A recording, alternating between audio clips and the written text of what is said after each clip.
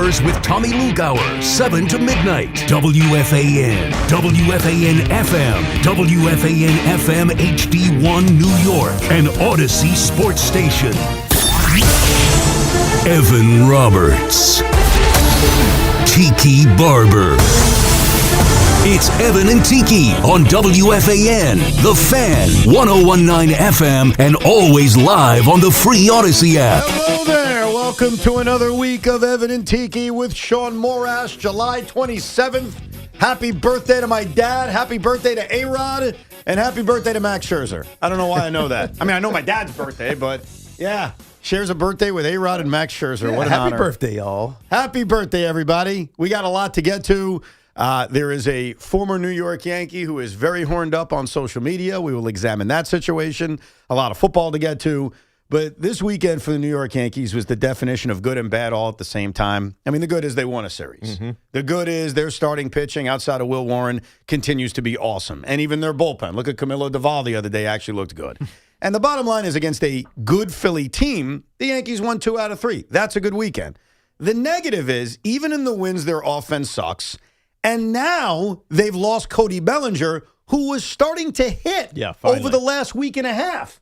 And so you look at this Yankee lineup that they trotted out there last night and the Yankee lineup they will likely trot out there this week against the Chicago White Sox. I don't think I'm exaggerating when I say this. I've seen many Yankee lineups over the years. It's one of the most pathetic lineups I think I've ever seen the Yankees trot out. It's interesting you put it that way, but it feels that way. And the challenge for with Cody Bellinger is that it's a hamstring. Hamstrings are weird. Some guys get a hamstring and they're back in 5 days, 6 days, 7 days. Some guys get a hamstring and they're back in a month. Yeah. So we have no idea what Cody Bellinger, and I was trying to, as I was watching the replays of it, because he didn't really tell. He kind of cruised in the second base, kind of just thought he was lazing his way to an easy double. But then you realize that he's nursing a hamstring pull that happened. It didn't look like it was, I got shot in the back of my leg, right, therefore something bad is going to happen. It's going to be a month. But he also didn't look comfortable at all. And so 2 months or 2 weeks he's out, maybe, but maybe 3 weeks. Well, the question is, can the Yankees survive 3 weeks with another bat that's out? And by the way, he's a great right fielder too, or left fielder, wherever the heck they play. You lose a little bit defensively because I'll say it. I think we've all noticed this. Max Schumann is not a guy I'd like to pick on, but the way he dives for baseballs that are 10 feet away from him makes me laugh every time. And we've all noticed that. Meaning he has no chance to get it. Like, there's a fly ball. We saw it last night. There's a fly ball to left field that he's not going to catch. Like, and it's not his fault. It's just, it's not close to him. And he dives the way I would in Little League, where it's like, oh, I have a chance to dive. He dives and he's 5 feet away. And last night on the NBC broadcast, they called it out, but they didn't realize that Max Schumann has done this like 3 other times before. So this is not to pick on Schumann, but you are right. They lose the defense without Cody Bellinger. You ask, can they survive? I mean, I think they could survive because their pitching is awesome. That's true. Like, they just won 2 out of 3 against the Philadelphia Phillies, and that should be applauded. And they did it because they pitched their asses off. They did it because Friday night was a Cam Schlittler night. Their bullpen continues to be, for the most part, excellent. So the good news is, yeah, they could overcome it. But I'm sitting there last night, and I'm writing it down because I scored the game. Yes, I'm a geek. And I'm writing down the lineup of Goldschmidt, number 1. Okay, fine. We've seen that a bunch. Ben Rice, number 2. All good so far. Yes. They batted Ahmed Rosario third. Jason Dominguez cleanup. And here's the capper. Anthony Volpe fifth. Like, I was thinking back to 2013 and 2012, like some bad or mediocre Yankee offenses, really 2013 and 2014 to be specific, where Vernon Wells would be in the lineup. Wow. And Ben Francisco would be in the lineup. This one last night, I'm telling you, since the Stump Merrill days, has to be one of the worst Yankee lineups I've ever seen. Now, the good news is Brian Cashman's got a week to go make it better. And I think the injury to Cody Bellinger and the uncertainty of a hamstring that you point out probably just puts even more pressure on him to come back with something or some things that improves this lineup. Or you hope Spencer Jones is ready for his moment in the major leagues, an extended stay if he needs be, because Cody Bellinger is hurt. But the other thing, and we were just talking about this before the show started, Evan, the American League really is mediocre. Which is more of a reason why you got to be aggressive. It is. The West is going to, a 500 team's going to win the West. Maybe a 3-game over 500 team's going to win the Central. and it's between the Yankees and the Rays in the East that are two dominant. You want to say teams in the American League? The American League is simple. Like, you just got to get to the postseason, and you have every chance of going to the ALCS. And doesn't that give you more of a reason to say, I need to be aggressive in the next week? This is the year where we have to do it. Yeah. 100%. Because your competition is just not that good. It's not. No matter how you cut it, no matter how you look at it, if you're a Yankee team, a Yankee brass, why not go all out this year? Why not? Yeah, and I think the offense has to be the center stage. Like we've talked a lot over the last few weeks about if you could add Tariq Skubal, make it a super advantage. If you can add Mason Miller and make your bullpen better, there's nothing wrong with adding those guys. I want to make that clear. Like, just because other things are bigger needs doesn't mean you can't make your rotation even better or make your bullpen even better. But right now, when you look at this lineup and you look at the guys they're trotting out there to play every day, I'm not joking. When I look at this lineup, they literally have, in my opinion, in this moment, with the guys that are hurt, one guy who I would say that's an everyday player, no questions asked, and that's Ben Rice. Ahmed Rosario is a part-time player. Paul Goldschmidt's a part-time player. Well, Caballero's kind of working himself into it. In a perfect world, he's a part-time player, bro. No, I know. I like Caballero, but he's working his way into being that guy. No, he's that guy because they need him to be that guy. He has to be. Ali Sanchez, they have no other option. Ali Sanchez is not a starting catcher. Neither is Austin Wells, despite his home run the other day. Trent Grisham is going through it right now, and his batting average is down to 216. Like, the only guy I look at in this current state of the Yankee lineup, which obviously features an injury to Bellinger and an injury to Giancarlo, and, of course, the injury to Judge, the only guy I look at, and Jazz Chisholm, obviously, when he's healthy, is Jazz Chisholm, but mostly Ben Rice. Everyone else is like a utility player, which is why, and here's why it's a good thing. It's actually kind of a marvel that they're 13 games over 500. Because their pitching is awesome. I know that, but still, even still. The pitching has been awesome in previous games or previous stints throughout this season, and they just haven't scored enough. They give up 2 runs. Garrett Cole gives up a home run, and they're down 2-0. They lose 2-1. Right? So we know that's been the issue all season long, but just the fact that they're this far above 500 relative to the rest of the American League is actually pretty shocking considering all the injuries that they've had. Yeah, but I think that the lack of offense that they have and all the holes they have in their lineup makes things almost oddly easier for Cashman over the next week, where I don't think you have to get super specific about the position a guy plays. I think you just need better bats. You know, I understand catching it jumps out at you because we're talking about Ali Sanchez and Austin Wells. But if you can get a bat that improves you at third base or shortstop or currently the outfield, you grab it because you just need improvement anywhere. Right. That's what you need moving forward. And yes, they can survive it because they pitch really well. And I understand what you're saying, that it's a marvel that they're winning anyway. Yeah. I don't know if I fully agree because I think their pitching really is awesome. Like, think about the top of the rotation, especially now with Max Fried healthy and Garrett Cole healthy.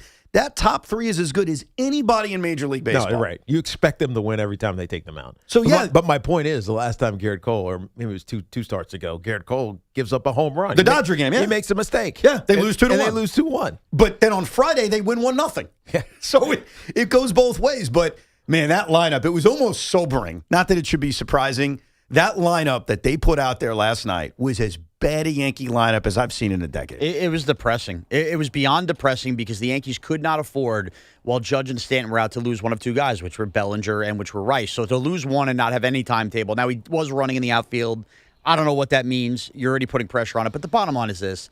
There were a couple grasps of reality that also hit with this Bellinger injury, which is as the trade deadline approaches, if you call Spencer Jones up, and you look at that lineup last night, and Spencer Jones, even on a night like that, when you could trot out that lineup, lefty, righty, splits be damned, can't get some runway to play every single day now. When the hell will he ever And the play? next 2 games, Sean, are against left-handers? I'd be very curious. In lieu of Schumann. Yeah, and that's what I'm. It's not like he's sitting because we have some. He's sitting for a guy who could be on the Long Island Ducks for 2 years, and like, that to me is sobering because all the hype that we've put into Spencer Jones, and not that you want to throw him out with the bathwater, or even Jason Dominguez. If you're staring at that lineup and you have no confidence in neither of those 2 guys, and look, Dominguez has had his moments this year, and I've been a Dominguez stan.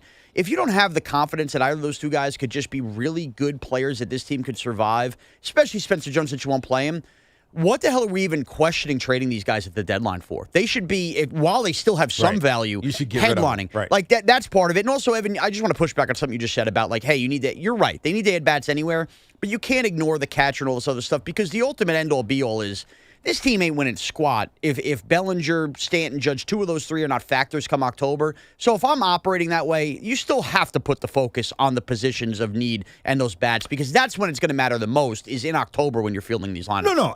It would be nice to upgrade catcher. I mean, it feels like you're starting 2 guys who are not major leaguers at this point. I know Austin Wells hit a home run over the weekend, but for the most part, he's been one of the worst offensive players in all of Major League Baseball. Right. And so if they could add a catcher, and we know it's not going to be Shea Langoliers, that was big news over the weekend, torn meniscus. He's out for the year. I'm not sure the Yankees were ever trading for Shea Langoliers, but that's one less catcher on the market. Exactly. It doesn't take much to get an upgrade, but I think what Cashman's going to do in the next week, and I expect him to do it, and I think Yankee fans should demand him do it. He's not making one trade. He's making a bunch of trades.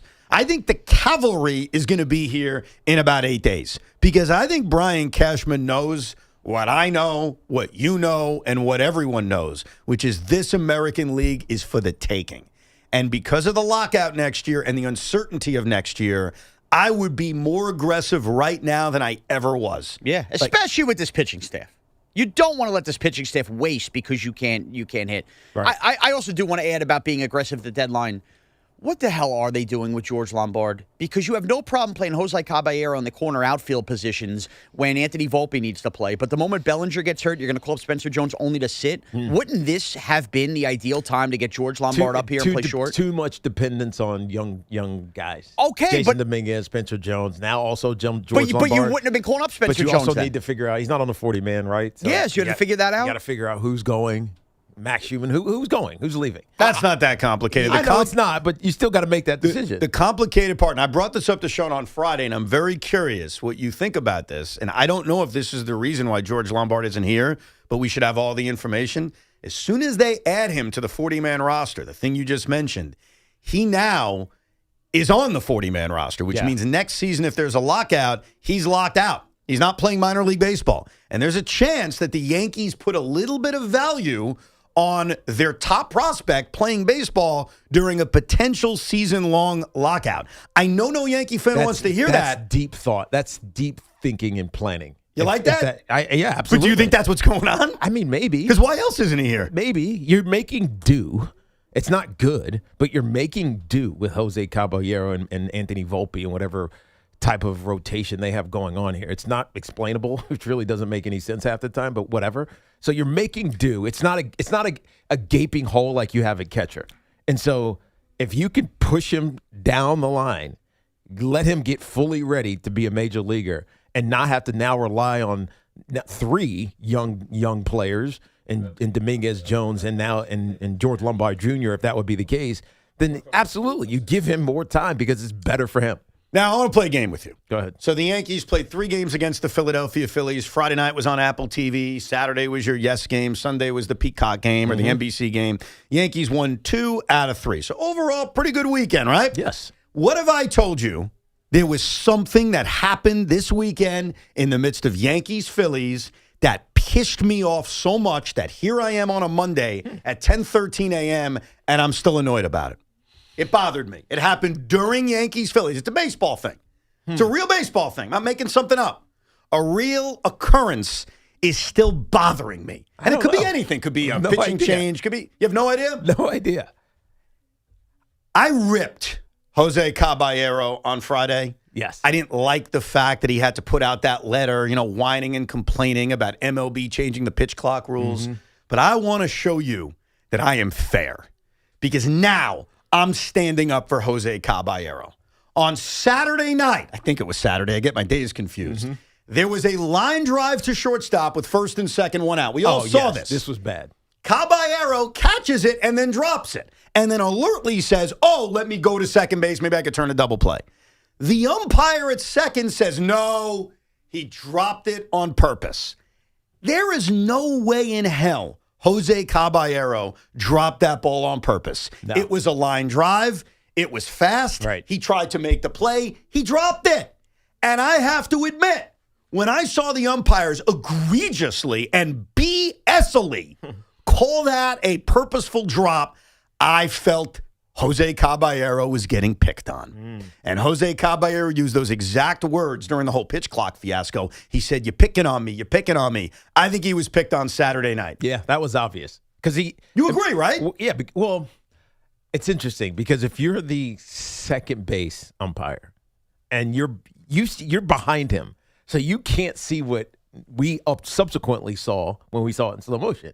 Like the ball never went in his glove. It kind of hit right at the heel of his glove and then it fell down. Yeah, it's like they're watching everything now. Right, but if you weren't really seeing it like we saw it, then you'd think he probably dropped it on purpose.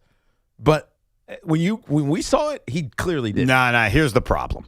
If that exact play happens with Anthony Volpe playing shortstop or Francisco Lindor playing shortstop or any human being playing shortstop not named Jose Caballero, they call it a drop. But because it's Caballero and the umpires are now out to get him. How can you prove that? How can I prove it? Yes. I can't prove anything. How can you prove that if you don't? I mean, no, I think it was a bad angle for the umpire. Here is our play-by-play, not me and Tiki, because we don't do play-by-play, but here is Dave Sims and Susan Waldman from Saturday night watching the replay, and they had very different opinions describing the Jose Caballero play. Yeah, it's like they're watching everything now. I want to see that again. Really intentional? Okay. Oh, I'll buy it. Yeah, I'd buy it. That's it. Cappy plays like that. 1-0 pitch. Back to a breaking ball for a strike. 1-1. Okay, so he's never going to get the benefit of the doubt ever again because he plays No. that? I hear what you're saying. But, I mean, he's not the first guy to try to make that play like that. Not at all. Susan's right. And Dave had no answer other than to laugh. Right. Because Susan's like, all right, so he's not getting the benefit of the doubt. And I think she nailed it. I think we now live in a world, fair or not, where Jose Caballero is never going to get the benefit of the doubt. But that's at the plate. We're talking about him as a shortstop. Yeah, but here's where it's similar. Sneaky, trying to skirt the rules. That's where I think the umpires are never going to give Caballero the doubt or the benefit of the doubt. And I think in this case, he got screwed. I got to be honest with you. That was an atrocious call. And it bothered me. Yeah. Because I was like, they're picking on him. Right. Like, he's actually right. Frank and Syosset saw this play, didn't like it. What'd you say, Frank? Yeah, that's the reason why I'm glad you guys are discussing it. That's why I called in today, guys.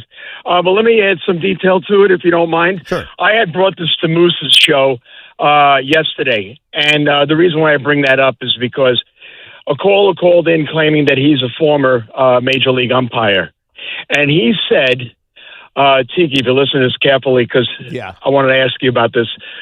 He said, I had asked the question, well, is there a time amount to holding on to a ball to consider it a catch? And the umpire who called in said, no, it's a judgment call. And I think that's absurd. It is absurd. Evan, it's absurd. Right, it's just like Why in the don't NFL. They're changing the rule. Right. They're changing the rules on a dime against this guy, Caballero. They're now saying, they added a rule that he's deceiving. There's a deception at the plate if you don't make eye contact with the pitcher. And now, and in football, Tiki, there's a possession count, right? One, two, and a football move. 2 feet and a football move. Well, why isn't that in baseball? Right, exactly. There should be. This is thank you, man. It's so egregious because he leaps up to make the catch, and the ball isn't in his glove for more than 1 second. It's not even in it. It's less than a second. It's less than a second. He's catching it. His body's coming down because he was leaping, and as he's coming down, the ball leaves his glove. Right.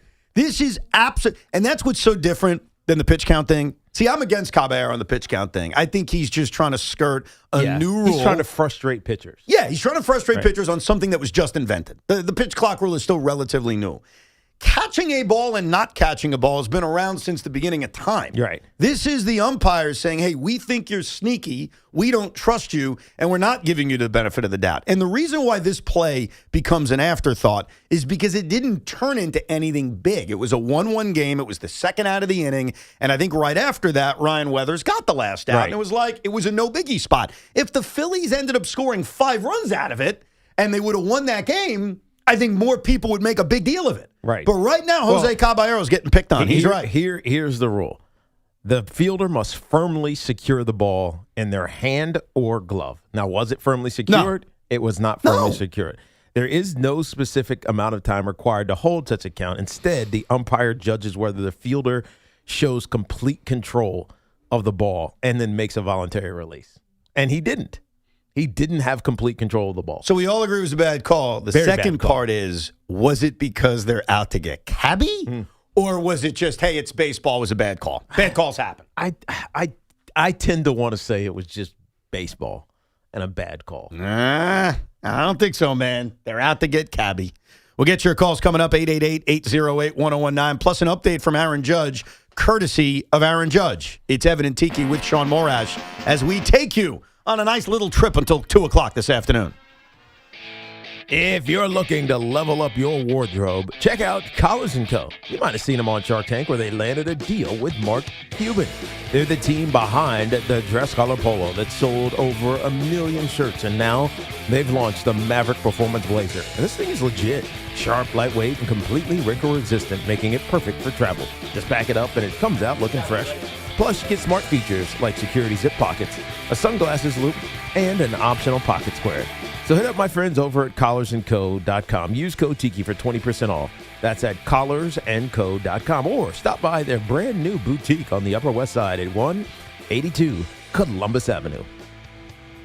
And this portion of the program is sponsored by Crystal Geyser Alpine Spring Water. What makes Crystal Geyser Alpine Spring Water different? We always bottle our Alpine Spring Water less than 1.5 miles from the spring source, and all our bottles are made with 50% recycled plastic from our own recycling plants. Crystal Geyser, bottled at the spring source.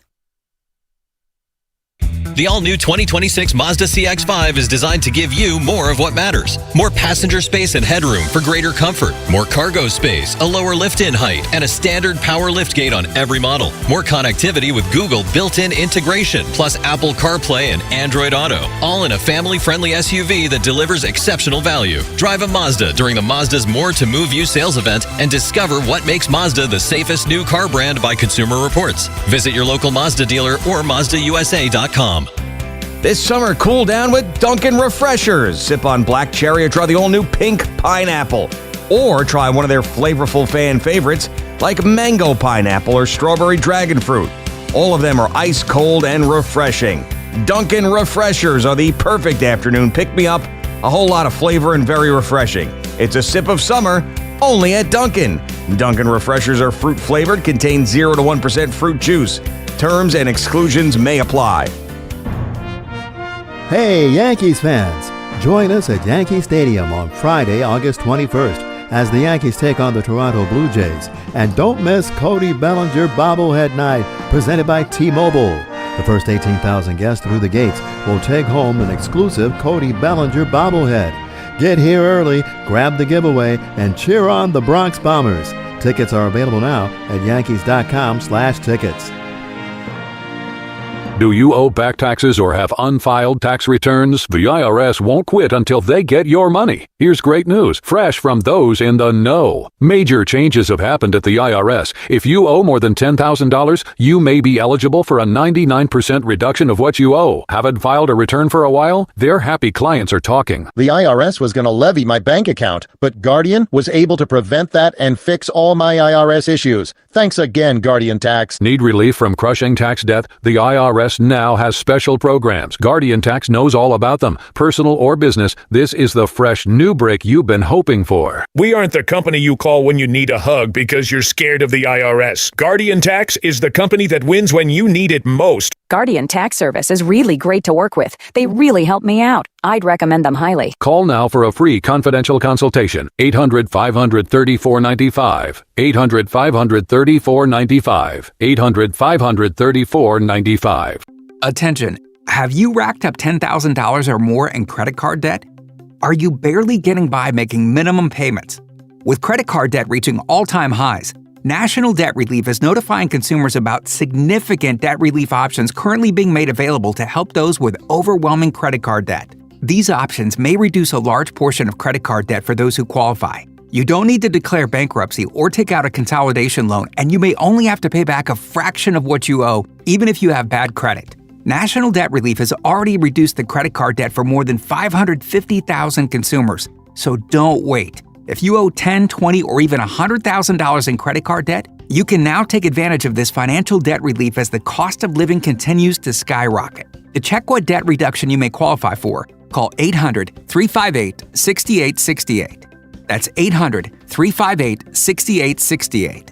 Again, 800-358-6868. The Rico Bronya podcast is proudly sponsored by Takara Fuji Apple Chew High, the sparkling cocktail that blends shochu spirits with delicious flavors of fruits from Japan. Whether it's Citi Field or your favorite spot, raise the apple. MSC Cruises feel so stylish and European.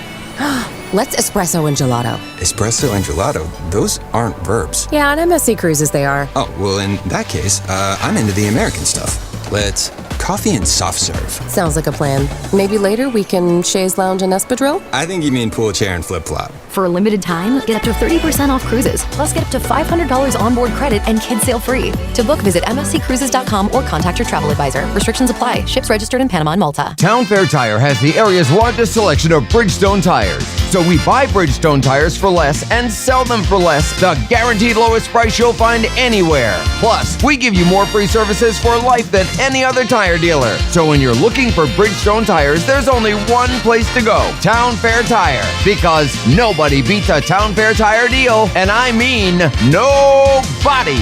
Name brands at discount prices. Town Fair Tire. Your sales team has the talent. They've got the tools. They don't have time to close the deals you need to win unless they have sales with AI. SAILES.com. Sales.com is pipeline as infrastructure. Always on, always prospecting in the background. No logins, no data entry, just real opportunities delivered to your reps. The future of sales is SAILES.com. John Montone, right now at Ramsey Chrysler Jeep Dodge Ram, we have a full lineup of new 2026 Jeep Grand Cherokees. Todd, I'm digging the refreshed look, new tech features, and that powerful new engine. And during the Make This a Summer event happening at Ramsey, let your summer thrills begin with a new 2026 Jeep Grand Cherokee Laredo Altitude 4x4. Lease for $379 a month for 36 months. Or drive off in a new 2026 Jeep Grand Cherokee L Limited 4x4. Lease for just $399 a month for 36 months. Both offers with just $48.88 due at signing and 0% APR financing for 36 months. So head to Ramsey and make this the summer before these deals fall away. Ramsey Chrysler Jeep Dodge Ram. Exceptional people, exceptional deals. Call 833-853-2969 for details. Tax, title, registration extra. $0 security deposit. VIN number TC258760 and T8564639. 0% APR at $27.78 per month for $1,000 finance. Ends 8/3/26. T-Mobile has an exclusive bundle for customers 55 and up. I'm Sarah Bowl. Yeah, I'm Frank Bowl. A reliable network is key for us. And with T-Mobile, it's been wonderful. And going to the 55 plus plan saved us so much money. A lot. And that's important. Trying to keep costs down. The home internet's been perfect. It's fast, it's quick. The setup was so easy, it took less than 15 minutes. It was like, ta-da! If you want simplicity, coverage, reliability, you want the whole package, T-Mobile has it. Right now, T-Mobile customers 55 and up can get 2 phone lines on America's best network, plus America's fastest 5G home internet for just $30 each. $30 per month each line with autopay plus taxes and fees. Minimum age 55. Pricing for home internet rely on 2 lines of essentials. Choice 55. $35 connection charge per line required. Best mobile network and fastest 5G home internet based on analysis by Ookla of Speed Test Intelligence data 2H 2025. All rights reserved. Hear that sound? You know what it means? It's time for the Yankee turning point of the game. The first call to correctly identify yesterday's turning point at 866-540-WFAN. 866-540-9326. You will receive a $100 Wendy's gift card from our friends at Wendy's. Eat great even late at Wendy's and your flagship station for New York Yankee baseball, The Fan. I'm very excited to share with you a full study that was done over the weekend regarding the horniness of a New York Yankees legend. And we'll get to that coming up in 10 minutes because this is just fascinating. I'm not going to shame him because you're allowed to think, you're allowed to be excited. Right, of course. And he hasn't done anything wrong necessarily. But we'll get to the Yankee legend who is just, you would think he's 15 years old going through puberty. And there's a whole study and an investigation to back that up. But obviously the Yankees doing 2 out of 3 over the weekend. Aaron Judge was made available to the media yesterday to talk about the trade deadline, which I thought was really interesting. It's bizarre. It was almost like... You're not here to talk about your own health and when you're going to be back, but can you give us an insight on the trade deadline, Aaron? Well, remember when Aaron Judge became captain, there was this belief that Brian Cashman was going to listen to a lot of Aaron Judge. Yes. So maybe Aaron Judge really is like an assistant general manager. So Aaron didn't say anything. He's kind of like a general manager. He's kind of like Cashman or David Stearns. He didn't say, go get this guy, go get that guy. He spoke very glowingly about Spencer Jones and Jason Dominguez. But Aaron Judge was asked about his own status. Would you like to hear what he said? Let's. Sean, can you pull up Aaron Judge's comment when asked, how you doing health-wise? How you feeling health-wise? Hold on, I'm only fielding a contest winner. Look at this guy complaining. Yeah, stop. You know what happened to Sean? Multitask. He hosted for a few weeks, and now he's like, I got to do this crap again? There's no Judge sound. All right, I'll get it on my phone. Yes. That's how we do this. I mean, he basically said, when I come back, it'll be like a trade deadline after the trade deadline. He did not say that. Just kidding. He didn't quite say that. He went a different approach. You ready? Yes. It was very quick. So the funny part is I'm making Sean find the clip that's literally 2.2 seconds long because Aaron Judge wasted no time giving an answer. Take a listen. Nothing new with you as far as... I got nothing for you. I got nothing for you. That's the update on Aaron Judge. I got nothing for you.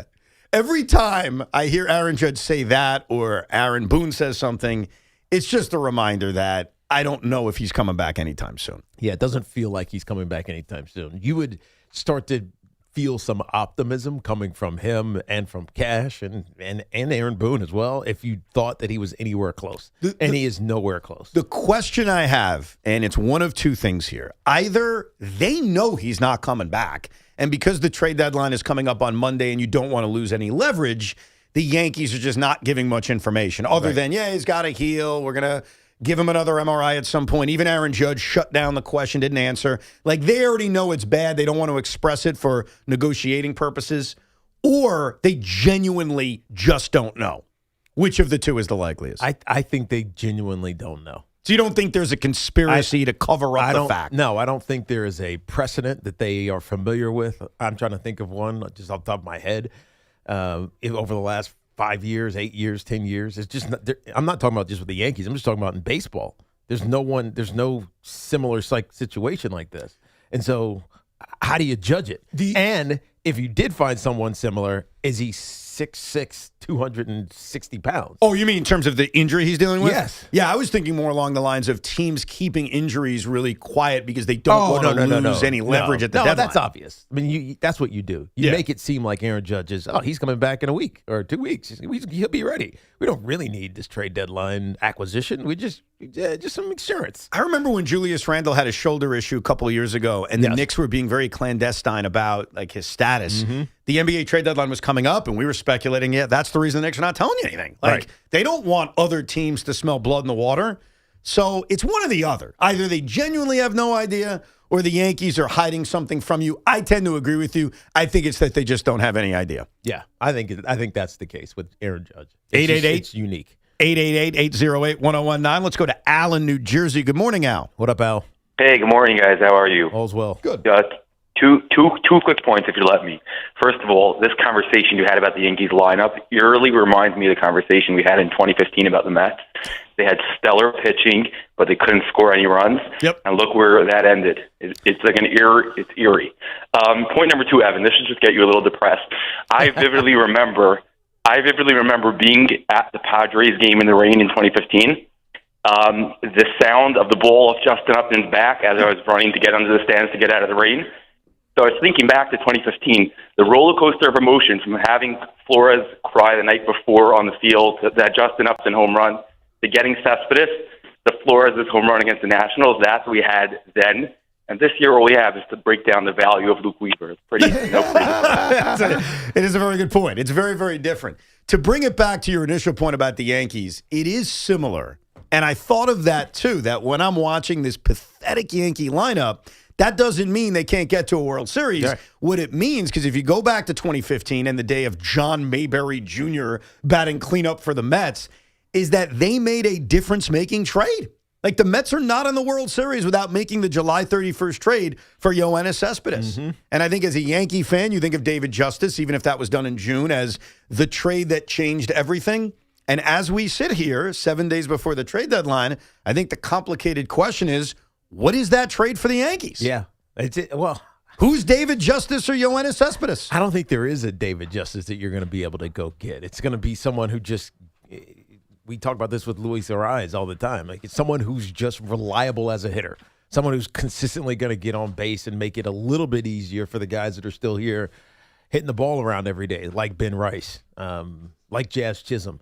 You get guys on base for them. I think that's more the move, because who are you going to get that's replacing Aaron Judge, so to speak? And the truth is, they don't really need to get that guy. They just need good bats until they get healthier. I mean, the caveat to all of this is that they need to get healthier. And we have no idea about Aaron Judge and Giancarlo Stanton. We do know that Cody Bellinger is likely going to be back in a couple of weeks, just based on the fact that it doesn't feel that serious. He's already running in the outfield. But you need guys to, come back, and you just need solid additions. So you don't necessarily need Yoenis Cespedes or David Justice, but when you bring up the 2015 Mets and how bad that lineup was and look where they ended up, they made a big trade. And you know what else they did? See, that team is a good framework for what can change at the trade deadline. They not only made a big trade for a slugger, they made 2 minor trades for good bats, like Juan Uribe and Kelly Johnson. And here's the other thing. They called up a top prospect in Michael Conforto, and he contributed. The Yankees could do that with George Lombard Jr. So they could follow kind of that script of let's call up a big prospect that will help. I don't think they're thinking that, though. Well, they should. I know they should, but I don't think they're thinking that. I think they're thinking that we're going to survive partly because the American League is it's weak, and we'll make some deals here at the trade deadline, but we're not remaking our roster because we believe that Aaron Judge is going to come back and that maybe Giancarlo Stanton will come back. Obviously, Cody Bellinger will be back. It just feels like this team needs to make big moves, but they're not. You know what sucks? And I don't know if this is what Cashman's thinking. We're going to find out Monday at 6 o'clock once the trade deadline passes. Because of the mediocrity of the American League and because of the 3 wildcard teams, organizations could have the philosophy of, well, we don't need to make a big trade. All right. We're going to make the playoffs. We've got guys who are hurt. We don't really need to do anything. We don't need to be desperate because of the mediocrity, because this league is so average. Like, why do we have to go crazy? Well, I think the mentality that the Yankee fan wants to have, and I would have if I ran the Yankees, is I smell blood. I see a league that does not scare me. I see teams that do not scare me. I should be the team to beat, so let me get more, feed me more, get me more players so I could stack the deck even more to possibly win the pennant. And I wonder how organizations view it, because you could take that conservative approach of, well, the league sucks. We got injured players. Why should we feel the pressure to go get better? Right. That's why these next 8 days are going to be frustrating. Because until something happens, we have no idea what Brian Cashman's going to do. He's going to do something, though. Of course he's going to do something. He's making 3 is trades. Is it going to be enough of something? Well, that's the tough part. I think if we make an over-under right now, here on July 27th, 2026 at 10:38 a.m. on 3 trades. 3 major league trades, not acquiring a minor, like 3 these guys on the major league roster. I think he makes 3 trades. That's too easy. What do you mean that's too easy? Because if you're going 2.5 and you're saying 3, it's too easy. You need to be like 3.5. Oh, it's got to be 3.5? Yeah. All right. He's definitely making 3 trades. Oh, he's definitely making. So you're agreeing with me with an exclamation point. Yeah. All right. Because you need a bat, you need a catcher, you need potentially a reliever. And they will. I think they're going to add all those things. I think they're going to add all those. I'm going to go over because I also think they add like a random 4th outfielder or something as well. That counts. But they have random 4th outfielders. Max Schumann. Oh, stop. Yeah, I don't think you're stopping. Mr. Jumping all over the place. Also, speaking of frustrating in the Yankees, nobody still has won the contest. Everybody's guessing the same thing, so please keep calling. Oh, really? Yeah. So this is a complicated turning point. Yeah, and look, that means we got to guess it, Tiki. I love Emmanuel, but now I'm dying on the vine. Well, he made the turning point complicated? I don't even think so, but I don't know why everybody's guessing the same thing. All right. So you get a new life on the Yankee Turning Point Contest, 866-540-WFAN, 866-540-9326, and you could receive a $100 Wendy's gift card. If nobody wins, but I get it right, I think I get the $100 Wendy's gift card. I don't think it works like that. I'm not eligible? Yeah. No, By the way, you want a 4th outfielder? I'm being dead serious. What do you got? Tyrone Taylor? I don't hate that, actually. I mean, gives you a little pop. What's he got, 8 home runs? Dude, Tyrone Taylor Hit one the other day. Has more clutch hits this season than Lindor and Soto combined. Stop. Oh, really? Challenge me. Yes. Name me the Yankee home run against Bednar and the home run last night. Go list me all the clutch Lindor Soto home runs. I'll sit here and wait. So he's been clutch. He's a fourth outfielder, right-handed bat, which they could use. Did he have one over the weekend? Yeah, I just mentioned it yesterday. Right. He hit the game-winning home run. And Tiki, the other reason I bring up, I should have just said this earlier, when you said, do they really need another outfielder? I'm also assuming either Dominguez or Jones actually is going in a deal, too. So that's another reason I'd add another Major League outfielder. There are reports that Brian Cashman is willing to trade everybody but George Lombard Jr. That is the hands-off guy. Let's go to Pete in Staten Island. What's up, Pete? Thank you. Hey, what's up? Thank you. Oh, good. What's happening? Yes. Listen, I want to talk about, I think the Palmanara, Batten. I think Evans got it all wrong. Go ahead. All right, listen. He does this so he don't have to worry about holding that bat for 20 seconds and give control to the pitcher. That's why the batting averages are low all across the league. You think batting averages are down because of the pitch clock? Is that what you're suggesting? Oh, yeah, without a doubt. Look at the batting averages. I mean, the normal batting average used to be 250, 260, 270. They're all 230s. I mean, 230s. Yeah, but I don't think it's related. Like, batting averages are 1,000% down. I can't argue with it. It seems to go down every single year. Yeah. But I don't think it has to do with the pitch clock. I think it has to do with approaches. I think it has to do with guys throwing 105 miles an hour. I think there's a lot of reasons for it, but it's not the pitch clock.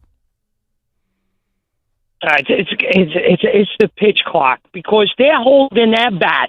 If you watch batters go up there, they're just holding their bat, and they're all tense. And that's why Carbonara does not give the pitcher control to hold his bat tight. First of all, I love the way you call him Cabanero. It sounds like a restaurant I would go to. I get that you're going to continue to think that that's why averages are down, and I know that I can't necessarily prove it, but that's not why batting averages are down. Batting averages are down because guys swing for the fences. Guys have nastier stuff than ever. Guys are throwing 102 miles an hour. I think it's approaches at the plate. Batting averages are down, but it's not with the pitch clock. Go back to the pre-pitch clock world of 2022 and 2021. Batting averages were going down. It's not a new thing. And I believe that the reason Caballero does his little game with the pitchers is just to be different and just to find an edge and just to be a jerk and just to be a pest. And most of the time, I like that kind of stuff. Like, why not be a pest? But you're the only one doing it. It seems to piss everybody off. It's a loophole on a rule that was just created 3 years ago. Right. That's why I say, all right, enough's enough. But I don't think he has to do it for the sake of batting averages. Because if that's the case, what's Cappy's excuse? It's not like he's hitting 310. No, he's doing it because he wants to get into somebody's head. He's trying to get in the pitcher's head. That's all that is. And I usually... And by the way, it works. I get that. All right, you ready? Go ahead. It worked all weekend on this. What New York Yankee legend do you think is insanely horny, and I've got evidence to prove it? It's a legend. In fact, I'll take it a step further. David Cohn. He was... Why? Because of what David Cohn may have done 35 years ago in the Mets bullpen? Just say it. I'll give you a hint. Does it not make sense? The person was there at the Hall of Fame induction yesterday because he's a Hall of Famer. What? It's a Hall of Fame baseball player. A Hall of Fame baseball player. Hall of Fame baseball player is commenting constantly on the attractiveness of women on social media, and it's become very noticeable. And I'm going to discuss it. I don't even want to say I'm calling him out because he's not doing anything wrong. I just find it fascinating. And that person is Mr. October, Reggie Jackson. Let me start with a tweet from Alina. How old is Reggie right now? Can you look up how old? I'd say he's in his early 70s. I'm just wondering, like, why Reggie? Because he's... I mean, what do you want me to tell you? I don't know. Make love to me. He's 80. 80? He's 80. How is he commenting on social media at 80? So I'll give you an example. Alina tweets out a picture of herself. Am I actually pretty? To which his response is yes. Then, so we've got that one. Who is this? Alina. Then we've got Rebecca, who puts out a bikini picture and says, be honest. Do men still find women without tattoos attractive these days? Reggie's response, haha, you bet. Then who are these women? Are they just random women? I think they're like clout finders on Twitter. Is that what they're called, Sean? What is a clout finder? I don't know. They're like chasing clout chaser? Yeah, clout chaser. Josephine tweets out a picture of herself with a sign that says, "Are you okay with people not liking you?" And Reggie writes, "Yes, part of life." No, they're not asking Reggie directly. What do you mean? Are they? No, they're just tweeting in general. They're just tweeting to the Twitter sphere. So then, to the X sphere. Correct. And they're looking for responses. I think that's where they're trying to get clout. Nicole tweets out, "Would you rather have me as your best friend or your guilty pleasure?" And she's, showing some cleavage, not naked or anything, just, a little scantily clad. And Reggie actually responds, "Friend first." How about that? I think he's trying to fool her. You know what I mean? Then a girl. He's trying to sweet talk her with that one. Let's be friends first. So that's a sweet talk tweet. Right. Then, and this, by the way, is all within a day and a half. You think he's hacked? Is that possible? It's got to be, right? Should we exonerate Reggie? 80, dude. I don't know, dude. I don't know. I think Reggie Jackson, I think the way Twitter works right now, I think Reggie doesn't know that other people can see this. I think that's the problem. Oh, he thinks he's DM'd directly? There was a world on Twitter that once existed where if you responded to somebody, only people that followed you and that person could see that. Right. That world has now gone away in Elon Musk's world, and I don't think Reggie Jackson's aware of it. Jesse tweets out another scantily clad picture saying, "Can you believe a lot of men think this is fat? Would you call me fat or curvy? Be honest." Well, is she curvy or is she? I am not jumping in on this. Reggie said curvy, just so you know. That was Reggie's answer. Reggie's looking for all shapes and sizes. Yeah, he is. Then someone writes, "Am I ugly? Don't lie." And Reggie writes, "You're beautiful, my friend." Your friend? How do they even? Okay, Reggie.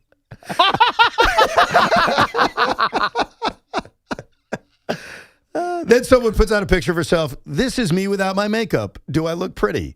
And Reggie says, "Absolutely."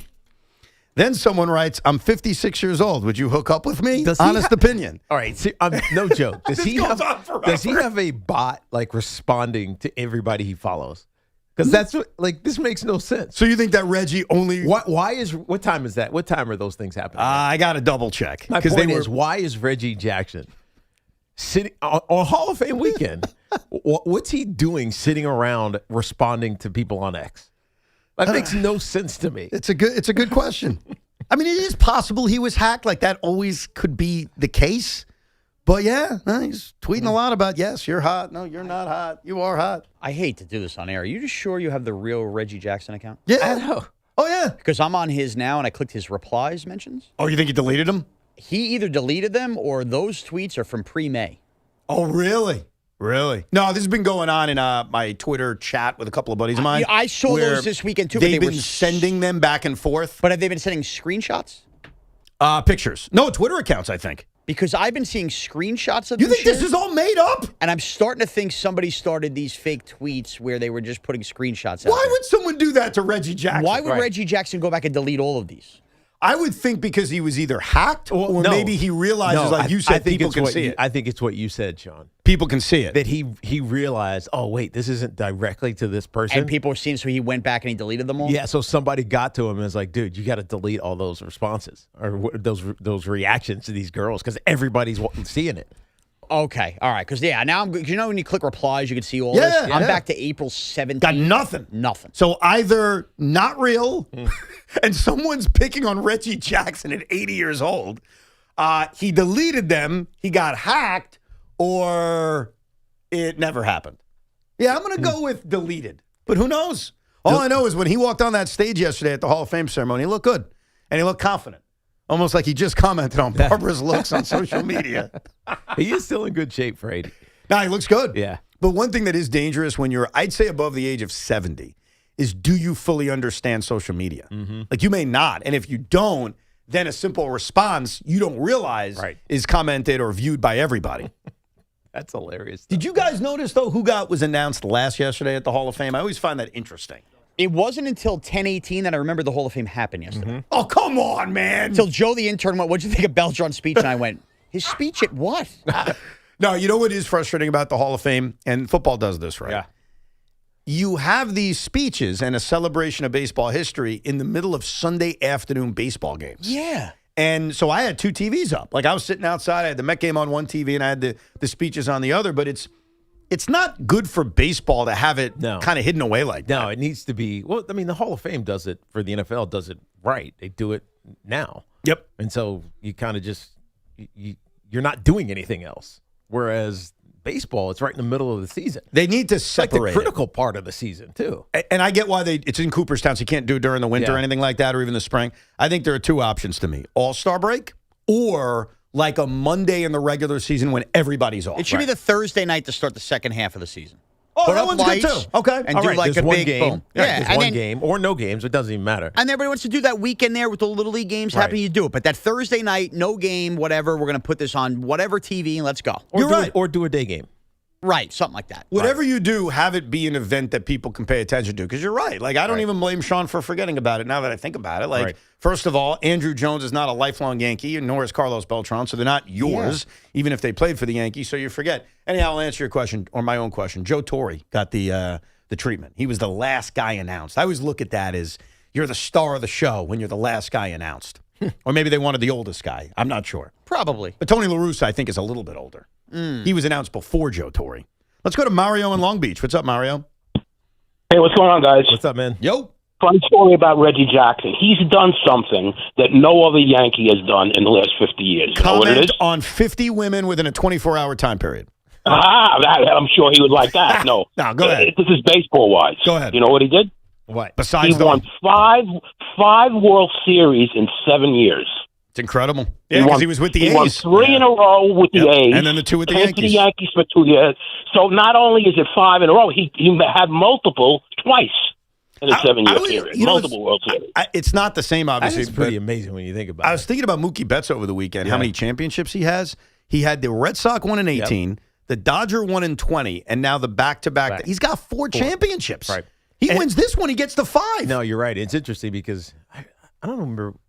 I guess it was me and BT at that time. Because, it was definitely BT because when he got traded to the Dodgers, we asked the question, like, how's that worth it? This was because his deal was humongous at the time. They gave him a contract. I think they traded for him, and then they signed him to the long-term extension. So, but it was a big deal. And we're like, wait, how is that worth it? And the answer was, well, if he wins a championship, it's always worth it. Right. And now he's won 3. Yep, it's 1-3. Go ahead, Mario. Yeah, I got a funny Reggie Jackson story for you. My wife, she traveled a lot, and she doesn't know baseball at all. So she comes home one day, and she tells me, I was on the plane. She's in first class. She said, I was sitting with this guy, and he was talking to me, and he seemed aggravated that I didn't know who he was. And he said, I work for the Yankees. It was Reggie Jackson. She didn't even know who he was, and he was mad. She didn't know who he was. My favorite Reggie Jackson story is that Joe and I were doing a show from Tampa, and we had pre-recorded a lot of Yankee interviews, so we had a lot of downtime. And Joe B. and Reggie Jackson talked about everything for an hour. And when I mean everything, politics, state of the country, baseball, every kind of topic was talked about between Reggie Jackson and Joe Beningo. Joe then excuses himself because he needs to go to the restroom. And Reggie Jackson looks at me, looks at my producer, Ernie, and says, cool talking to Mike Francesa. He thought the entire time. Get him the hell out. He was talking to Mike Francesa. How can you possibly do that? I have no idea. Has he never talked to Mike Francesa before? I'm sure he has, but maybe he forgot. And we did not have the heart to say that it wasn't Mike. Wow. So we went with it. Like, Mike's a good guy. But yeah, he spoke to him for an hour about everything and thought he was talking to Mike Francesa. Can't make that up. Oh, poor Reg. More of your calls coming up, 888-808-1019. Plus, David Stearns was asked about trading Francisco Lindor. He gave a very political answer, but the beautiful thing is Tiki Barber can see through BS. So we'll find out when we come back if they truly are going to trade Francisco Lindor. And this Fan Focus is presented by Chef IQ. Watch the game, not the grill. Get your gear at chefiq.com.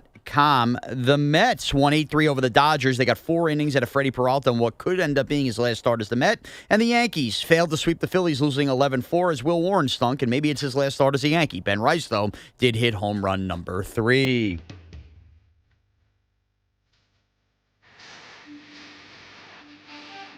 Our friends at Town Fair Tire remind you at Town Fair Tire, you always get the guaranteed lowest price on name brand tires from Connecticut to Maine. Nobody beats Town Fair Tire. Nobody.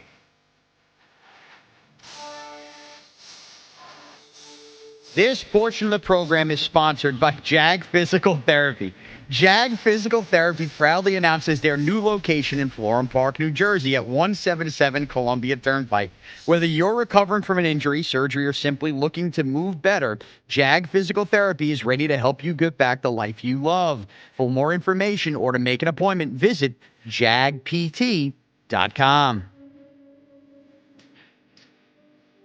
This is an Odyssey Sports Minute. Sponsored by Metal Supermarkets, the convenience store for metal. Find a store at metalsupermarkets.com. LeBron James' final decision to sign with the Philadelphia 76ers was the easy decision. Once it became clear it was going to be Philly, Miami, or Cleveland, there was no choice, there was no decision.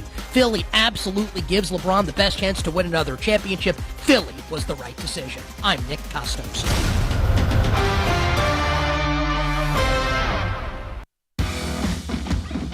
When you've got real work to do, Metal Supermarkets will help you get it done fast. With a huge variety of metals in stock, we can help no matter what job comes your way. And all it takes is a few clicks. We make buying metal online easy so you can spend less time shopping and more time getting things done. Metal Supermarkets, the convenience stores for metal. Place an order online today at metalsupermarkets.com.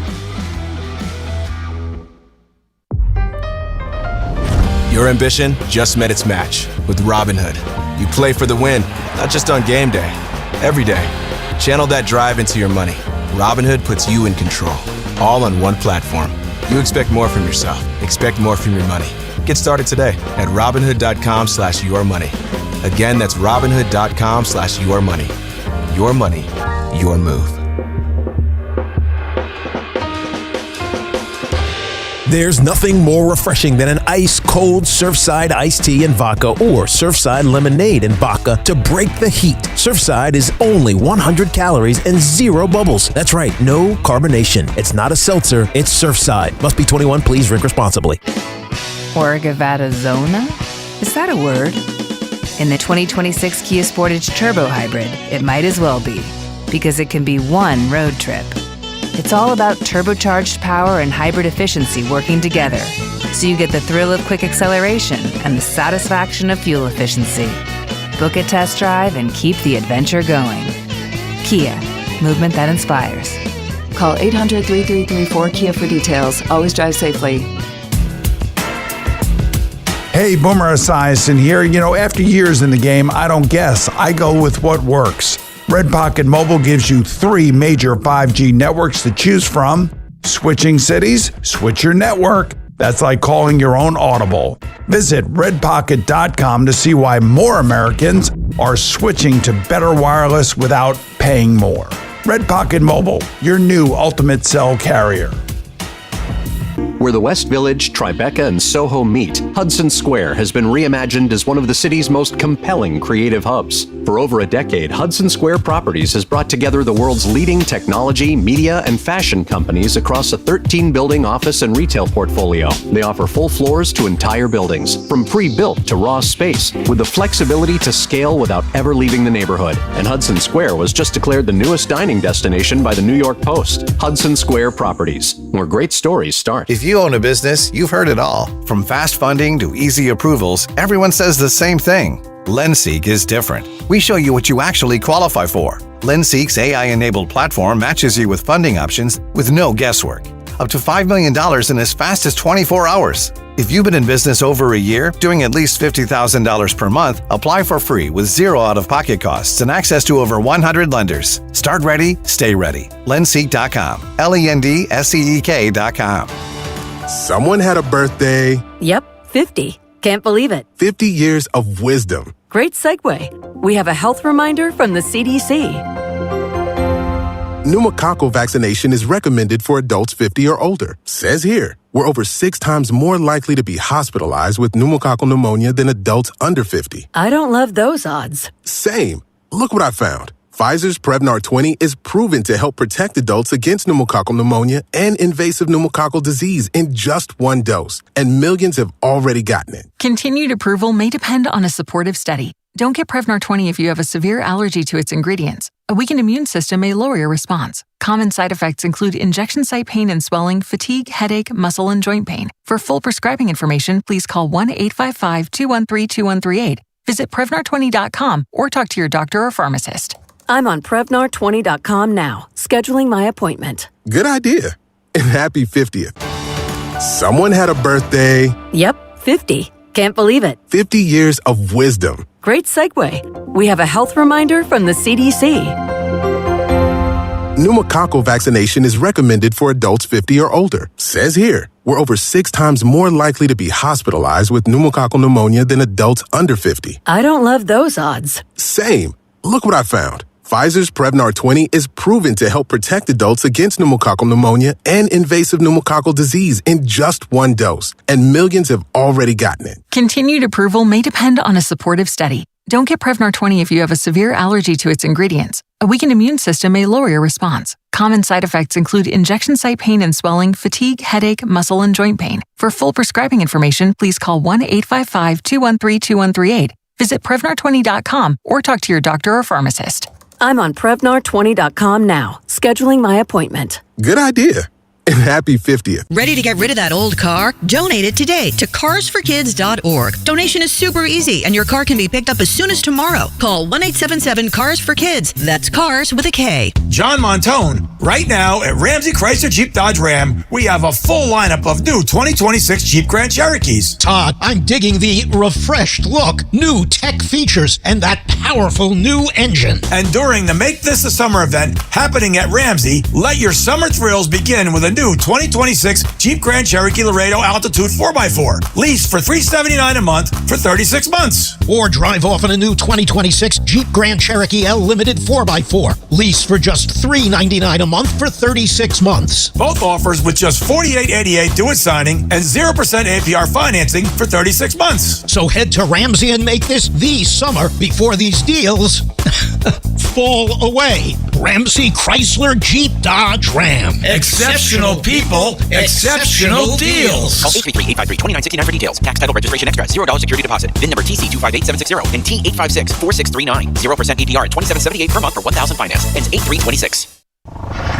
Talk sports after hours with Tommy Lugauer, 7 to midnight. WFAN, WFAN FM, WFAN FM HD1 New York, and Odyssey Sports Station. I thought this was kind of cool. Earlier, we played that quick clip of Aaron Judge when he was asked about his injury update, and he says, I got nothing for you. I watched his little press conference. Yeah. Do you know what hat he was wearing? He was wearing a hat of a sports team, not the New York Yankees. The Knicks? He was not wearing a New York Knicks hat. I didn't see this, so I don't Sean, know. did you see Judge's press conference and notice the hat he was wearing? I did not see his press conference. NYCFC? New York Rangers. Ah, good. All right, we're back. You like that? We're back. He probably took a peek at the schedule and figured they're going to play before I do again, so why don't I get to a game? Was the outfit matching, or do you think this was fandom? Oh, man, now I got to go back and look at the video again. All I noticed was literally the hat. Like, I was not taking a look at if it matched. Okay, he's wearing a white Nike T-shirt and then a blue and red New York Rangers hat. So, Tiki, you're looking at this, the picture. Does it match? No, it doesn't. That's not really matching. That's just a Ranger fan. He's wearing that because he's a fan. He's a fan? Yeah. I think Sean's right. I think he was sending us a subliminal message. They will play in October. I will not. Yes. So, on Friday, David Stearns met the media before the MLB trade deadline. I actually did a whole Rico on it if you really want to bore yourself to death listening to every David Stearns answer. We're not going to do that here. I'm just going to play you his answer to trading Lindor because I thought it was interesting, especially to get your perspective, because I think his answer can be construed in many different ways. And so that's why I'm curious how you take it.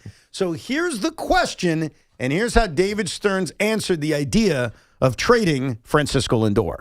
Are you able to rule out the idea that Francisco Lindor would get traded at this deadline? I'm not going to rule out or in any specific player on anything. I don't think that's wise for me to do. What I will say is we've got a group of young players and we've got some potential Hall of Famers, future Hall of Famers that we view as our core, and we expect them to be our core. He wants to trade Francisco Lindor, but he can't. Huh. How did you get all that out of Yeah. that answer?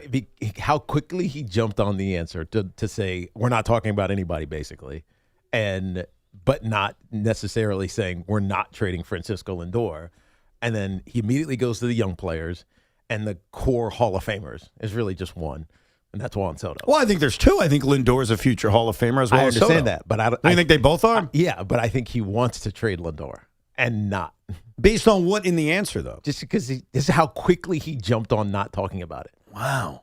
Let me give you a second Stearns Because clip. if he really he was asked a direct question about Francisco Lindor. He did not answer it directly. He went around it. He played a riddle. And so he said, when you go around it, that means you're obscuring something. You're obfuscating. So here's the follow-up to that kind of weird answer, and see if you draw more or the same based on how he answered this one. Group of young players, some veterans that you've used part of your core. You consider Francisco part of your core moving forward? Yeah, I think what I said was we have a group of really young players who are really excited about. Yeah, he's not. He doesn't want. He wants Francisco Lindor gone. Wow. Yeah, I can hear it. Wow. Because he distracts you by saying yeah, but he's not saying yeah. He's saying yeah to himself. Like, yeah, I'm not answering that question. We got these young players. You're asked a direct question about Francisco Lindor. Answer it directly. You know what would have been a great follow-up?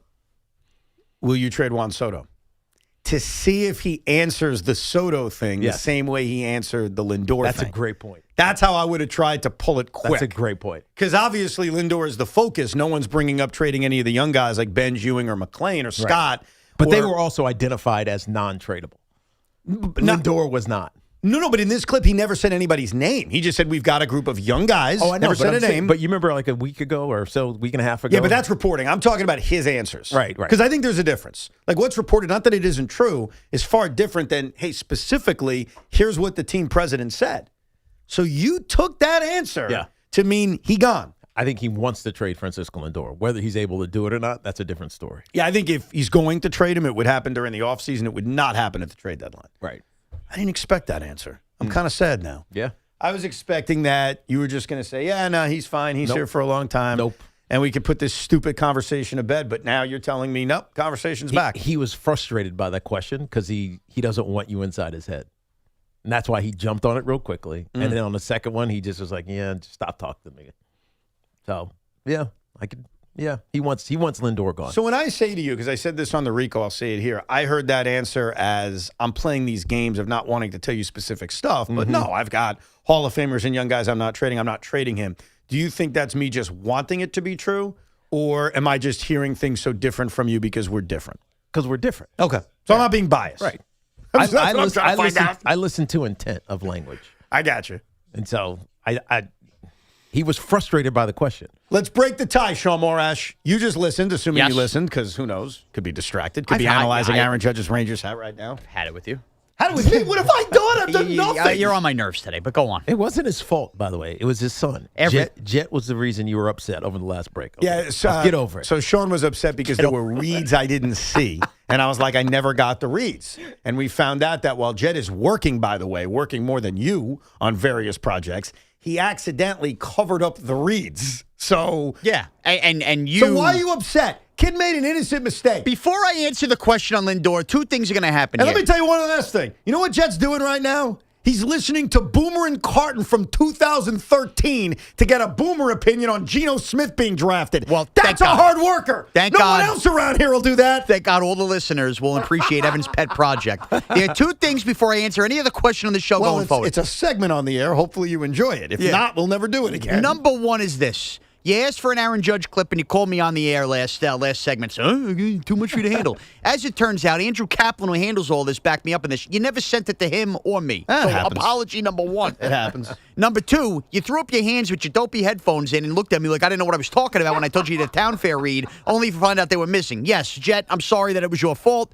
Nonetheless, apologize again. That being said, yeah, Stearns can't stand Lindor. He wants him out. Clearly. I agree with Tiki. I don't know how you can hear that any other way. Really? Because he can't flat out say, yeah, we want to dump the guy. But you can hear the tone in his voice. Let me say like the politically correct thing, Right. but you could just hear it. Let me in the talk tone. around it without Yes. actually answering anything you just asked. Wow. Well, I'll trust you guys because maybe I am being biased. Maybe I'm letting my fandom blind what I'm hearing. He's gone this offseason. I will say this then to David Stearns. You're right. It's probably the offseason. It's You're right. definitely not going to be the trade deadline. I'd be stupefied if we're sitting here next week and he's traded. But you never know what someone could offer. You never know. I just would be very, That very would be surprised. the only way. It'd be a massive haul. If you trade Francisco Lindor, which, look, I'm open to doing anything to make a roster better. The Mets are going to lose 95 games, so nothing should be off the table. Wow. You got to get a better return than eating half the contract and taking back a marginal prospect. Right. So not all trades are created equal. Obviously, to give a real opinion on a Lindor trade, we need to know what's coming back. Otherwise, it's just one giant hypothetical. But tread lightly, David, because this is a guy who's not that far removed from being an MVP candidate. Now, this is not a guy I'd be giving away. You can get a good return back, fine. Right. Anything should be on the table. But if we're looking at Brandon Nimmo 2.0 and you're taking back another bloated contract that's just not as bad as the contract you're shipping out, that is not a move I would make.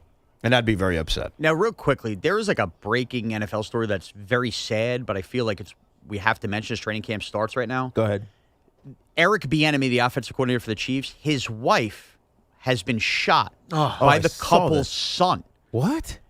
Elijah Bieniemy, 27, has now been arrested and charged with malicious wounding, use of a firearm, and commission of a felony, discharge of a firearm. Mia Bieniemy is 57. She's currently hospitalized in stable condition with multiple gunshot wounds. Wow. Eric Bieniemy's son is Chiefs training camp, obviously, which is less important, begins now. Sure. This is going on in the Bieniemy house.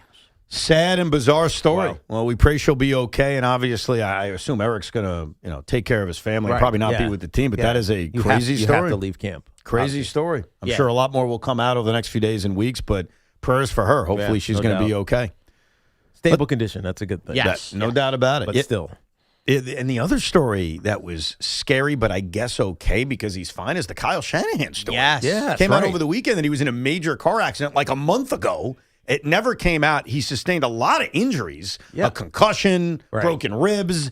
And so he's not coaching the Niners, but he's around. There. He's there, but and I heard John Lynch yesterday talking about really describing it like this is what's going on. He got a concussion, and I'm assuming it was a severe concussion. And he basically said, "Look, we don't have a concussion protocol for our coaches, but he's going to be in a concussion protocol like the players are." And so, for players, that's usually a week at least, 2 weeks. But if this happened a month ago and he's still kind of whatever you want to call in this protocol, then this must have been really serious. Yeah, no doubt. Yeah, but no one was cited. That was the other thing that I found odd. That it was his car, and I'm thinking SUV. The driver of the SUV was unharmed, but nothing was cited. Right. So what happened? Yeah, I don't know. Could have just been I don't know. What? Just it happened. Enough to put you in a concussion where you're still in a protocol for a month later? It's a big deal.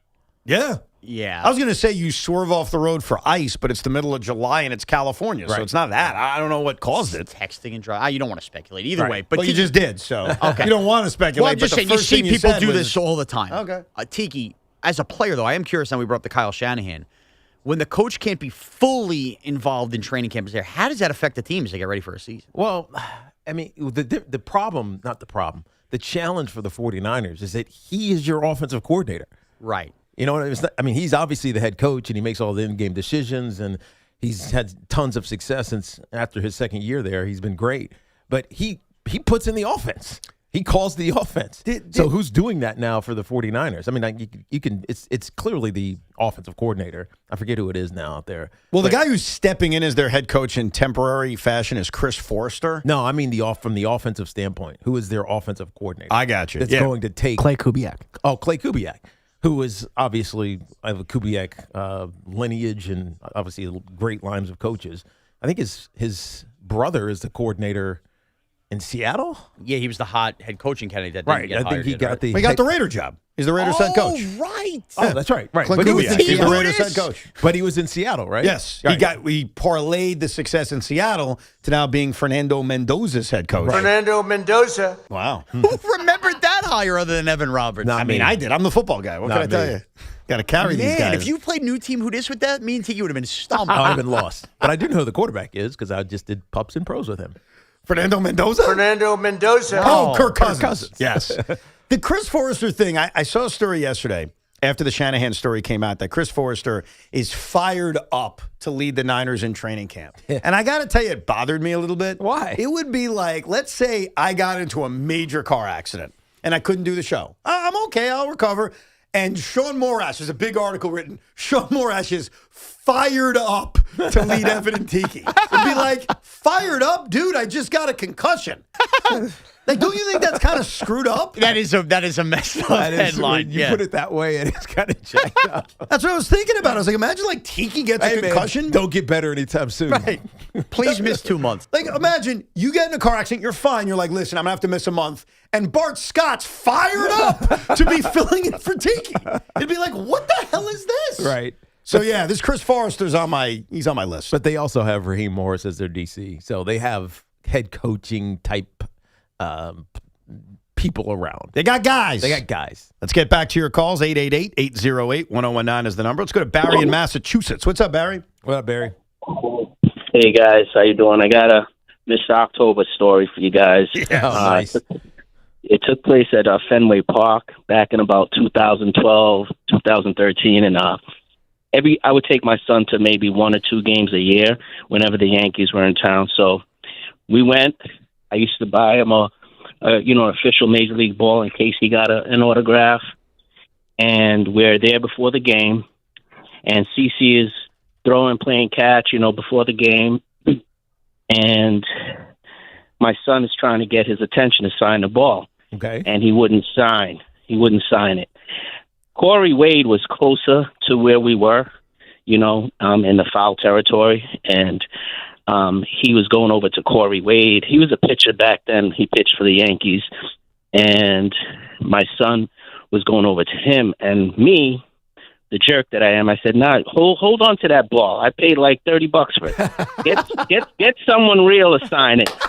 And honestly, I think my son's 9. He don't care. He just wants a Yankee to, he's got his. But Reggie was my guy when I was a kid. So anyway, he went up to Corey Wade. He didn't listen to me. And Corey Wade, I think, heard me because he's like, "Nah, I'm not signing your ball." And my son's crying now. We're going back to the seats.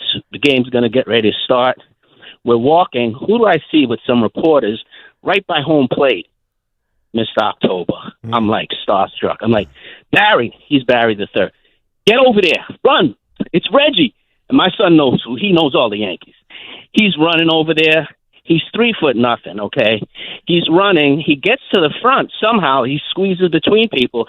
He's standing there. People see Reggie. They start flocking like sheep, and they're just all on the stands. I can't even see my son. Reggie turns around, and he stops, and he walks over to where my son is. He tells the whole crowd, I can hear him, and he's pushing his hands. He says, "Push back." The whole crowd listened. They all went back. I see my son appear from all the, the pylon, and he signs my son's ball. He can do no wrong. Yeah. Mr. October. He's legend to you now. Mr. Andy, a kid. October. Reggie Jackson. Reginald Martinez Jackson. By the way, I didn't realize this. My dad picked up on it, that we mentioned all the guys that were introduced at the Hall of Fame yesterday on this hot day in Cooperstown, and how Joe Torre got the treatment of being announced last. Yeah. I think he was last when CeCe got in. That must be a thing. Maybe he's got it written in his contract when he worked for Major League Baseball. Announced me last. Maybe. But my dad tells me that Sandy Koufax, who was the oldest guy there, was announced first. Now, that seems kind of douchey because Sandy Koufax is old. It's 100 degrees outside. You're making this guy sit there while you announce everybody else? I don't think it's an age thing, though. I don't know how they determined that. It's a good question. There was no alphabetical order. There was no order I could figure out. I have to be honest with you. I couldn't figure out any order whatsoever. But I enjoyed that. I enjoyed seeing all the Hall of Famers come out and then the plaques being read, and it was kind of cool. I missed it last year. I think I pulled a Sean where I forgot about it. It was like, it's a Sunday. There's baseball going on. But yesterday I was fully aware of it. In fact, I thought, tell me if I'm crazy here. Carlos Beltran makes his speech. Great things about the Yankees, great things about the Mets, all positive things. I thought at one point in the speech, and I'll play it for you, I thought he was about to announce in the middle of the speech he was going to manage the Mets. What? Yeah, it was weird. There was this moment. In fact, screw it. I'm just going to play it for you. Yeah. Imagine you're listening to this. Do you think for a second Beltran is about to swerve the entire audience and announce, and by the way, I'm going to manage the New York Mets? Take a listen. To Steve and Alex Cohen, I have to tell you guys that I know this year might not look pretty, but what makes me proud is the culture that you have been able to create. Making players, families, and employee values, and especially myself. Having the experience to experience different chapters in the Mets organization, I have to tell you guys that I have never been prouder to call myself a Met. I thought at this point he was going to say, and that's why I'd like to announce I'm going to manage them in 2027. I had a feeling that, like a weird feeling it was going to happen. And you know what's kind of... How is that received? How would be that received? No. Him, like, throwing these platitudes at Steve and Alex Cohen. I mean, the people that were there cheered, but they're not going to boo anything. Yeah. The only thing that was booed is when Rob Manfred was announced. He heard a smattering of boos, but even he didn't really receive that much heat. Beltran's an interesting figure. He was a very good Met, but he was disliked by a lot of Met fans. Yeah. And Beltran, when things were bad, they didn't like him. But when things were good, they loved him. And Beltran even mentioned it in his speech, talking about all the times he was booed. Like, he cited it. Yeah. He did not forget that. So I think that the people that went to Cooperstown, put it this way, I think more people went to Cooperstown to honor CeCe from Yankee fandom than Met fans that went up to honor Beltran. Oh, yeah. Because I think Beltran is a liked Met. I don't know if he's a beloved Met. Right. CeCe's beloved. I think so. Right. The championship and all that. Right. So how would it be received if he secretly announced in the middle of the speech he's managing the Mets? I think that most Met fans would probably like to hire, but it wouldn't be necessarily about what he did with the Mets as a player. I think right now the Met fan is probably pro bringing Beltran back and giving him a shot with this roster and with this team. Well, as a manager, but also potentially as a GM too. That's the other thing. Because I don't know if they trust David Stearns fully. And you want someone who's done it, like Carlos Beltran, who potentially was going to be a manager, to take a different look at this roster. How would Met fans react to Beltran being the GM? Yeah.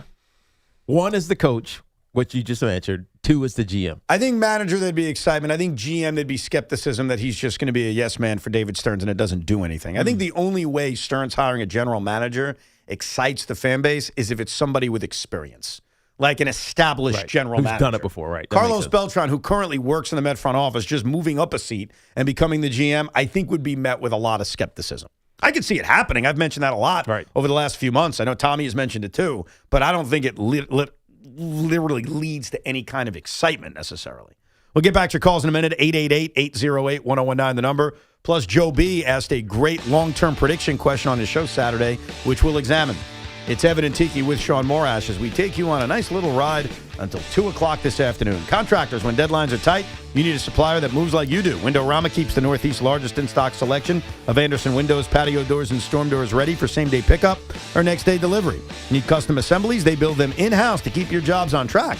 And with Rama Rewards for pros, earn up to 2% back plus perks like free delivery. Windorama is your pro team. Visit Windorama.com to learn more. Circa Resort and Casino is giving away $30 million in guaranteed prizes via Circa Million and Circa Survivor. There's no rake, so all the entries that go above the guarantee, that's just extra money to go into the prize pool. Here are the 3 ways to win. Circa Million 6 with $6 million in guaranteed prizes. Pick 5 teams against the spread every week, and the winner takes home $1 million. Then there's Circa Survivor with $20 million guaranteed. 1 team straight up every week to win. You only can pick a team once per season. And then there's Circa Grandissimo. This is a $100,000 entry fee. It's the ultimate Survivor game, the same as Circa Survivor. And the difference is if you win, you can split or win outright. $4 million guaranteed. Circa Resort and Casino. Sign up at Circa Sportsbook in Las Vegas, Nevada, and then play from anywhere. Monday Night Baseball is on WFAN. The Yankees head to the Windy City to play the Sox. 7:40 tonight. That baby's gone! The home of Yankees baseball is The Fan, 101.9 FM, and available en Espanol on the free Odyssey app. Right now, you can grab a full breakfast at Dunkin' for $6. That's 2 wake-up wrap sandwiches and a medium hot or iced coffee, all for $6. It's quick, easy, and covers your whole morning, all in one stop. Did I mention it's filling and delicious? It's a full breakfast. It's a great value, and it just makes mornings easier. So next time you're at Dunkin', don't overthink it. Order the Dunkin' $6 meal deal. No substitutions. Participation and times may vary. Offer price varies in California and Hawaii. Limited time offer cannot be combined with other offers. Exclusions and terms apply. Keep cool out there, folks. It's going to be a hot one. We, the people, love summer baseball. The food is over the top. The cheers come from the chest. We came with friends, but we met new ones. We have seats, but we're standing. They say it's anyone's game, but from what we can see, it's everyone's. Baseball for the people. Major League Baseball trademarks used with permission. Sal Licata here for CertaPro Painters. You know, my home is a happy place, especially when my wife is satisfied. And that's not always an easy thing for me to achieve, but my friends at CertaPro Painters, they had no such problems. Big jobs or small, the good folks at CertaPro Painters are at your service. If you've been putting off a painting project, give them a call now at 1-800-GO-CERTA. That's CERTA with a C, and you'll see exactly what I mean. 1-800-GO-CERTA. Call CertaPro Painters today and get a no-nonsense free estimate on a professional job that you'll be happy with for years to come. Each CertaPro Painters business is independently owned and operated right here in our community. Schedule your free estimate online at CertaPro.com. I move mountains for a living. Literally. That means I don't carry hand lotion, and when it comes to serious heartburn, I don't mess around with anything but Rolaids Max Strength. Its dual active formula has 1,500 milligrams of calcium carbonate and magnesium hydroxide that relieves heartburn fast. And the best part? The roll fits right here in my pocket, so I can get back to moving mountains. Rolaids spells powerful relief. 1,500 milligrams is our highest amount of antacid per tablet. Read each label. Use as directed. Keep out of reach of children. What do parents think of back to school at Staples, where supplies start at just 25 cents? Staples has the latest laptops with up to 40% savings. I may hug the cashier. So embarrassing. It's the most wonderful time of the year. It's a wonderful time at Staples with up to 40% off select tech. Staples. That was easy. Visit Staples today or shop online and in the app. Ends 9/12. Exclusions apply. I'm Piera Palazzolo, VP of Digital Marketing for the American Management Association, a company focused on the management training skills needed to enhance the careers of business professionals. We did our research when it came to the best companies for website development and chose AmericanEagle.com. And we couldn't be happier. AmericanEagle.com worked closely with us to understand the front and back end requirements needed to launch an e-commerce website that could handle the complexities of running thousands of seminars nationwide. Our robust new website and improved SEO saw immediate increases in site traffic and web revenue. If you're in need of managerial effectiveness and success, visit our website at amanet.org. If you're in need of a website that provides an unparalleled consumer experience, I highly recommend AmericanEagle.com. Transform your business today. Dial 877-WebNow1 for a free digital consultation with AmericanEagle.com. Come visit the engagement experts at London Jewelers at any one of their 6 locations. Make this your summer of unforgettable drives in a Mercedes-Benz from Mercedes-Benz of Edison. Whether you're heading down the shore or planning a family getaway, their expert team can help you find the perfect sedan, coupe, SUV, or convertible. And because luxury should extend beyond the vehicle, Mercedes-Benz of Edison is committed to making your shopping experience stress-free. That's one reason they were named the 2026 Mercedes-Benz Dealer of the Year by Cars.com. Visit Mercedes-Benz of Edison, your destination for luxury driving all summer long. The Chef IQ Sense Smart Thermometer takes the guesswork out of cooking. Choose a preset, select your cut and doneness, then insert the probe. The app guides your cook in real time, telling you exactly when to flip. Please flip your food. And cook times adjust automatically. Your food is ready. So every steak comes out juicy and perfect. Use code RADIO at checkout to save big on ChefIQ.com. That's code RADIO at ChefIQ.com. Fans, arrive early at Yankee Stadium on Saturday, August 8th for the 78th Annual Old Timers Day presented by Fresh Direct. See Yankees legends put on the pinstripes again and take the field at Yankee Stadium. Relive memories of your favorite former Yankees and make new memories with your family. After the Old Timers Day ceremony and game conclude, stick around to see your Bronx Bombers take on Atlanta. Get your Saturday, August 8th Old Timers Day tickets presented by Fresh Direct at Yankees.com/tickets today. You, an adult with uncontrolled moderate to severe Crohn's disease symptoms and still packing a backup bag of clothes. Just in case, Skyrizi Risankizumab Riza can help you take control of your Crohn's. Feel significant symptom relief, including less abdominal pain and fewer bowel movements at 4 weeks. Plus, Skyrizi is proven to help people achieve remission and visibly improve damage of the intestinal lining. Individual results may vary. Skyrizi is a prescription injection medicine. Don't use if allergic to Skyrizi. Serious allergic reactions, increased infections, or lower ability to fight them may occur. Before treatment, get checked for infections and tuberculosis. Tell your doctor about any flu-like symptoms or vaccines. Liver problems leading to hospitalization may occur when treated for Crohn's. Ready to take control of your Crohn's? Ask your doctor about Skyrizi, the #1 prescribed biologic in Crohn's disease. Control is everything to me. Learn more at skyrizi.com or call 1-866-SKYRIZI.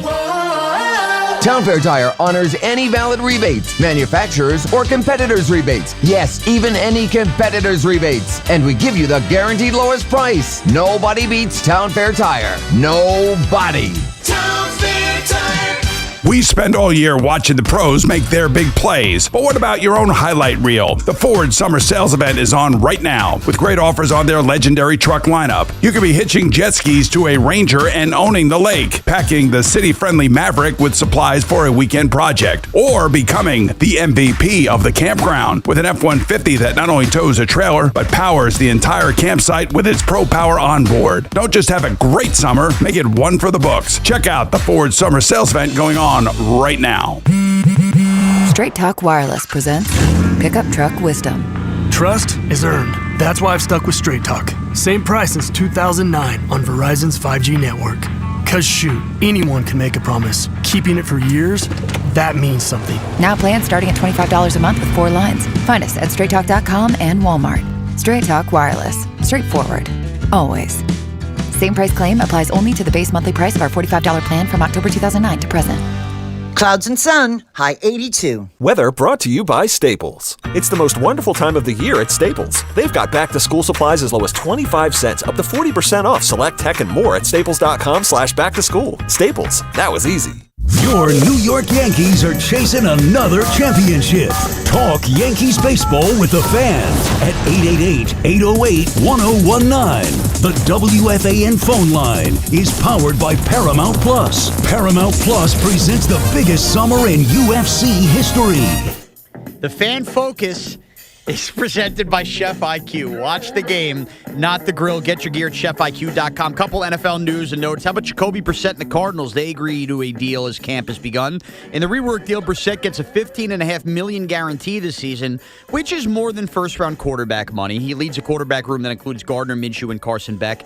And the disevolving of the Buffalo Bills continues. They've now released gray alternate uniforms they're calling nickel with terrible helmets. They're starting to look like the Jaguars. It's an embarrassing organization. This is the Bills? The Bills. They're between this and the new sterile stadium, they're a shell of what they used to be. This Fan Focus was sponsored by Town Fair Tire. Nobody beats Town Fair Tire. Nobody. Yeah, the Bills aren't cool anymore. They're just the same lame garbage organization every other team is. I love when you editorialize the Fan Focus. Yes, right. Get very angry. Well done. You're right about the Bills. 15. Go ahead. But I've said that about teams in general. Like when you go to alternates, new alternates, and you get away from who you are, even if they look cool, they're not cool in my mind because I want to see the franchise. Yes. Like I want to see the Buffalo Bills. They've been around for 60 plus years, dating back to the AFL. And that's why when we were talking about jerseys and ugly jerseys last week, I know, Sean, you did a Cinco on it. I admitted I'm biased towards just historical logos, things that have been around a while. Right. And when you're a historical franchise, and that doesn't mean, when you're historical, doesn't mean you win all the time. It just means you've been around a long time. I hate when you go to these weird alternates. Yeah. Why do the Bills need to do that? Right. Why? Is the alternate just the colors, or is it the logos different as well? Well, the helmet is not the classic Bills helmet either. It's like the stripe with like half of the bill It's so stupid. I don't. You have to look at this online. I got to Tiki. see it. Yeah, and they're calling it nickel. Don't call it nickel. It's gray. You can try to match it up with whatever you've put in the stadium. They're trying to church it up, man. I feel it's a shame the Bills did not win a Super Bowl when they were still the Bills because you could already see where this is going. Imagine they them winning now. a Super Bowl wearing that jersey. Yeah, it'd be like when the Raptors were wearing red. That's not who you are. It ruins it a little bit. What? Dude, they're getting killed today. Killed. This looks like a CFL uniform. Exactly. It looks like a uniform if you invented a TV show about football that you would put on the team. And a franchise like the Bills, I don't think you should do that. No. Because right now we're almost in weird glory days of Buffalo. I know the Jim Kelly era is probably more of a glory days, getting 4 straight Super Bowls. But they're good every year, the Bills. They're very good. They haven't won anything. They may never win anything, but they are consistently good every year. They're a national attraction. And yet you kind of, you're dehumanizing yourself. Well, they took the bull, the bull, the buffalo. What am I talking about? They take the buffalo. The off animal of on their helmet. Yeah, the buffalo. They take the buffalo off the helmet, and the line they leave. Yeah, I don't know. It's just weird. It's weird. I don't like it. What garbage? Did you notice the hats this weekend in baseball? By the way. I did not. So I wasn't paying attention. The Yankee hats were different. Like the NYs were separated. They were fatter. The LA Dodgers hats that they wore all weekend featured a B, but not your typical Brooklyn Dodger logo. There was a circle around it. And so right out of the gate, I had to go to the internet and say, this was before any of the games started. I think I saw the Yankees on the field eventually on Friday. Same with the Mets. And I was like, what? I need to know what this is. Do you know what it was? If you listen to the broadcast, they did explain it at some point, but you may have missed it. Based on the side patches, thought it was Hall of Fame Cooperstown hats. Right, but why did the Yankee NY look different? Do you want me to tell you the answer? Okay. That's the logo they wore in the 10s and 20s. And so for the Hall of Fame weekend, they're honoring the team's history with a real retro look. And for the Yankees, a lot of people say, well, what's the retro look? I mean, that NY is so famous. Well, they went back to the teens and 20s to find when the NY looks slightly different. And that's why the NY looks slightly different. As far as the Dodgers are concerned, that was the Brooklyn Dodgers before they were the Dodgers. They were the Brooklyn Super Bars. It looked like a Brooklyn Nets alternate. It kind of did. And it wasn't an alternate. It was what they wore, again, in the 10s when they were they changed their name a bunch. The Brooklyn Trolley Dodgers, the Super Bass or the Super Bars or whatever. What else did they call themselves? They had a few different names back in the day. But that's why all these hats look so different. They were going retro. Meanwhile, the Mets are wearing black hats. And I'm like, retro to what? 1999? Right, nothing. But I thought overall it was pretty cool, I must admit. Now, real quick, before we get back to your calls, I always like to make long-term predictions, and sometimes Sean comes up with weird ones. My man Joe B on Saturday came up with an interesting one. Take a listen. Oh, you don't have that too, Sean? You know what? We're going real transparent here. You have Cabby, you have Stearns, you have Beltron, and you have Jets, and you have 76ers. Here's where I'm going to blame. Can I tell you why I'm going to blame you? Go ahead. I said it before the break. You could have said, by the way, Ev, I don't have what you just said on the radio. I'm not looking ahead. I got a million things I'm doing back here. I got it for you. Here's the good part. I could just pull it up myself. Yeah, the good part is you should have pulled it up before the show. That's the good part. Well, I send it. Anyhow, here's Joe. You ready? Here's what I want to see. What do you want to see? Okay. Can the Jets give me can they be alive after my birthday, which is September 26th? Do you think they'll still be will the Jets have won a game by my birthday? What do you think about that? That's the question. Will the Jets win a game by his birthday? Now, his birthday is September 26th. They play on Sunday the 27th. I think in fairness, we have to include that day. So what Joe B is asking, and this is tough, is can the Jets win one of these 3 games to start the season? Week 1 in Tennessee against the Titans. Yes. Okay? Yes. Week 2 at home against the Packers, the home opener.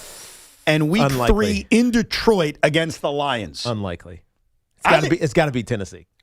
By the way, 1,000%. That's why week 1 against Tennessee is are we going to have a season game? On the road. Yes. Yeah. It's because if you win because then it gets rough. The Bears are rough after that on the road. The 3 games following the Tennessee game are against teams with over-unders that are over 9.5. Yeah. Green Bay, Detroit, and Chicago. They go gauntlet on the NFC North. But, of course, they open the season against the Titans. All gas, no break. So the only way Joe's in my opinion, and again, with all these things, of course, I hope I'm wrong. I hope they go 17-0. Right. The only way they're getting Joe B a win before his birthday is by beating the Titans week 1 And I got to tell you right now, I don't think it's happening. They stink. They absolutely stink. Well, it's to be determined what the Titans look like. I don't know what. I have no idea what to expect. Yeah, but I have a feeling about the Jets. Yeah, I know, but still, it's just you don't. The Titans are a new coach, still a young quarterback. I mean, you look at the talent on the team. It's not. I mean, who are you really scared of on this team? So I don't know. So it's the one where I look at in the first four and I say they can win that game. So here it is, a Joe Beningo long-term prediction. I like Joe Beningo. Will the Jets get a win before his birthday on September 27th? Tiki Barber. No. Okay. Sean Morash, the Joe Beningo long-term prediction. Will the Jets get a victory before his birthday? I want to go no, but man, last year Justin Fields almost beat the Steelers in week 1. Like, week 1 could be so clunky as it is. Yeah. That's the game you win. How about this for you? There's a lot. Are you going to say yes? There's a lot of Jets and Giants on the Tennessee Titans. Here's my answer. Former Jets and Giants. The answer is yes, but it's the only win the Jets have this year. So they're going to start the year 1-0 and go finish. Yeah, I think the dude. Jets are picking number 1 and they win opening day. They've been in the abyss for 55 freaking years. Yeah, I think they're going to lose opening day. I always love and appreciate optimism before the start of a season because I want that too. And as a fan, you always want to go into a season believing. I have a tougher time now than I think I even had last year of convincing myself how this is going to be a 7 or 8 win season. I'm not even talking about the playoffs. So it's like a 7 or 8 win season. Because as much talent as they have on offense, and I do question the depth at wide receiver once you get past Garrett Wilson, and I certainly question Geno Smith. Like, he's in his late 30s. Right. And he's had a distracted offseason. Very. Even if it's nothing really that bad, and he downplays it, but still, it's been a distraction-filled offseason for Geno Smith. And not that it has anything to do with what's going to happen once training camp starts, but I don't know. It's not who I thought Geno Smith would be coming back to the Jets. But that's not even my biggest worry. Like, my biggest worry is the fact that defensively, do they have enough talent? And is Aaron Glenn, despite him telling us how great he is at calling plays, Play call is my superpower, really. Like, how good is this defense? I just don't see the talent level. Now, that doesn't mean I don't like what Darren Mucci's doing. I like the direction the franchise is going, but I have a tough time like trying to convince myself of a surprisingly good 7 or 8 win season. And a part of it is the schedule early. Like if they don't beat Tennessee week 1, you're looking at an 0-4 start. Right. And then the schedule softens up, no doubt. That's why if they can get a win against Tennessee, and worst case scenario with that win, they're 1-3, you look at Cleveland, you look at New England, you look at Miami, you look at the Raiders, and you say, oh, okay, we have a season. That's why week 1 against the Tennessee Titans is the do we have a season game. That's how I would label it. Yeah, it makes sense, especially because your team is really remade defensively. So many free agents are there. Half the starters are free agents. So he better be a superpower defensive play caller. By the way, I just realized, Glenn. did I answer the question, or did I just make you guys answer it? I think you didn't. You did. You did answer. I said they're not. Yeah, you They're said not. they're not. You're not. Yeah. I just want to make sure. The Jets are a sewer. We also did have the audio in the system. And you didn't have it. Well, no, because it wasn't labeled as Joe or Beningo. You labeled it as Jets 1. So I'm supposed to just guess what your tease is at all times. Yeah, you got to be on top of that. I got another one for you. We're going to put Tiki in a tricky spot. Why? Did you see? Well, this is more of I'm putting Sean in the spot to see if he has more audio. Did you see what Nate Hackett said the other day? About Jeremiah Love? Yes. Yeah. Here, if you missed it, Nate This is Hackett. why I love Nate. Nate Hackett. I was thinking to That's why he's myself, my boy. either Nate Hackett learned from the breast of Tiki Barber or Tiki Barber learned from the breast of Nate Hackett. Because we know what Tiki says about rookies. What have you said about rookies? I hate rookies. It's a famous drop. I don't even need to play it because Tiki will still say it. He hates rookies. Nate Hackett, who's the offensive coordinator of the Arizona Cardinals, was there simply, what do you think of Jeremiah Love? Here's his answer. He's definitely a rookie, and as we've talked about, and he'll keep growing every single day. I'm very excited for him. Yeah, he's definitely a rookie. What kind of comment is that? That means he makes mistakes. He doesn't know what he's doing yet. I keep explaining the same things over and over again, and he keeps making the same mistakes. But he's a stud, and he'll get better at it. That comment is rubbing people the wrong way. Wow. It shouldn't, but it's a fact. But also, I mean, the Arizona Cardinals just stink. You took a running back top 3, and your first answer to the OC is he's a rookie. Not a good sign. By the way, and that's not Nate's fault. And it's not Love's fault either. It's the Cardinals' fault. But it makes a decision that was probably debated in Arizona. It makes it look worse when the OC's first comment about him is he's definitely a rookie. Well, I think here's the challenge. I like Nate because Nate will just be honest with you. He'll just tell you how it is. Clearly. It's how it was when he was in Denver, when he was only there for a year. But with the Russell Wilson thing, he just told it like it was. Like, this is what's going on. Sorry, Russ is a jerk, and he stinks, and he wants his own office, and it's disrupting my team. But what else are you supposed to say? He's great. He's going to be awesome. He's going to rush for 1,500 yards. You say what rookies actually go through when they come to the NFL. The playbook is massive. There is so much responsibility and things you have to know that rookies just don't know. They haven't experienced I think when you draft a running back that high, and again, this is not Nate's fault. He didn't draft him. He didn't make that decision. The expectation is this guy better be freaking Jim Brown. Because when you draft a running back that high, we just went through it with Saquon. Just went through it. It was a decade ago. Yeah, but Saquon was rookie of the year. I know, and that wasn't even enough. That's all you need to know. Yeah. And it wasn't enough because of the expectations that are thrown on a rookie, especially a team that doesn't have a quarterback and a team with very low expectations. The Cardinals did what the Giants did, so we kind of have an idea of what that's like and the pressures that come with it. So, last thing before we get to your calls. Did Nate learn that from you, or did you learn that from Nate, or are you guys just kindred spirits? We're just kindred spirits. You hate rookies. That's why I love Nate. All right. You're the one. Let's go to Kevin in Brooklyn. What's up, Kevin? How's it going, guys? What's up? First time calling. Appreciate you. I enjoy the show. Thank you. So pretty much, I see a lot of trade talk going on with the Yankees, Mason Miller, George Springer, but I wanted to bring something to the table that might be a possibility. Go. Ernie Clement. Oh. He grew up in New York. He's from Rochester. Yep. He was a big Yankee fan growing up. You left something out, though. Struggling. You left something out, especially with Tiki Barber here. He also went to the University of Virginia. Wahoo-wah, baby. Wahoo-wah. Keep going, though. Sorry. Yeah, it's all good. But yeah, he's a great hitter. 30 hits in the postseason last year. He can play second base, third base, and shortstop. Something that the Yankees do need aside from a catcher.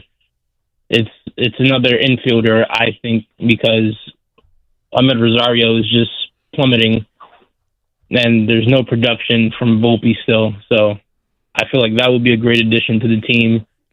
Someone who could just hit the ball anywhere around the field. Yes. The answer to your question is yes. Ernie Clement would be an awesome acquisition, and you went through many of the reasons. He doesn't strike out. He's a tremendous hitter. You can stick him anywhere in the infield, so you've got great versatility.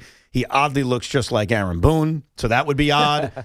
I think the problem you run into is not only would you probably not trade a player that's got team control of multiple years, but of the Blue Jays, of the Toronto Blue Jays, even if they decide they're selling, even if they make the decision, you know what, it's not our year, it did not work out, are they taking any of their pieces and trading it to the New York Yankees? No, because that becomes a bane for you for as many years as he's good at with the New York Yankees. Especially because he does have team control. 100%. So it's not I don't see that happening. I don't either. Like, Tommy brought up, I give him credit on this, the idea of George Springer. Like, should the Yankees trade for George Springer? Now, one difference between Springer and Clement is that Springer's a free agent at the end of the year. So the Blue Jays could very well have the attitude, if it's not our year, who cares if we help the Yankees for a few months? They're very different than Ernie Clement, because Ernie Clement comes back and haunts you next year, the year after that, when you expect to be good.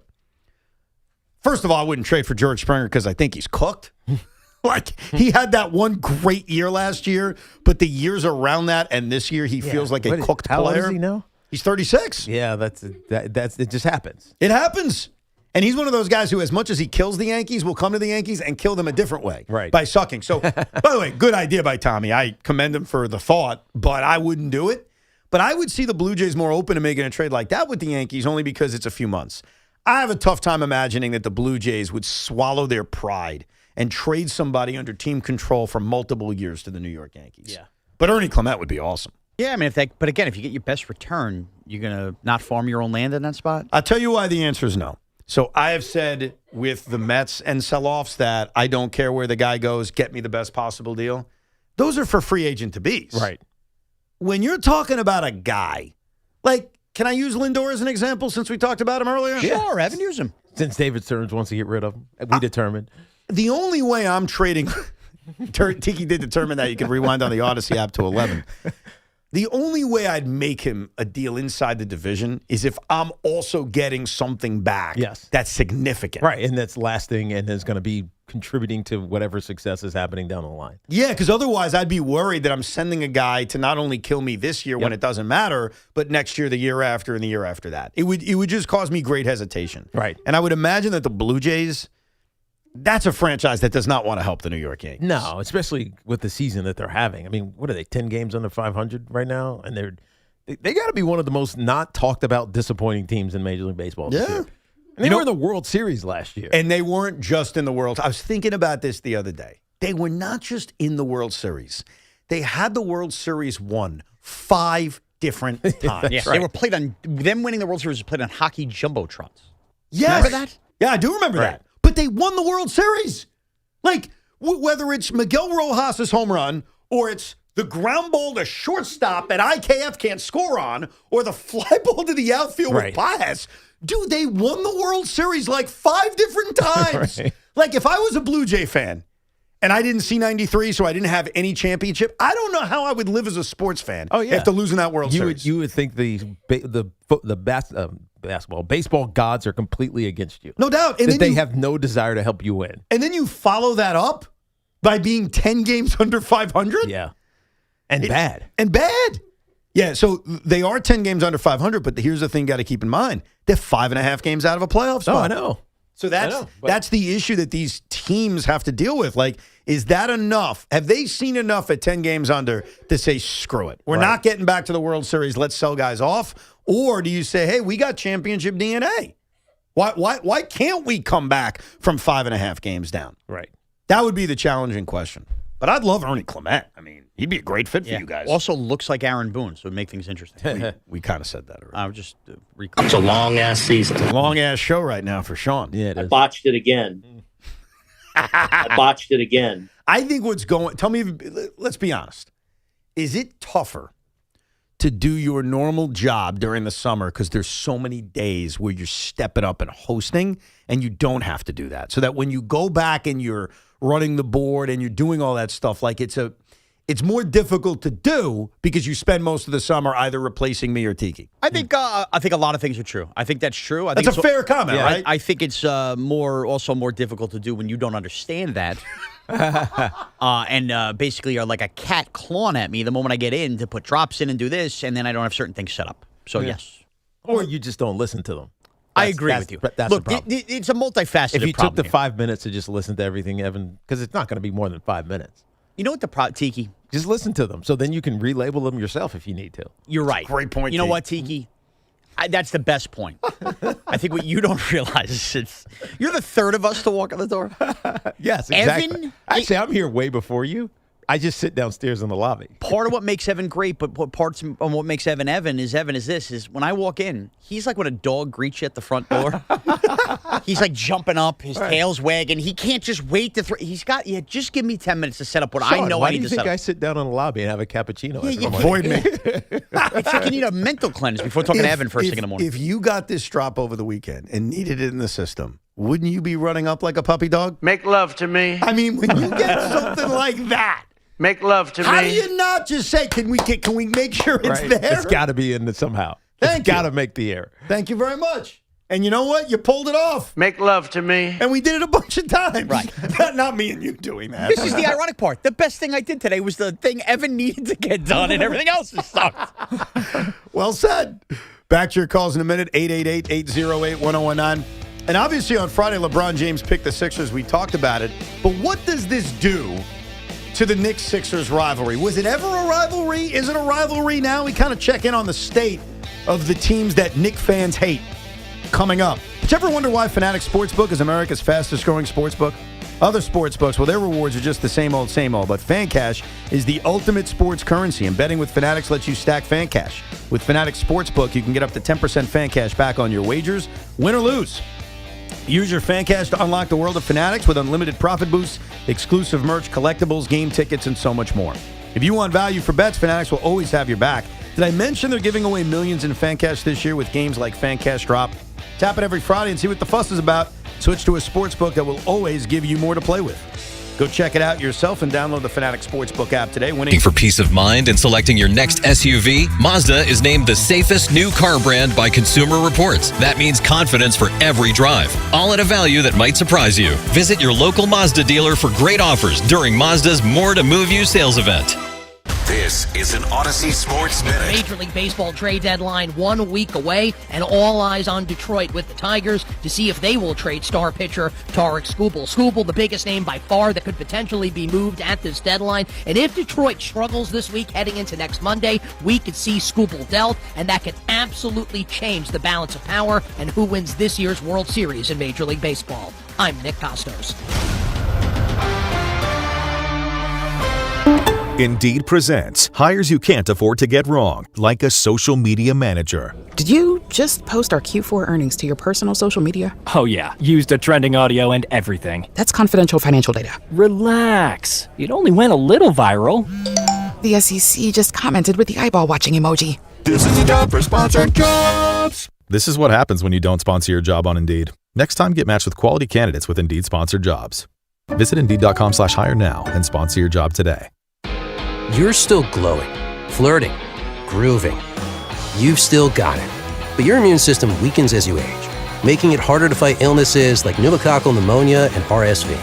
Vaccines are a key part of any health routine and can help protect you from getting really sick. Ask your doctor or pharmacist which vaccines you need. See more at PfizerForAll.com. Sponsored by Pfizer.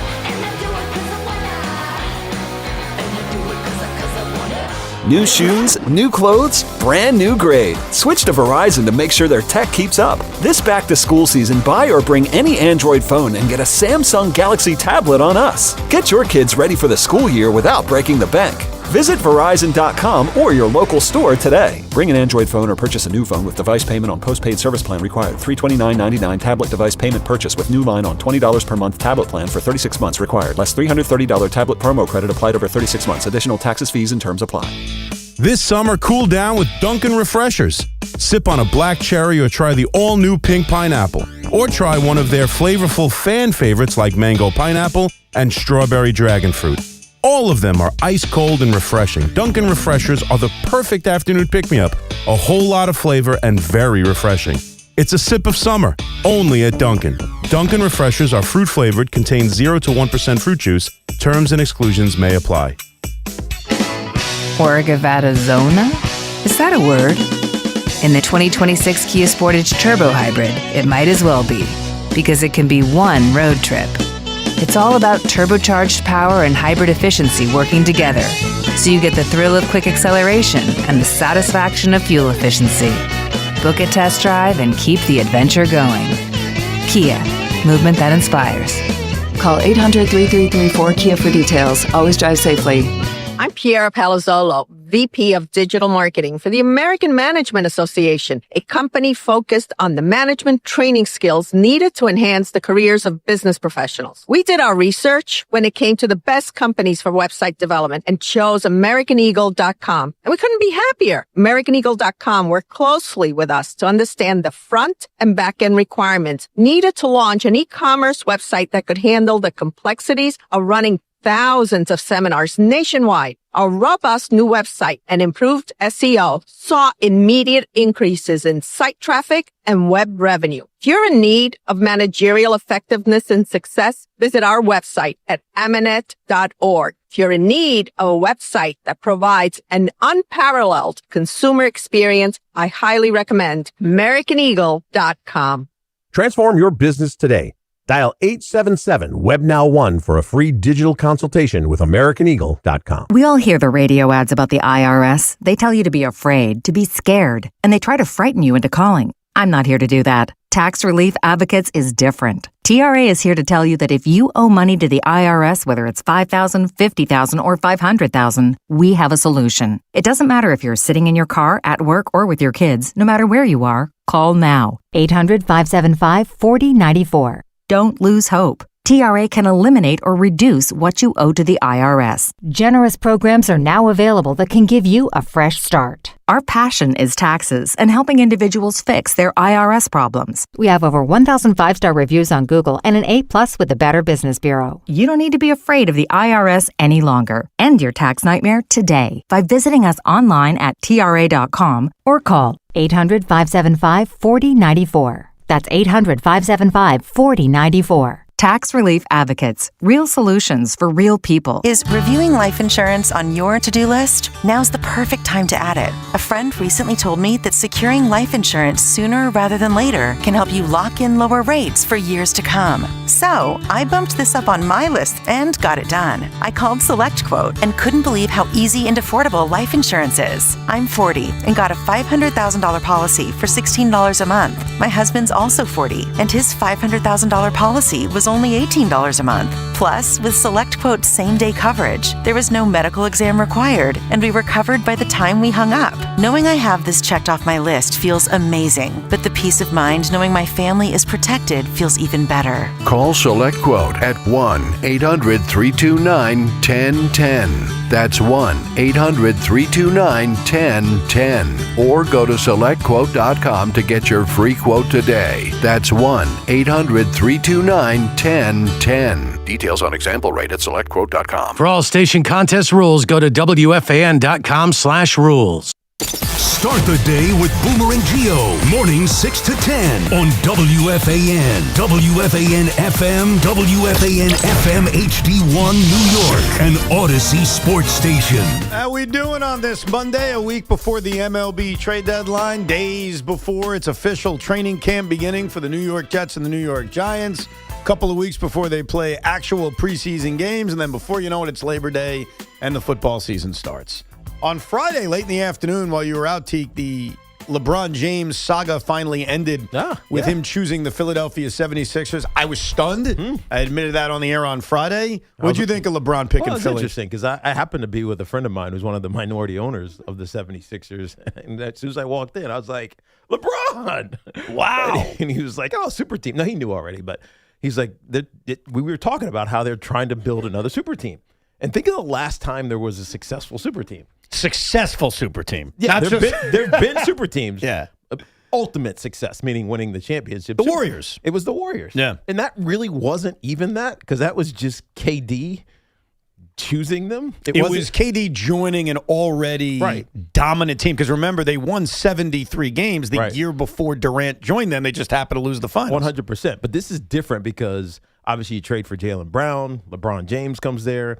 You get lucky not lucky, but you're astutely drafting VJ Edgecombe. No, they got lucky because that pick could have gone to Oklahoma City. So they got lucky getting VJ Edgecombe. Either way. It should have gone however you want to put it. I mean, can you imagine if he had went to Oklahoma City? Well, it would have been higher. It wouldn't have been as high of a pick. It would have been outside of the top 5. But whatever. My point is, this feels like the making of a super team type of situation. It feels like, and I but say this. Not in the traditional LeBron James, the Heatles, they come together type of thing. But it is, like you look at their starting rotation or starting lineup, and it's like, man, who's not the star? Yeah, but I think that what we've learned over the last few years, and maybe the Knicks helped guide us there too, is it's not about building a super team. It's about building a team that fits. Yes, and that's the worry. There's going to be a lot of skepticism. You hear it from Knicks fans, but I think they're just being fans. I say it as an IBO, like I'm skeptical this is going to work. With that said, I don't blame Philly at all for doing it. Let me throw this. This just popped in my head. Yeah, only because of what we heard in the middle of last week while we were waiting for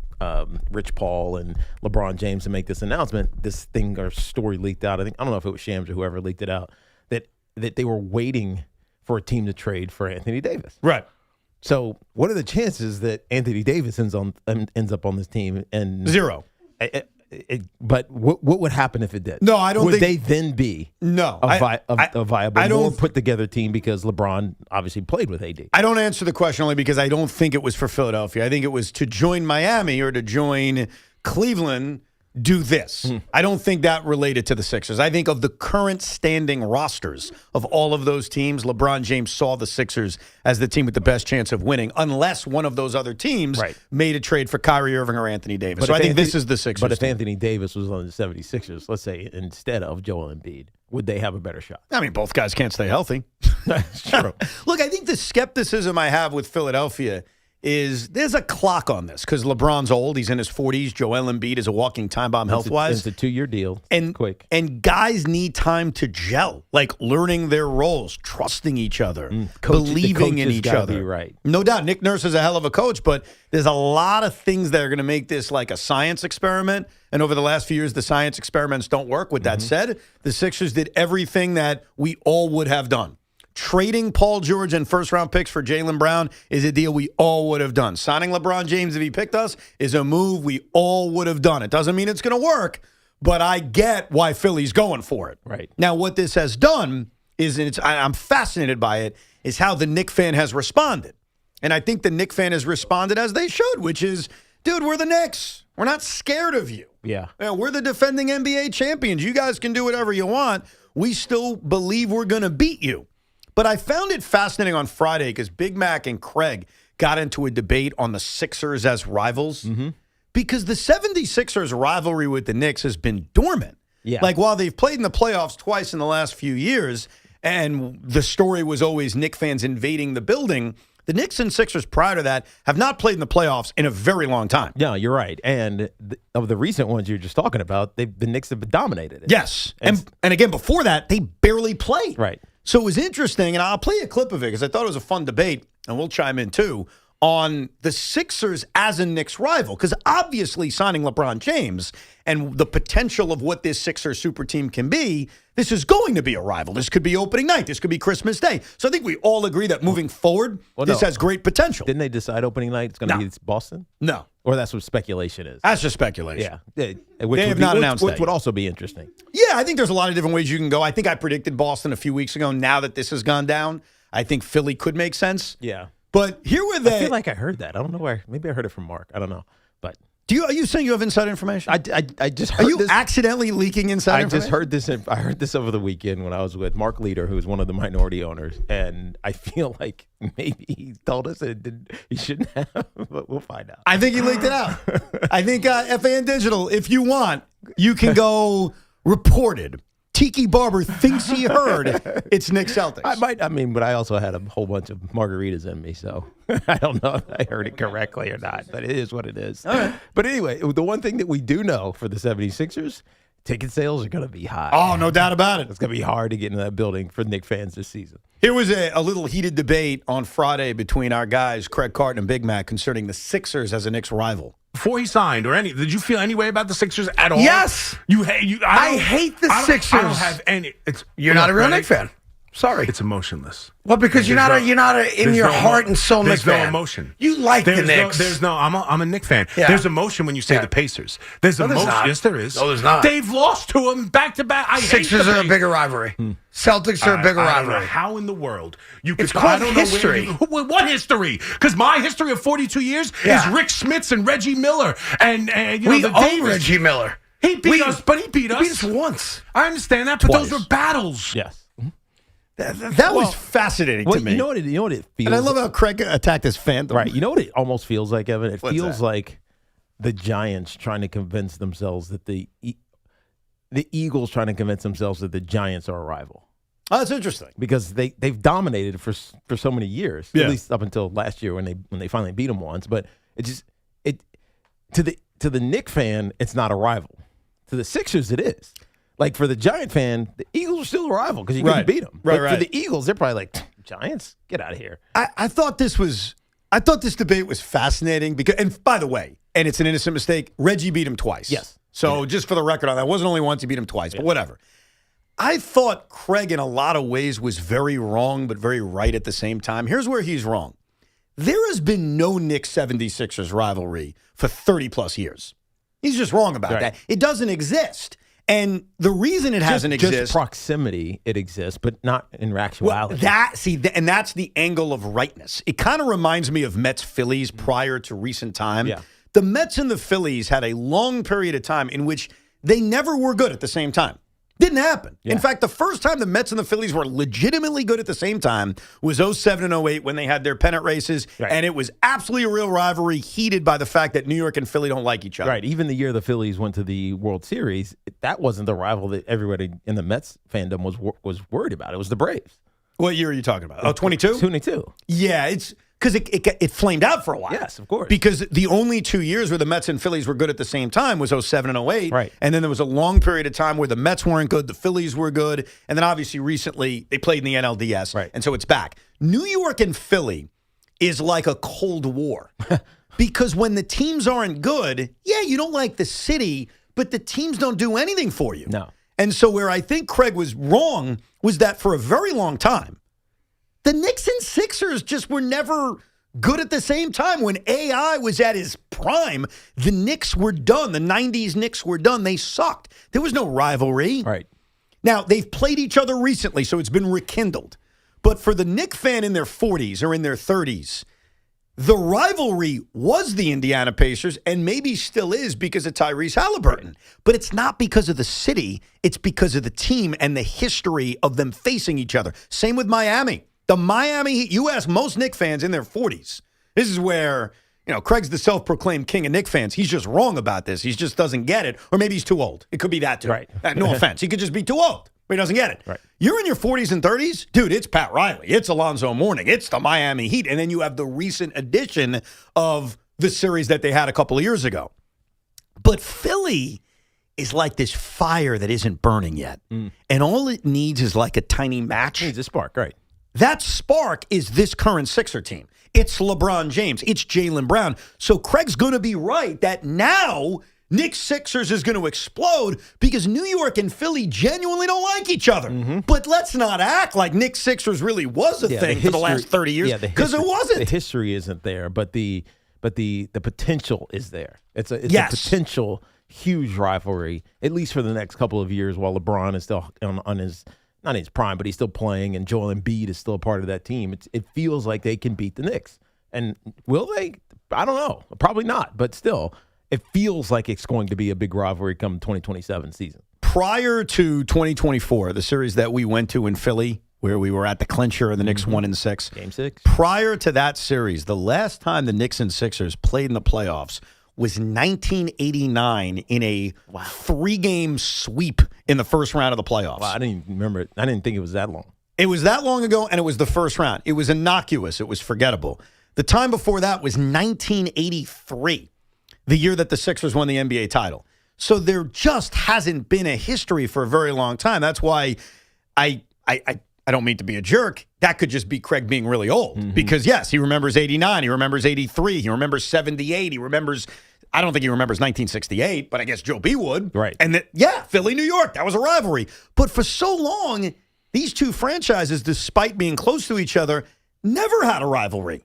The Sixers were behind Indiana, behind Miami, behind Chicago for a while during the Jordan era, behind Boston. Right. Haven't even brought up the Celtics. So it has a chance to be rekindled, and New York and Philly is always a rivalry that can be rekindled. You just need the teams to face each other.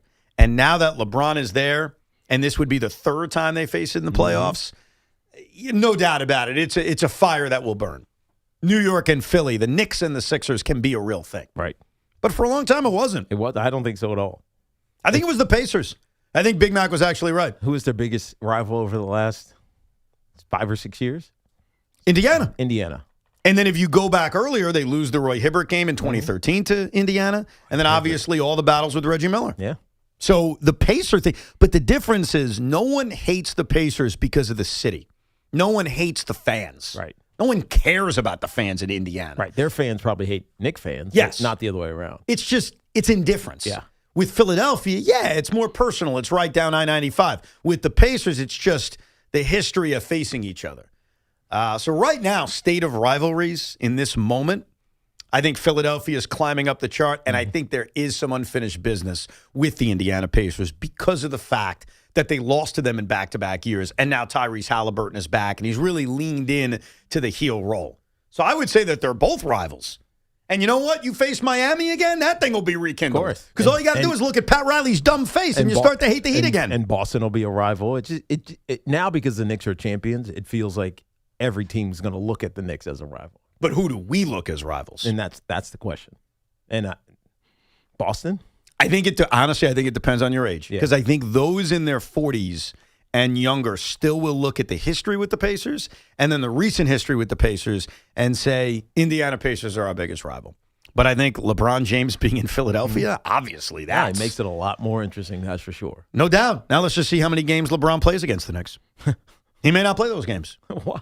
He may be injured. Or it may be a rest day. Yeah, I doubt it. If I had to predict right now. No, he wants to play in Madison Square Garden. Of course he can does. want it all he wants. He's 41 years old. Yeah, but he'll line himself up, or they will line himself up to play in those games. If you had to predict right now, because I think the Knick fan is obviously feeling their oats, as they should. They won the NBA championship. I do not begrudge any Knick fan for being an arrogant douche. You have every right to be an arrogant douche right now. Okay? So no hate, all like, dude, you've earned it. But you're also unbiased. You're very biased right now. So unbiasedly, Tiki, how does the Philadelphia 76ers story play out in the year of the super team? I think they are top 4. So let's just say 3. They're a 3 seed. 3 seed. Yep. And they won a couple of regular season games against the Knicks, but then the Knicks handle them in the postseason. Which round? I'm going to say the second round. So typical. Yeah. The semi-Sixers, as Sal likes to call them. Yeah. Okay, so basically the Sixers are the Sixers. It's a disaster, but it's not like unmitigated disaster. It's just typical of the Sixers. But it is becoming a rivalry again. Okay. How does the Sixers story play out, Sean?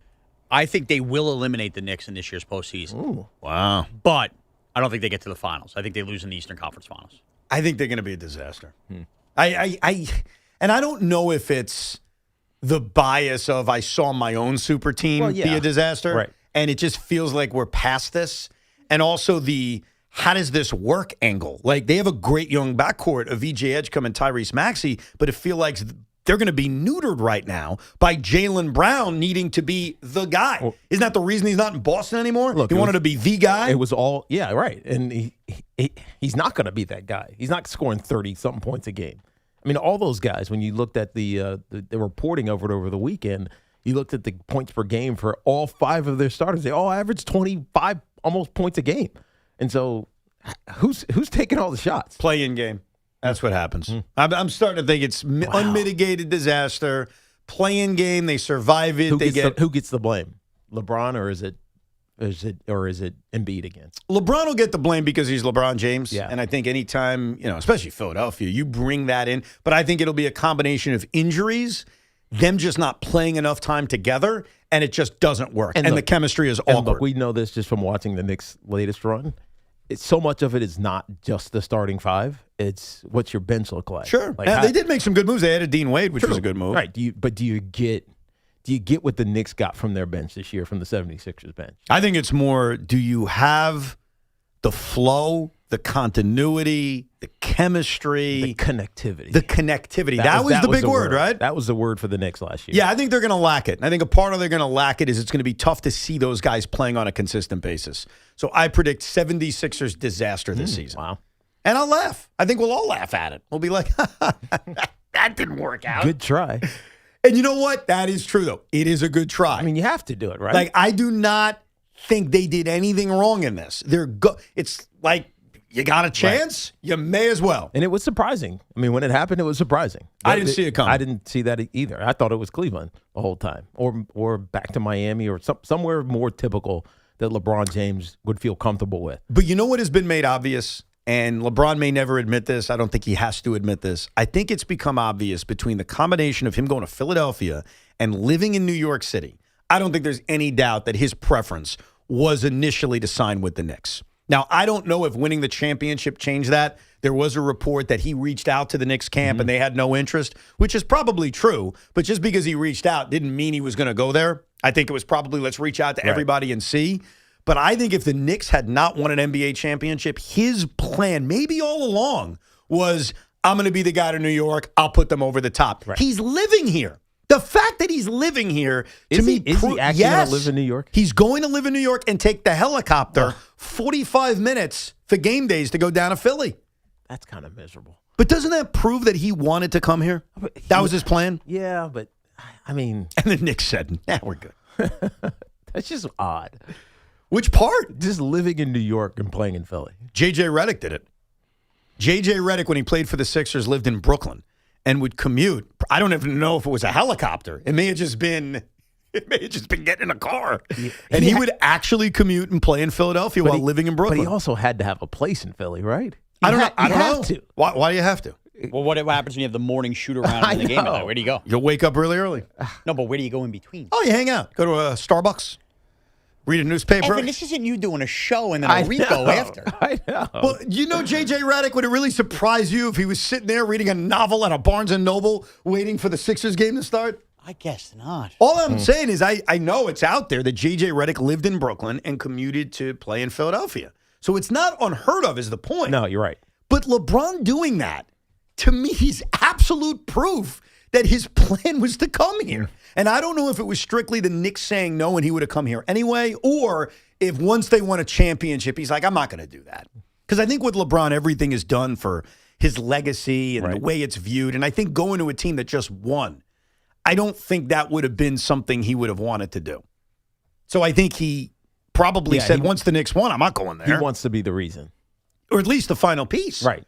Well, he was a piece in Miami. He obviously came back to Cleveland. He was a piece there. He was the piece. He was as great as Dwayne Wade was, Kyrie was, and I'm not saying they win without those guys. LeBron was the guy. He was the piece in Los Angeles. So he wouldn't have been that in New York. Well, I don't even think he's that in Philadelphia because I think he is their second or third, dare I say, fourth option at times.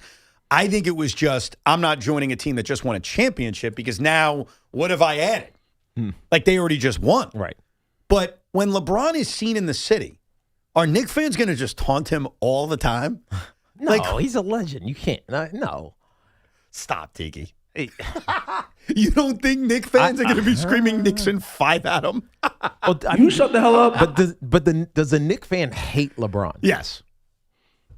I think some of them do. I don't think all of them do. I think a lot of them do. And I think it dates back to him just not picking it. But what's the history? Him not coming in. Yeah, but they just won a championship. Why do they still harbor hate for LeBron James? I think when you win championships, you still hate teams and players. I don't think that goes away by winning.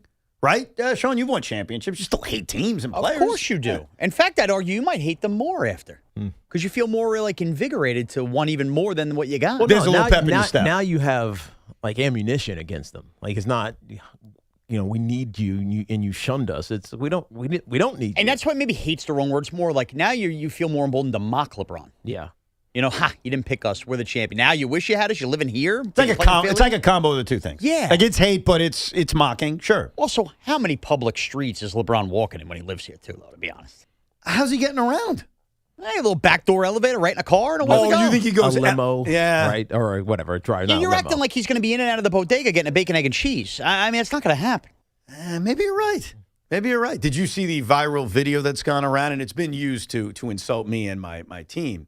That Jalen Brunson, King Jalen Brunson, and Michael Porter Jr. separately were trying to get into a club. I did see that. And Jalen Brunson walked right in. Right with his no wife. one questioned it. Exactly. And when Michael Porter Jr. got to the front, they stopped him to see if he was on the list. And that has been portrayed as that's the difference between the Knicks and the Nets. To me, it has nothing to do with the Knicks and the Nets. It has to do with Michael Porter Jr. is a good NBA player. He is not the king of New York City. No. Like, King Jalen Brunson is the king. So, of course, nobody's stopping him to get into a club or a party. I think if this was 2020 and it was Kevin Durant and Julius Randle, the same thing would have happened, but it would have been reversed. And it wouldn't have said anything about the teams. It just would have said something about who those guys are. Like right now, Jalen Brunson, King Jalen Brunson, can do whatever the hell he wants. Now, you don't think Julius Randle gets right in that club? He's the first guy that came to this. Yeah, stop it. He ain't getting in that club. I forget who said it. Somebody famous once said, I could go on Fifth Avenue and shoot somebody and nobody would care. Who said that? Somebody said that. That's a terrible thing. Didn't somebody say, I'm so beloved, I could go to Fifth Avenue, shoot somebody, and nobody would care? The Philadelphia Eagles. Oh, Trump said that. That's right. That's Jalen Brunson right now. He can do whatever he wants right now in the city. I'm not suggesting he do this. No. I am merely saying that he is in that popularity level where, yes, he can walk into a club naked. They're not going to say, put some pants on, sir. I think they would. You think they would? I think they would. You think they would stop Nobody him? needs to see Jalen's Brunson. We'll get back to your calls in a minute, plus a Cinco de Lunch show, 888-808-1019. It is Evan and Tiki with Sean Morash till the Carton Show at 2 o'clock. There's no better time than now to upgrade your home with Windorama's Summer Savings Event. Save up to 40% off when you install with Windorama. Choose from top brands like Anderson Windows and Doors and Master Shield Gutter Guards. Book your free in-home consultation. Shop from home and let their local certified expert handle it all. Stress-free process from measurement to installation. And when you shop in-stock inventory, they'll install in just 14 days. Visit Windorama.com and book now.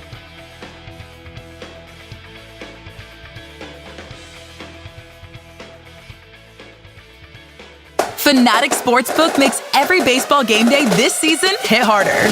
Swing for the fences with long ball jackpots. Just pick the player who hits the longest homer of the day to win a share of $50K in fan cash. Every day brings a new shot to win. Customers also get baseball profit boosts every game day. And your bets earn you fan cash, win or lose. To spend on merch, tickets, exclusive experiences, and more. Go deep this baseball season and download Fanatic Sportsbook today for the best baseball betting experience each and every game day. Fanatic Sportsbook. Winning hits different here. Must be 21 plus. Gambling problem? Call 1-800-GAMBLER or 1-800-MyReset. CT call 888-789-7777. MA call 800-327-5050. NY call 877-8-HOPE-NY. MD visit mdgamblinghelp.org. Offer not available in all states. Terms apply. See Fanatic Sportsbook app. Oh, hey, how was your vacation on MSC Cruises? It wasn't just a vacation. It was a holiday.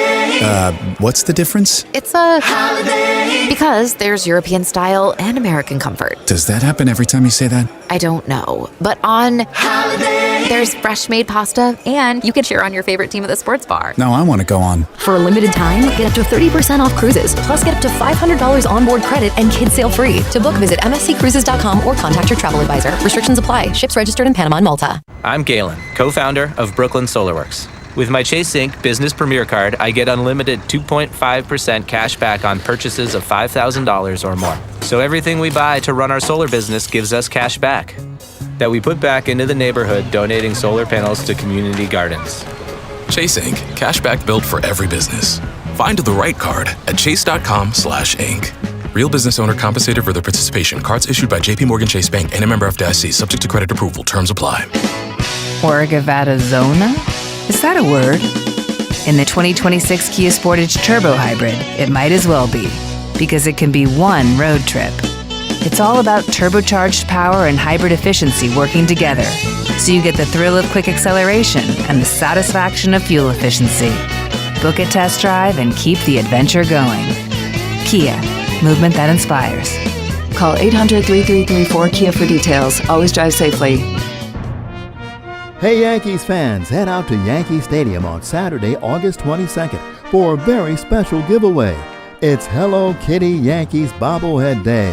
The first 18,000 guests through the gates will receive a Hello Kitty Yankees bobblehead. Don't miss the Yankees taking on their division rivals, the Blue Jays, Saturday, August 22nd at Yankee Stadium for Hello Kitty Yankees Bobblehead Day.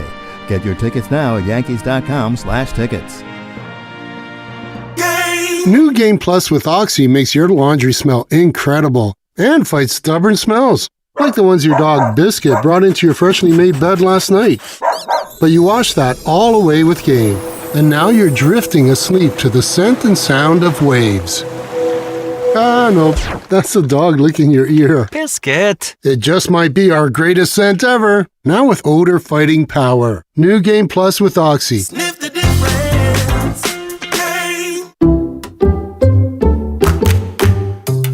Allstate is Metro New York's trusted auto insurer, protecting cars across the tri-state area.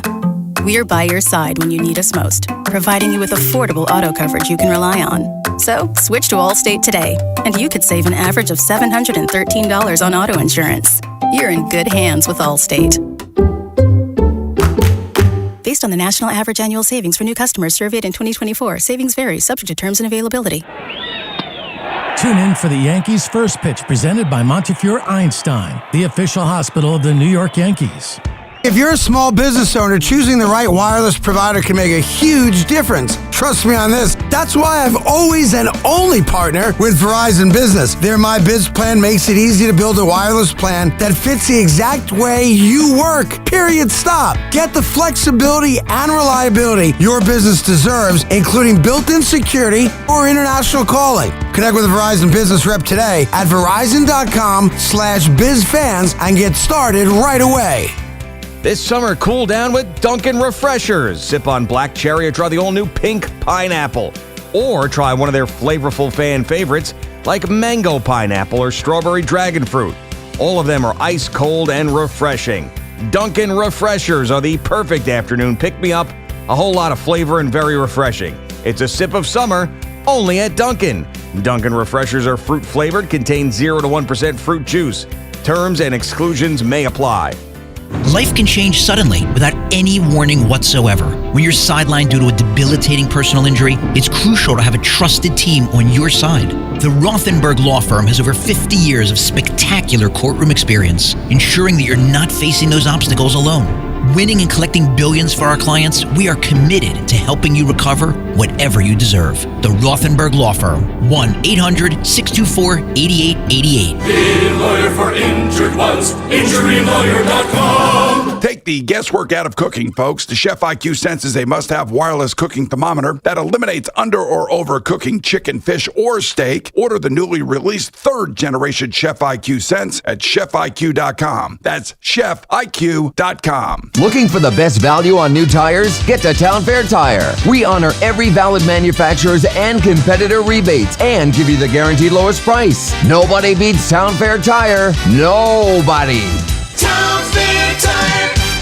Training camp is right around the corner. And nobody gets you ready for football season like WFAN. It's a good variety of coverage. From roster moves to quarterback questions to the biggest stories in the NFL, our experts have you covered. Get ready for Kickoff 2026 on WFAN.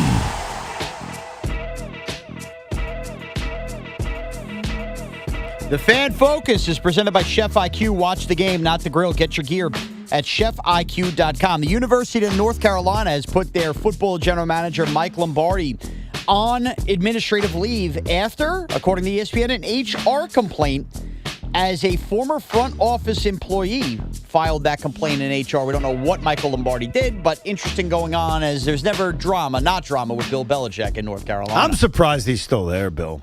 I really thought that when he took that job, he was never actually going to do the job. He was going to eventually leave before he ever started. I think there were rumors of that to take an NFL job. Yes. And now he's beginning, his second year? Yeah, unbelievably. I'm stunned by that. Year. I am too. And his right-hand man now, Lombardi's got to be on administrative leave after an HR complaint. He's a good interview, though. That's what I like about him. Yeah, he's a good interview. He just does 10 minutes on dumping on the Giants at every turn. And then, maybe that's why I liked him. I think that's probably why I couldn't stand it. Yeah, probably. Let's get to some of your calls, and then we'll do the Cinco de Lunch show here on a Monday, 888-808-1019. James in the Bronx. Good morning or afternoon, James. Hello. Hello. Hello. Yes. Hello. Yes. Hi. Yeah. Hi. Yeah. This is James. Yeah. What's up? Yeah. Listen, you guys were talking about Reggie Jackson earlier. Did he recently turn 80? Yeah, 80 years old, man, and he looks good. Saw him at the Hall of Fame yesterday. He does. You know what? Over 72. First of all, just let me say I'm a long time listener, first time caller. I'm a big fan of all you guys. Evan, Tiki, of course, when he was a Giant. Appreciate you. And of course, Sean. But this happened 50 years ago before all you guys were born. What happened? I was working at the Plaza Hotel in 1976. It's 50 years ago this month as an elevator operator. This was before they automated the elevators at the Plaza Hotel. You know, on 59th Street, near Columbus Circle. Yeah, well, in any case, it was, and you remember Reggie Jackson had been traded from the Oakland A's to the Baltimore Orioles, right? Yes, in 76. Then he signed with the Yankees the following year, yes. Yeah, exactly. Well, this is where the story begins. He had a meeting at the Plaza Hotel, of course, with George Steinbrenner. That's why he was there. Well, in any case, the elevator was crowded. I noticed Reggie Jackson as soon as he walked in.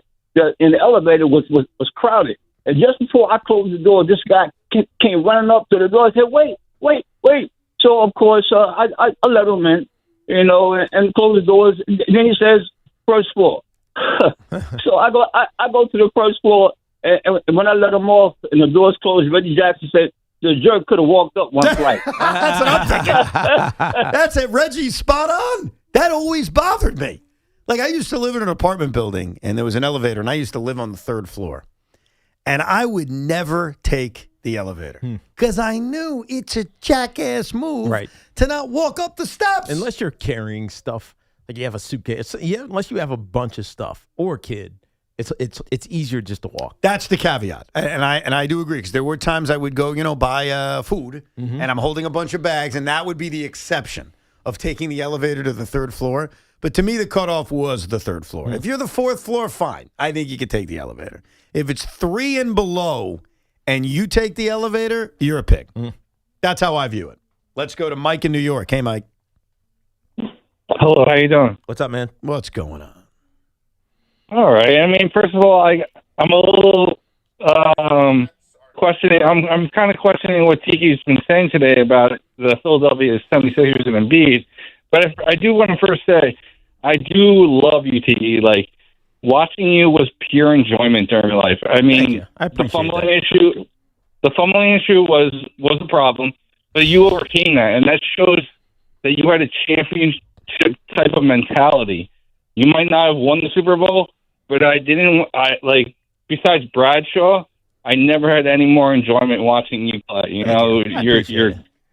Thank you, Mike. Man. So, but other than that, like you're talking about Anthony Davis possibly being a better replacement than Embiid. Like, we look back just a couple of years ago to the Olympics. Did we win it? Did we win that Olympics without Embiid?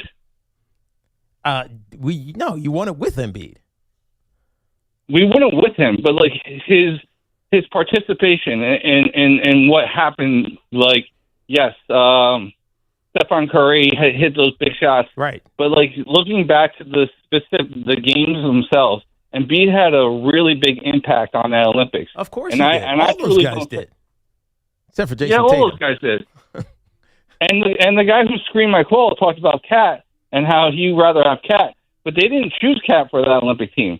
They chose the best of the best. They chose Embiid. It's about fit, though. It's about fit, though. We're talking about fitting on a roster. And the Olympics is a fortnight. It's 2 weeks, right? And it's like, how many games are you playing? By the way, forget about his basketball point. His call with you was so weird because, Sean, did you get the impression like he was complimenting you and there would be like a weird comment and then a compliment and then another weird comment like, I love you, great. Yeah. Despite those fumbling issues, but man, you were the best. Right. I trusted you. Well, except for Ahmad Bradshaw. Like he was weaving between really nice things and like these odd, not mean comments, but like weird comments. Ahmad was great, by the way. I loved him too. No, you're right. But here's my read. You know what I think happened here? What's that? I think this guy lives on Twitter and Reddit and has bashed you before for some of your playing problems. And I think So he's got to stay true to that. And I think he probably had friends saying, if you ever get on the air with you better tell him how you feel. Right. And that was his way of doing both things. Yeah, it's all good. Yeah, but he didn't tell him how he felt. He said Tiki's awesome, but then there was weird passive aggressive. I think that was it. I think it was his hesitance of trying to throw those in. Overcoming my fumbling problems, it defines me. Absolutely. It's part of my career, and I don't shy away from it. A lot of people don't overcome that. I did.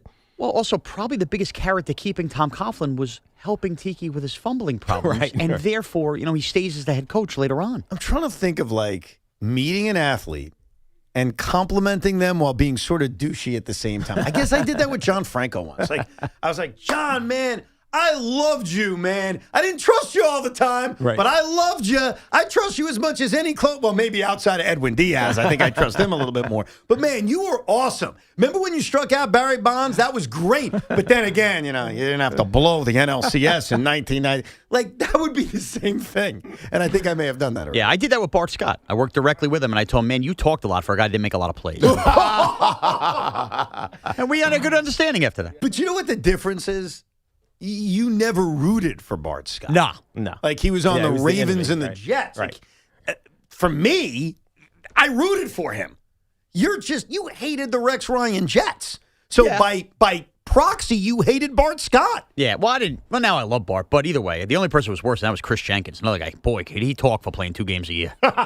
Chris Jenkins. The nose tackle. Evan nose knows I'm tackle, right, yeah. too. Right. I don't even remember him. You don't remember Chris I Jenkins? don't remember his career. Former Carolina Panther. Remember him with the Panthers? There you go. Anyhow, Sean, why don't you feed us a little bit? I know it's been a hectic day and you sprained your ankle, but dying here. you still have a segment called the Cinco de Luncho that everyone waits very patiently for. All right, this is labeled properly. Sean Moraes in the booth. Somebody hide the queso. Optics flying, phones ringing, Evans yelling. No! Tiki's laughing, chaos cracking, nobody's in control. It's Cinco de Roncho. Bam! Crunch! Let's go! Let's go, Cinco de Lunch is brought to you by Helix Wireless, connecting everything everywhere. All right, the top 5 passive-aggressive phone calls in WFAN history. No, look, as you know, and as I was well aware of as of 10/18, Carlos Beltran had a speech this weekend, so I'm here to give you the 5 New York baseball legends who deserve to be in the Hall of Fame. So they're not in? They're not in. Gotcha. They're not, and they're not playing currently. Did we need what we got left? Bob, before you start. Yeah. I mean, Bob Costas, why don't you just take your binky out and start crying about Don Mattingly? I mean, that was, and it's not about, there's not a commentary on Don Mattingly. I'm sure he'll be on the list. I know there's a guy on hold who wants to talk about Mattingly. It has nothing to do with Don Mattingly. It has to do with Bob Costas, who I love. I've defended him. Comes on that broadcast last night to cry and bitch about, how is Don Mattingly not in the Hall of Fame? It was just too much. And it's not even me disagreeing with him. It was just, it's an NBC broadcast. I'm watching Yankees, Phillies, and I got to deal with this. Peacock. It's just too much. But anyhow, do your thing. Yeah, Donnie deserves to be there. But that's not number 5, so let's take it away. Here we go! Number 5. Jason Giambi, 444 career home runs, should have got to 500. Absolutely watched his whole career and said, I don't need stats to tell me that's a Hall of Fame. What about the steroids? Evan, let's just get through the list here. Okay. All right. Number 4. Keith Hernandez. Goes without saying. Can't have the Donnie conversation without having the Keith conversation. And his career in broadcasting, by the way, I also think should help him a little bit locally. Enhances him. Number 3. It's Roger Clemens. He's one of the great pitchers of all time. By the way, suddenly becoming one of the great NBC analysts of all time. He did one game, piped down. Twice. 2 games, piped down. Was really good, too. Number 2. Don Mattingly. You might have heard Bob Costas talk about him last night, and he's absolutely right. We're going to punish a guy for back injuries. Guy's a Hall of Famer. And by the way, had he played in the wild card era, would have had more playoff appearances than just the one. And last but not least, Number 1. it's the great Alex Rodriguez. I mean, you can't have a conversation in baseball without A-Rod. And yeah, did a couple of these guys get accused / may have been guilty of PEDs? Yeah, but I'm also pretty sure there's guys in who already did it. So, sorry, put them in.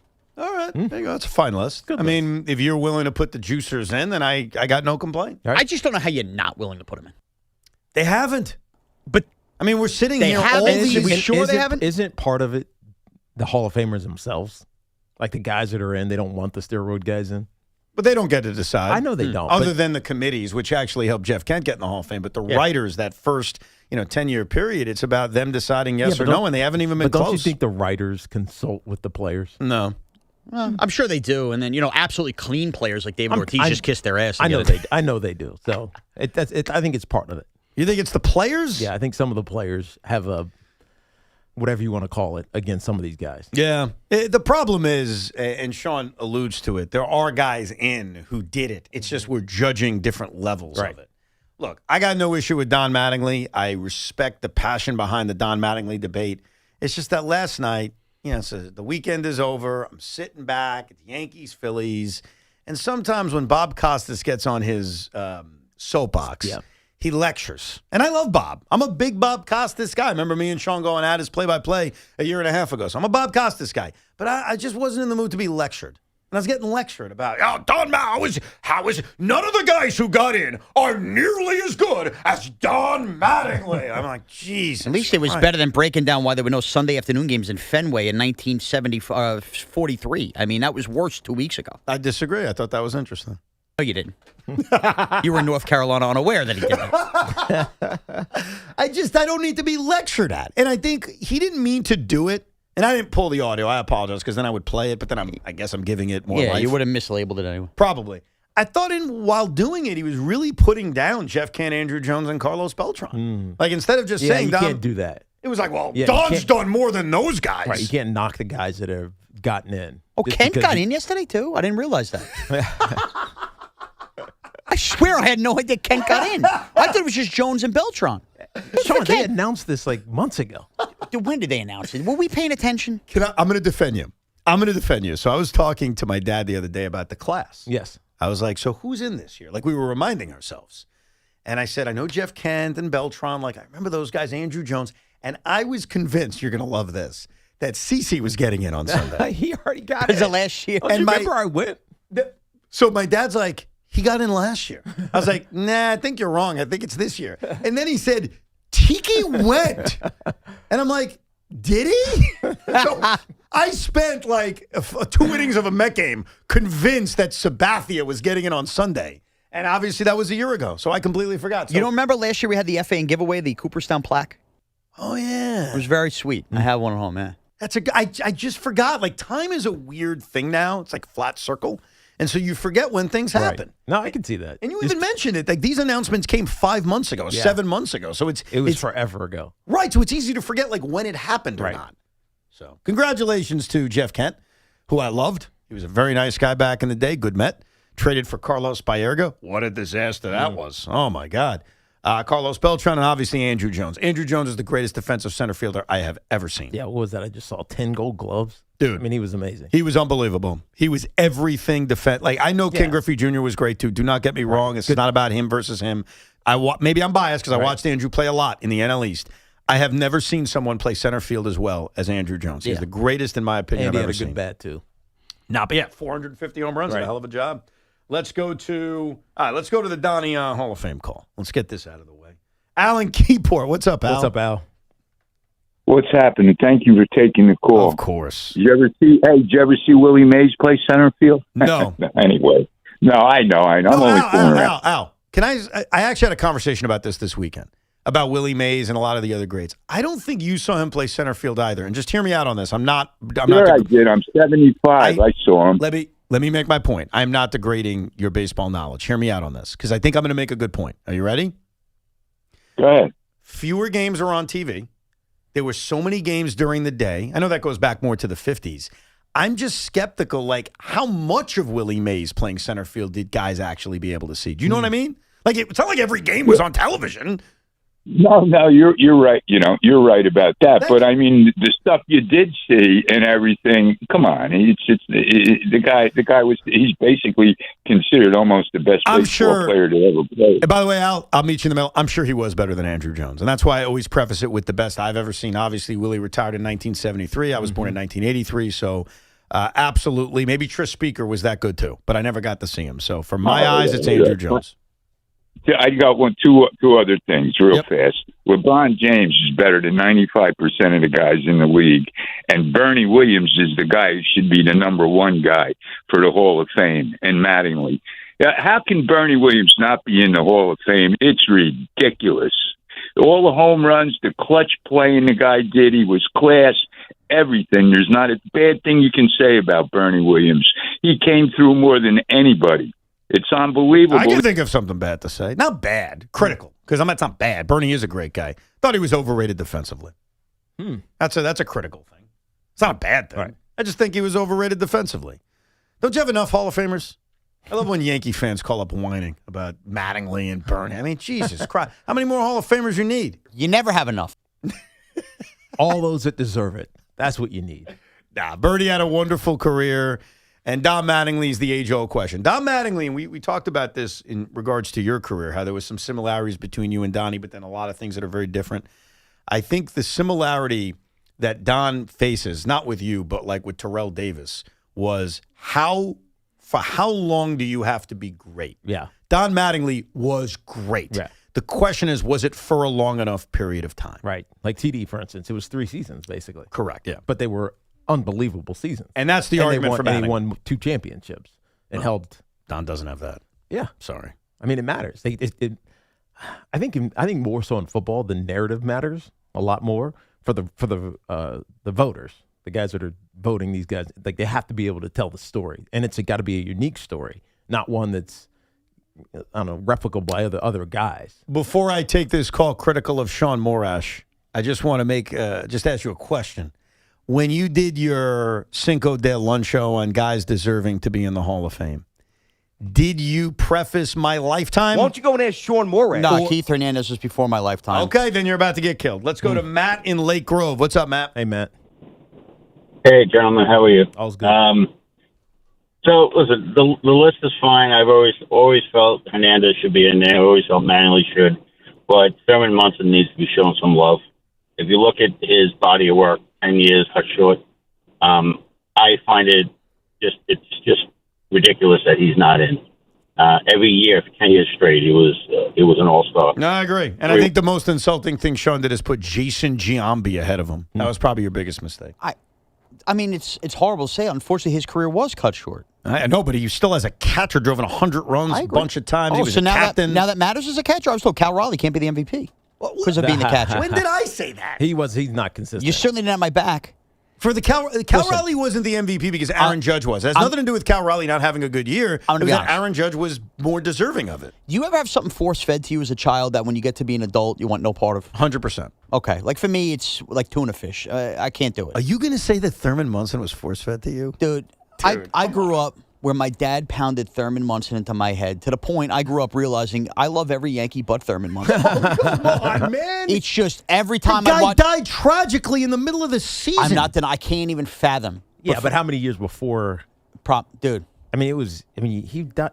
What year did he die? 79. 79? Yeah, you weren't even a thought. Evan, exactly. I grew up during the Yankees dynasty, and every time I'd have a big hit come, here's Jeter with a big hit. He ain't Thurman. Here's Bernie with a big hit. He's not Munson. Like, I grew up like that. So you get to a point when you get older, you're like, God bless, and I feel terrible at what happened to Thurman Munson, but that just doesn't register for me. It's beaten down in me. I can't do the Thurman Munson. I guess the only similarity I would give you is that I'm sick of hearing about the 86 Mets. Okay. Enough. The Mets haven't won a damn thing since. This is the only thing we get to celebrate. I'm the 69 Mets, too. Right. But I'm just so sick of it. Like, they're going to have a big reunion next weekend or this weekend. I'm not going. I'm like, nah, I'm out. For which one? For the 86 Mets. 86, yeah. It's the, whatever the amount of years is. 40 years. 40 years. They're going to celebrate the anniversary like they did for 35, like they did for 30, like they did for 20. Yeah. Every 5 years we get a celebration. You need something new. You want something new to celebrate. Well, I'd like to see them win. Right. That would be cool. They're going to bring Buckner out? He's dead. Oh, jeez. You're right. I mean, come on. Did you not know that? I forgot. You forgot that? I'm sorry. Sorry, Bill and his family. At least I didn't play that drop of he's dead, who cares? At least I didn't do that. I stopped myself from it. We'll come back with more of your calls. Plus, Sean has a piece of news that I still can't get over. Was a New York Met fan hoodwinked to give up their seats so a movie could be filmed? We'll get to the bottom of that story coming up. It is Evan and Tiki with Sean Morash till 2. Toll-free number is 888-808-1019. This portion of the program is sponsored by your local Mazda dealer. Looking for peace of mind in selecting your next SUV? Mazda is named the safest new car brand by Consumer Reports. That means confidence for every drive, all at a value that might surprise you. Visit your local Mazda dealer for great offers during Mazda's More to Move You sales event. This is an Odyssey Sports Minute. With LeBron James now in Philly with the Sixers, joining Joel Embiid, joining Tyrese Maxey, joining VJ Edgecombe, and joining Jaylen Brown, there is no question that the biggest threat to the New York Knicks in the Eastern Conference is the Philadelphia 76ers. And I would be shocked if we made it to next May and the Eastern Conference Final was not Philadelphia against New York. I'm Nick Costos. Are you an adult with uncontrolled moderate to severe Crohn's disease symptoms and still packing a backup bag of clothes? Just in case? Skyrizi Risankizumab Risa can help you take control of your Crohn's. Feel significant symptom relief, including less abdominal pain and fewer bowel movements at 4 weeks. Plus, Skyrizi is proven to help people achieve remission and visibly improve damage of the intestinal lining. Individual results may vary. Skyrizi is a prescription injection medicine. Don't use if allergic to Skyrizi. Serious allergic reactions, increased infections, or lower ability to fight them may occur. Before treatment, get checked for infections and tuberculosis. Tell your doctor about any flu-like symptoms or vaccines. Liver problems leading to hospitalization may occur when treated for Crohn's. Ready to take control of your Crohn's? Ask your doctor about Skyrizi, the #1 prescribed biologic in Crohn's disease. Control is everything to me. Learn more at skyrizi.com or call 1-866-SKY-RIZZI.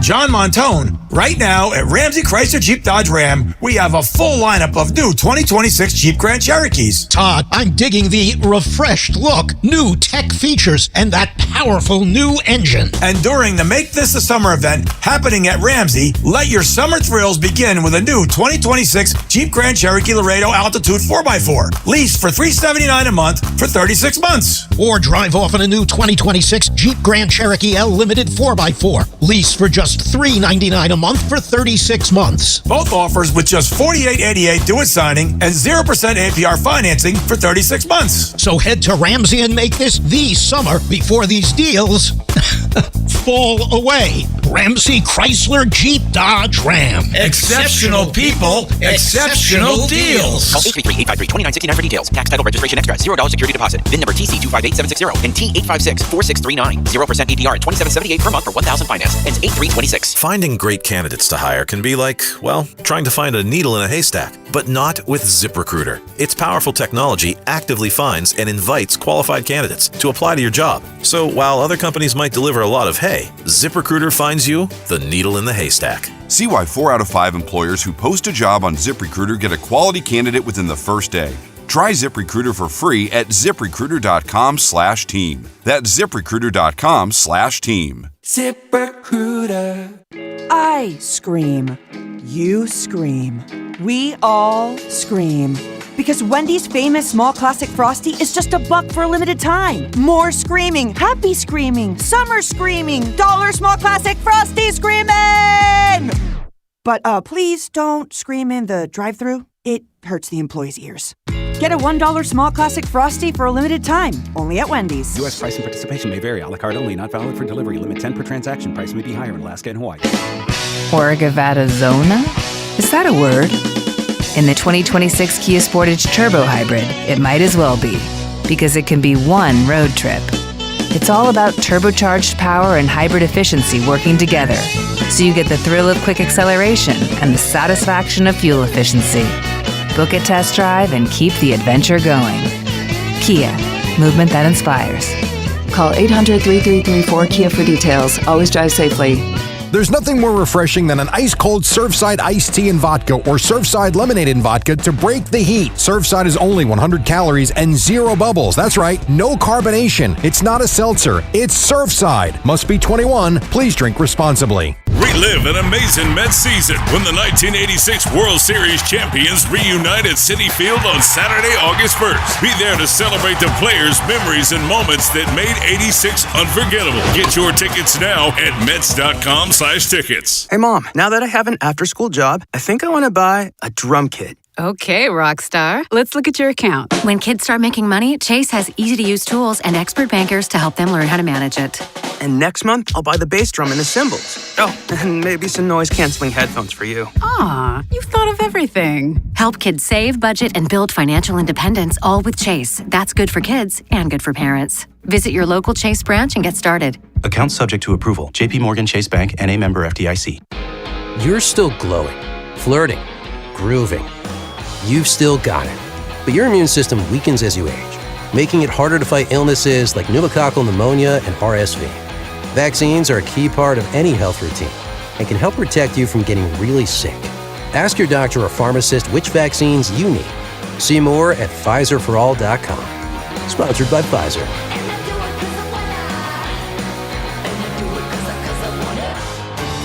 Someone had a birthday. Yep, 50. Can't believe it. 50 years of wisdom. Great segue. We have a health reminder from the CDC.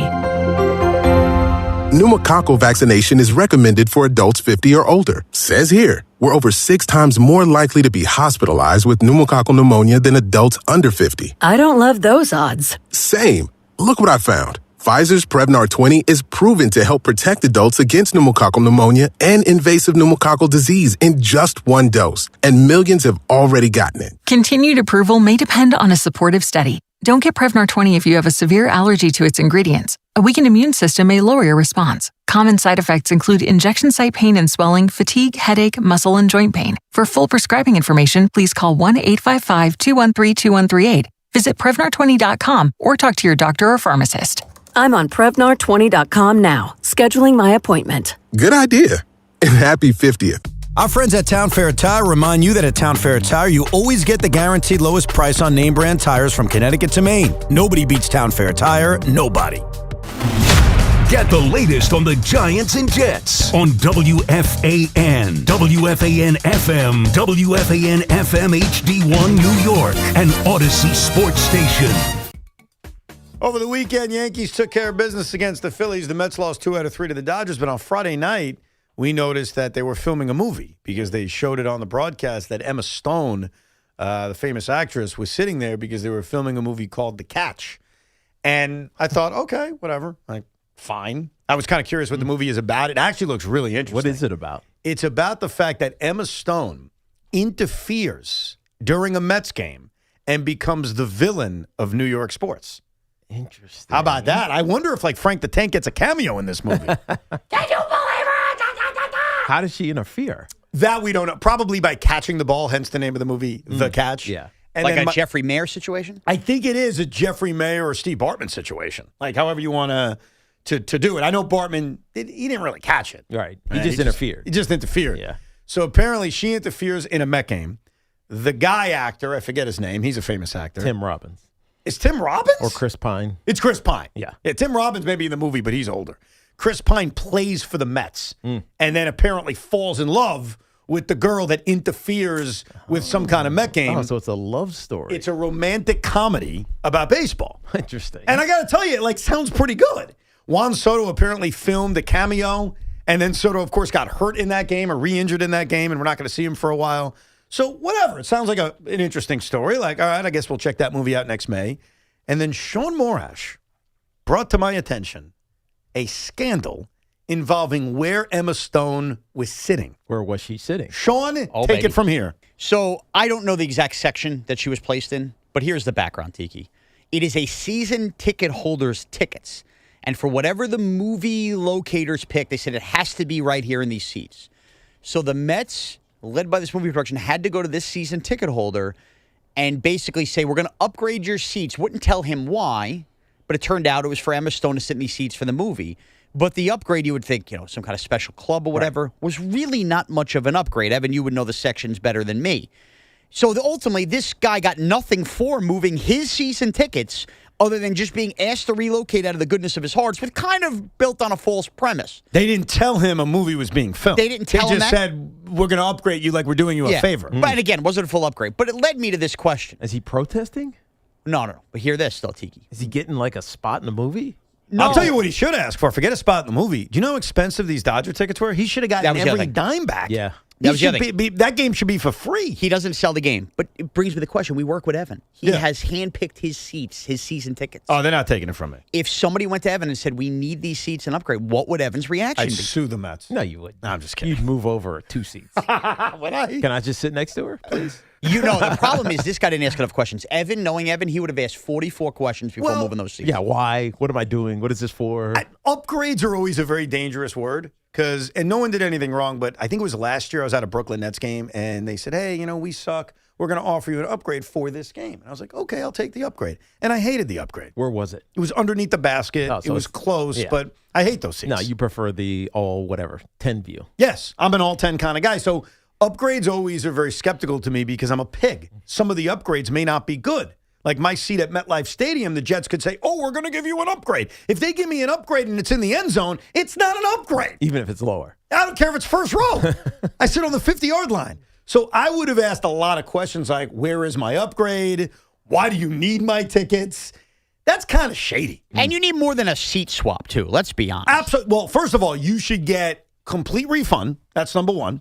Which I don't know if that happened. Do you know if that happened? I did not see that detail in there. Number one, there should be a complete refund. And number two, you should be in that section where it's all you could drink, all you can eat. That's an upgrade. I have thought of it since I sent you the story, though, Evan. I did think to myself, while I agree with this guy being upset, I think that's where you got to go negotiation mode. You can't just go, yeah, I'll take my seat upgrade without asking specifically what that seat upgrade is. Absolutely. I need to know more. It had to be for a reason. So why not ask that? Yeah, but again, they're doing a Dodger game. Now, do you think they picked the Dodgers because they were hoping for a full house instead of taping this in a No, weird... I think they picked the Dodgers because I think to become... I'm trying to work this movie in my head because I really love the concept.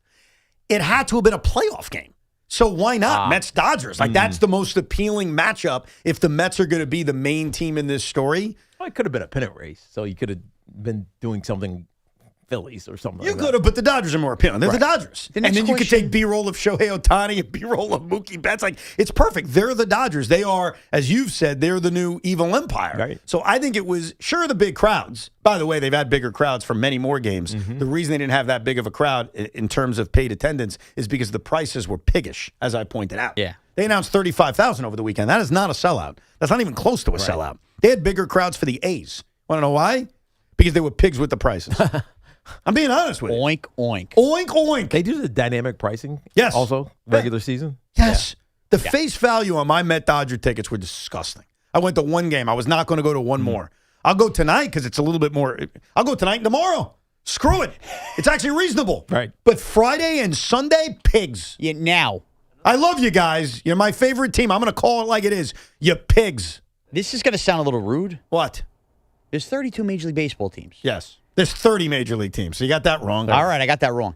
30 Major League teams. Why do you have to pick the Mets? New York. Yeah. Why not the Yankees? Why? Because she's probably in New York. Like, the story is probably in New York. But she's saying, why not the Yankees? Why not the Yankees? They're in New York. Then you don't have to worry about what game you're filming. May I ask you a couple of questions to answer this? just Why curious. were the Indians picked for Major League? I always wonder that question. Why were the Twins picked for Little Big League? I don't. Why were the Cubs picked for Rookie of the Year? I mean, I could do this all day. I would have the same question about all of that. We haven't had a sports movie made since I've been working in sports radio to ask that question. Do you So I'm remember asking the you. sports movie that came out with, oh man, what's the guy's name? He's a famous actor. Oh, Common. You remember Common? Common, the rapper. And he's an actor. in a movie? He's a famous actor. A baseball movie? A basketball movie. And you know what team he was on? The New Jersey Nets. That's right. And I remember asking the same question. Why are we in this movie? But it was cool. So, okay, I'm sorry. I think I should rephrase that. The reason I'm asking why I mean, you is, act like the Mets are like scum. They're not. They're a popular baseball team. I know a lot goes into filming a movie and everything, but something tells me the script of this movie, you could kind of wash and rinse any team you wanted to. Why did you wait? Like, you waited 4 months into a lost season for the Mets to show up and film this movie. Can I give you a couple of theories? Like a month and a half ago, couldn't you have been like, we're better off, doing the Yankees here? Can I give you some theories? Okay. And you tell me if I'm Probably had wrong. to book this way, way out. Well, that's true. I'm sure they planned this out a while ago. To ask a guy to move the weekend of? No, in terms of picking the Mets. Yeah. And the date, like the production schedule. It's got to all be the availability of the actors, all that good stuff. I think there's two reasons. And the one reason is going to be very tough to argue.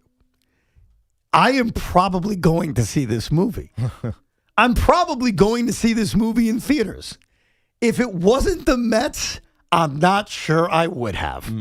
So I am the definition of a sucker. Yeah, but if you're... They got me to go see this movie. But I think what Sean is saying, wouldn't the Yankee fan also have done that? Watch this, like I'm a magician. All right. Hey, Sean. All right. If this was the Yankees, are you more likely to go to the movie theater and see it? Yeah, I Be saw honest. the scout because of that. Yeah. Stop it. Now you're just playing with me. What do you There's mean? no way you're likelier to go see the movie because the Yankees are in it. You don't care. Evan, do you think I have the feeling I have of Little Giants if it's Little Cardinals? Damn it. Did you see Little Giants in theaters? Yeah, of course. I was younger, but of course I did. If that's the Little Cardinals and they're playing the Little Rams, do I give a crap? No, you don't. You got me on and that it doesn't make sense. Little Cardinals doesn't. They're Cardinals little anyways. A giant. It's like it's Thank the you. oxymoron. Thank you, Tiki. Little Jets wouldn't have worked. No. No. Little Titans maybe. That's true, but I don't think they existed back then. You know, it took me until this moment in the year 2026 to understand what Tiki just meant. Little is the opposite of giant. It never dawned on me. I just thought it was the most literal sense. You thought they were giant players and they were just small. They were kids. Yeah, I didn't take into account. I don't think I ever think, oh, yeah, that's what Giants means. You know what I mean? Like, I just root for them. I never stopped to think about Do it. you know the Giants were named after the baseball Giants? Do you know that part? No, but it would make sense. Yeah. That's why they're the New York football Giants. New York football Giants. But the New York baseball Giants came first. Look, you obviously ruined my magician theory, but I think in general, Met fans are bigger suckers than Yankee fans, and we're more likely to go see a movie because our team's logo is presented in the movie. Yeah, okay. That makes sense. That's just my theory. Now, do we know Emma Stone? She take a top off in this film? Because then it also makes you more likely to go. My God. I mean, it is a love story. You never know. By the way, I'm just sure it's going to be PG. I don't think it's going to be like I'm asking for Reggie Jackson. NC-17 or something. I think it's probably, I hope it's rated R. Not because there's going to be a naked scene, but I like the curses. Like, I think that makes it more impressive. A Mets love story? You don't want to take your kids to the movie? It depends. If it's PG-13. Wait, you're asking me if I would take them? Yeah. Well, I think it depends if it's PG-13 or R. But you said you want it to be R. Yeah, because that would be a date night with me and my wife. Make love to me. So now you don't care about your kids. Well, I don't have to do everything with my kids. Why are you twisting his words? Like, he's annoyed me. They're going to want to see it. Well, if they want to, I got to see what's in it before I see it. Like, there's certain movies you got to edit. Do you think Bernard Gilkey's in the movie? Well, Juan Soto is in the movie, which is, the whole thing is weird to me. Like, if it's a love story and Juan Soto's in this movie because he shot the cameo. He shot the cameo, He did yes. not play in this game. Wait a minute. He did play in the game. He drew 2 walks. How long ago did they decide they were doing this movie? I don't know. Do you think this is what swayed Juan Soto to pick the Mets? He found out he was going to be in a movie? That was the reason. But, like, if Juan Soto is in the movie in, like, a limited cameo role, isn't it odd to have a whole movie about the Mets and Juan Soto's barely in it? Yeah. You know what I mean? Yeah. You can't eat your cake and have it, too. You can't say Juan Soto's on the Mets. Can I give you an example of this? Go ahead. Did you see Rookie of the Year? Ish. Rookie of the Year was the kid who got injured and he pitched for the Cubs? Okay. So their biggest rival in that movie were the Mets. The Mets were the evil team. Yeah, I wouldn't have remembered that. Okay. Their best player, I forget his name, obviously a made-up character, and the final sequence where he strikes out this Met player is where he throws the floater that his mom taught him, and he strikes out Stuffy McGee, whatever the guy's name is. I don't even remember. Yeah, I forgot. He was a White Sox, right? It's a Met. It's a Met. I'm telling you, the Mets. I just said the it was Mets. a White Sox in Major League. I'm sorry. We're talking about Rookie of the Year. I think it's the same actor in both. The big burly dude in Major League. Yeah. Jack Parkman. That's Jack Major Parkman. League. Yeah. Jack Parkman, Major League, the White Sox in the first edition. In the second edition, the first edition was the Yankees. Yes. The second edition was the White Sox. Second movie. All right. In this movie, the Mets star is Stuffy McGee, whatever his name is. But earlier in the movie, they showed a quick video of Bobby Bonilla as a Met striking out. How do you have Bobby Bonilla in the movie for 5 seconds as this great slugger, but then when it's the final scene and you're facing the Mets, Bonilla's nowhere to be seen? It's like you're eating your cake but having it too, because you're saying we want to have the real player, but we're not paying him enough to actually have him be the guy that struck out to end the movie. Like, it should have been Bobby Bonilla striking out to end the movie, not some made-up character named Stuffy McGee. Or maybe Bobby Bonilla didn't want to be the guy who struck out for the Mets. Then don't put him in a scene in which he's striking out earlier in a throwaway scene. Do you see what I'm saying? You already did it. You already used that gimmick. I know, but it comes across as if it's not real. Can I give you another one that's not real? Go ahead. I'm on fire. The Scout. You mentioned that movie earlier. Brendan Fraser. Brendan Fraser's the pitcher from some weird farmland. Steve, Nebraska, and he's from some other country. Isn't Craig's friend in that movie? What's his name? Robert Wool. Robert Wool's in that movie, right? I think he is. I hope so. I think he's the Scout. He's the Scout. I think. Does a great job. Anyhow, Ozzie Smith is the big star of the Cardinals. He's pitching a perfect game. Why is Ozzie Smith batting ninth? Like, why is Ozzie? Because remember, maybe he's coming back from injury. Stop it. They were talking about how he won the MVP in the movie. He's the MVP. He's the great Ozzie Smith. He's having an amazing offensive year. And he's the last hitter of a perfect game. Well, if he's the last hitter of the perfect game, he's batting ninth. That's stupid. You see what I'm saying? Yeah, I wouldn't have thought about it. I don't think most people would have. Also, they just accept it for what it is. People are reporting in that Chris Pine, there's a picture of him online. He's wearing a Mets postseason hat, a theoretical postseason hat. So congrats, you guys did make the playoffs. And they're playing the Dodgers. And that's why they wanted the Dodgers in there, which makes complete sense. All right. So she screws the Mets in a playoff game? Oh, boy. By the way, that is sports do we know radio that she glory. screws the Mets? Yes, that the whole point of this is she interferes and becomes the hated person in New York. Now, what happened if a female robbed the home run for the other team, it counted Jeffrey Mayer situation, Juan Soto goes up for the ball, and now you find out the Mets have been eliminated from the postseason and Soto starts dating this girl? What is that WFAN radio It'd like? be amazing. I mean, it would be. Would it? Because that's what's happening, right? Yeah, you'd be annoyed. I'm surprised. Are they going to use like B-roll of Frank the Tank? I heard Tommy say he wants to be in the movie as Positive Tommy, as the one defending Emma Stone. Do you think when they go back to like her house or Chris Pine's house in the movie, there's a copy of My Mets Bible lying there? Could you imagine? That would be my greatest achievement. Little Easter egg? They're making out, and all of a sudden, the My Mets Bible's right behind. You should lobby for that. Get your publisher to lobby for that. I'm going to work on that. Yeah, you need to.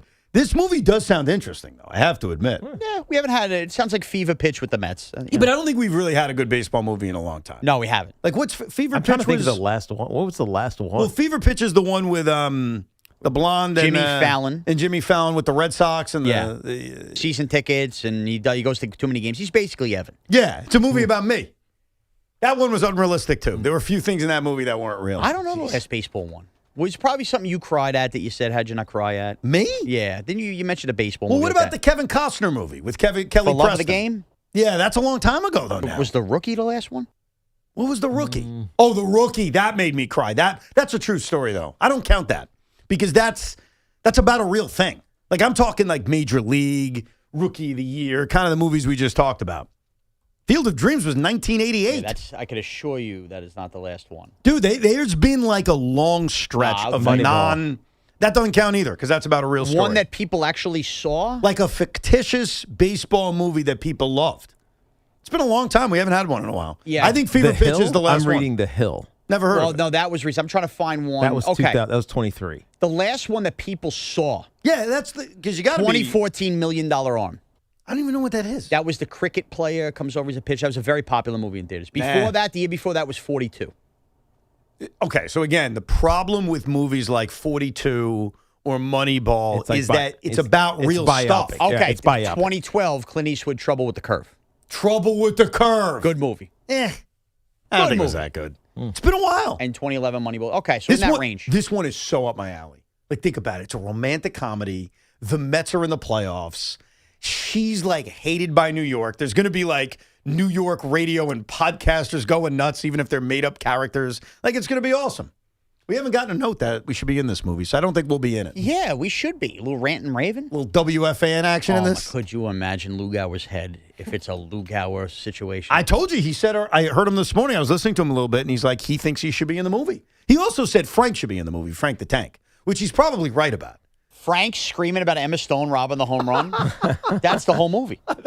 That's a big portion of the movie to hear that. That'd be fantastic. Yeah, we'll keep an eye on that. Let's go to Victor in Sacramento. Hey, Victor.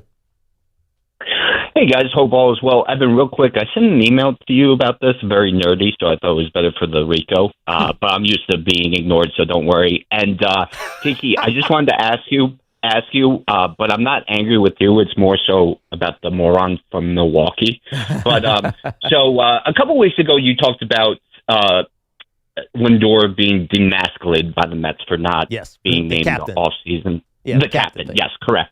And I just wanted to pull a Sean Morash and bring it back to the Giants real quick. So when their coach last year, Dable, said that it was very vague about changing to Dart as the quarterback. He was vague, and you said he doesn't know anything to the fans. He doesn't have to.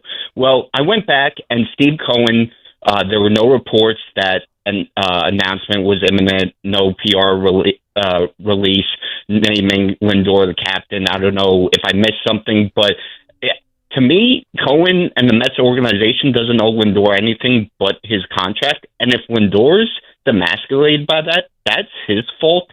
And a true leader, a true captain gets over it. And honestly, I might be in the minority, but if you take a look at the whole tenure of him with the Mets, he doesn't deserve to be captain.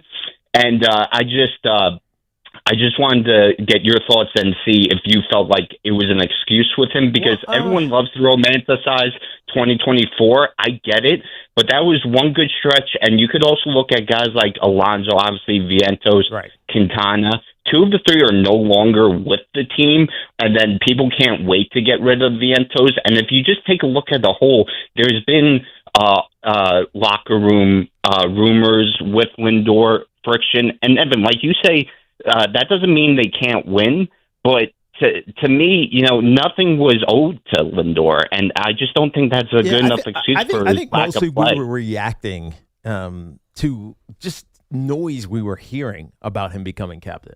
It wasn't us saying he deserves to be captain. It was, he's going to be named the captain. And you listen to him, he'd talk after every game. He was accountable. He was a clutch player for the Mets for so long. It just felt like if they're going to talk about it, and I don't know where this talk came from. I don't know if it was internal or people just making it up, but it became a story. And so at the beginning of this season, you heard Steve Cohen say, we're never going to do that. And so why not talk about it a year ago or 2 years ago when this was a percolating story as opposed to the beginning of this season? That's why it became a big deal. Yeah, I thought Lindor deserved to be captain if the people in the building and the people in the locker room viewed him as a captain. Yes. Juan Soto numerous times last year went out of his way to say Starling Marte is the real deal and is the real captain, which is one of the... He used the word actually. Yeah, he used the word actually. We made a big deal of that, saying, whoa, is that a shot at Francisco Lindor? If the people in that room don't view him as a captain, then he's not the captain. No, that's right. And honestly, the C on your chest should mean nothing. The only reason this has become more of a talking point is because we have all tried to explain why Lindor has been so bad in the time he's played this year. Yeah. Why has he had his head up his ass? Right. Why has he made defensive miscues? Right, his defensive stuff has suffered. And part of it offensively is likely injury. I mean, I agree. Not even likely. It is injury. I'm not concerned about his offense because I've seen him slump for periods of time as well. It's more... why is he forgetting how many outs there were earlier this season? Mm-hmm. Why is he making mistakes like that, right? And I think that you brought up, well, maybe it's because he got demasculated when the owner said, I'll never name a captain. Right. Now, I don't know if that's true. I don't know if Francisco Lindor will ever admit that. Maybe he writes the book in 20 years. But we're all trying to figure out why, from a mental and defensive standpoint, he'd gone backwards. Right, unless you want to throw age. You want to say he's aging. And that's why his play has declined. Yeah, but aging shouldn't answer mental mistakes. No, of course not. Physical mistakes, sure. It's like he's not as dialed in as he's always been. And he's always been that way, by the way. Right. And for some reason, this year, it's not that way. Speaking of shortstops, should the New York Yankees back up the truck to acquire Washington Nationals shortstop C.J. Abrams? We'll tell you why it may be a big mistake coming up. It's Evan and Tiki with Sean Morat. Hi, this is New Jersey Attorney General Jen Davenport. Seatbelts are your best defense against being injured in a crash, so buckle up every time you get in a vehicle. 95% of New Jerseyans wear their seatbelts. Come on, Jersey, let's make it 100%. Pat Boyle here to help you beat the books of Western One Sports. The road to the U.S. Open for tennis starts today with day one of the Washington, D.C. tournament, and I think Francis Tiafoe's in for a long, grueling opener. Tiafoe is playing Frenchman Terence Atman, who he's 3-0 against, but they've hit the over-total games each time they've played, and with both of them playing for the first time since Wimbledon, I expect a topsy-turvy battle that goes the distance. I'm taking the over 22.5 games. I'm Pat Boyle, BetSmarter, beat the books. Download the BetMGM app today. My name is Whitney Allen, and I'm a widow. My husband, Ryan, died. We never thought we'd ever have to use life insurance, but the unexpected happened. With Ethos, signing up was fast and 100% online. You can get a quote in seconds, apply in minutes, and get same-day coverage. No medical exams, and you can get up to $3 million worth of coverage. I'm grateful we were prepared. Get your free quote at ethos.com/play. That's ethos.com/play. Paid spokesperson. Time spent on application may vary. Online health questions required. Orgavattazona? Is that a word? In the 2026 Kia Sportage Turbo Hybrid, it might as well be, because it can be one road trip. It's all about turbocharged power and hybrid efficiency working together, so you get the thrill of quick acceleration and the satisfaction of fuel efficiency. Book a test drive and keep the adventure going. Kia, movement that inspires. Call 800-3334-KIA for details. Always drive safely. The pros know nobody beats FW Web. With extensive inventory, personalized service, and a fleet of trucks across the Northeast, FW Web supports all customers, from one-van contractors to large facility operators. For planned projects, emergency jobs, or maintenance, FW Web has what you need, when and where you need it. For plumbing, heating, HVAC, refrigeration, propane gas, and PVF jobs. With over 100 locations, visit FWWeb.com to find one near you.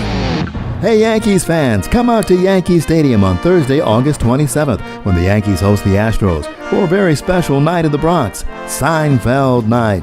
The first 18,000 guests will receive a George Costanza Calzone bobblehead presented by Star. Tickets are on sale now at Yankees.com/tickets. Don't miss Seinfeld Night and the George Costanza Calzone bobblehead, Thursday, August 27th. Yankees versus Astros at Yankee Stadium. Hey, it's Tiki Barber. Living in the city that never sleeps, you need a powerful home connection that keeps pace with your midnight grind. Keep your connection as legendary as the city itself. If you're a Verizon mobile customer, switch to Fios Home Internet and get reliable 100% fiber optic speed for just $20 a month. It's high-speed fiber dependability for less than a week of subway rides. Visit Verizon.com and switch today. Availability varies for Fios customers with AutoPay, Mobile Plus Home, and bonus discount. Enrollment required. One offer per eligible account. Additional terms apply. Limited time offer. The all-new 2026 Mazda CX-5 is designed to give you more of what matters. More passenger space and headroom for greater comfort. More cargo space, a lower lift-in height, and a standard power liftgate on every model. More connectivity with Google built-in integration, plus Apple CarPlay and Android Auto. All in a family-friendly SUV that delivers exceptional value. Drive a Mazda during the Mazda's More to Move You sales event and discover what makes Mazda the safest new car brand by Consumer Reports. Visit your local Mazda dealer or MazdaUSA.com. Spreadsheets, clunky software, 100 different logins just to run your business? There's a better way. Odoo. One simple, connected platform that handles sales, inventory, accounting, and more. So you can focus on growing, not juggling. Make the switch today at odoo.com. That's ODOO.com. My name is Whitney Allen, and I'm a widow. My husband, Ryan, died. We never thought we'd ever have to use life insurance, but the unexpected happened. With Ethos, signing up was fast and 100% online. You can get a quote in seconds, apply in minutes, and get same-day coverage. No medical exams, and you can get up to $3 million worth of coverage. I'm grateful we were prepared. Get your free quote at ethos.com/radio. That's ethos.com/radio. Paid spokesperson. Time spent on application may vary. Online health questions required. Tune in for the Yankees' first pitch presented by Montefiore Einstein, the official hospital of the New York Yankees. Hey, it's Jerry Recco. Get into the action at Wind Creek Bethlehem with the hottest slots, table games, live dealer stadium gaming, and poker room. Catch the game and place your wager at the sportsbook. Challenge your crew to axe throwing or virtual golf. Then enjoy a meal at Chop House, Urban Table, or Bethlehem Barrel and Draft House. Finish the night with a stay at the AAA Four Diamond Hotel. Wind Creek Bethlehem. Go for the W. Visit windcreekbethlehem.com. Must be 21 years or older. Gambling problem? Call 1-800-GAMBLER. Undercooked chicken, overcooked steak, microwave defrost fails? We've all been there. The Chef IQ Sense fixes that. Insert the smart thermometer and the app tracks your cook in real time, adjusting and alerting you down to the degree. No more raw, no more rubber, just consistently perfect results every time. Use code RADIO at checkout to save big on ChefIQ.com. That's code RADIO at ChefIQ.com. I'm Sam, owner of Marino's Landscape. With my Chase Ink Business Premier Card, I earn unlimited 2.5% cash back on purchases of $5,000 or more. So everything I buy to run my landscaping business gives me cash back to help throw a big thank you party for my team. For all they do. Chase Ink. Cash back built for every business. Find the right card at chase.com/ink. Real business owner compensated for their participation. Cards issued by JP Morgan Chase Bank and a member FDIC. Subject to credit approval. Terms apply. Looking for the lowest price on name brand tires? Get to Town Fair Tire and get the guaranteed lowest price on any name brand tire. Nobody beats a Town Fair Tire deal. Nobody. Name brands at discount prices. Town Fair Tire. We all hear the radio ads about the IRS. They tell you to be afraid, to be scared, and they try to frighten you into calling. I'm not here to do that. Tax Relief Advocates is different. TRA is here to tell you that if you owe money to the IRS, whether it's $5,000, $50,000, or $500,000, we have a solution. It doesn't matter if you're sitting in your car, at work, or with your kids. No matter where you are, call now. 800-575-4094. Don't lose hope. TRA can eliminate or reduce what you owe to the IRS. Generous programs are now available that can give you a fresh start. Our passion is taxes and helping individuals fix their IRS problems. We have over 1,000 5-star reviews on Google and an A+ with the Better Business Bureau. You don't need to be afraid of the IRS any longer. End your tax nightmare today by visiting us online at TRA.com or call 800-575-4094. That's 800-575-4094. Tax Relief Advocates. Real solutions for real people. This is an Odyssey Sports Minute. The most polarizing player in the NFL, Madden cover star Caleb Williams. The Chicago Bears quarterback came in 51st on the NFL Top 100 list. Advocates for Williams praise his highlight throws and fourth quarter heroics, while critics point out he completed less than 60% of his passes and hasn't taken his team as far as Drake May, Bo Nix, or Jaden Daniels from the same draft class. The Bears report for training camp tomorrow. I'm Rod Sharon. What's up, fools? Main event Jey Uso here from the WWE. When it's just me between matches, it's day one-ish. And that means it's Chumba time. With hundreds of casino-style games and new titles arriving weekly, there's always something fresh to try at Chumba Casino. The daily boosts make it even more fun. And have me about to get them all during my downtime. Ready for a fun way to chill out and enjoy a few minutes for yourself? Let's chump! Sponsored by BGW Group. No purchase necessary. See terms at ChumbaCasino.com. Must be over 21 and present in the state where it's legal to play. You're still glowing, flirting, grooving. You've still got it. But your immune system weakens as you age, making it harder to fight illnesses like pneumococcal pneumonia and RSV. Vaccines are a key part of any health routine and can help protect you from getting really sick. Ask your doctor or pharmacist which vaccines you need. See more at PfizerForAll.com. Sponsored by Pfizer.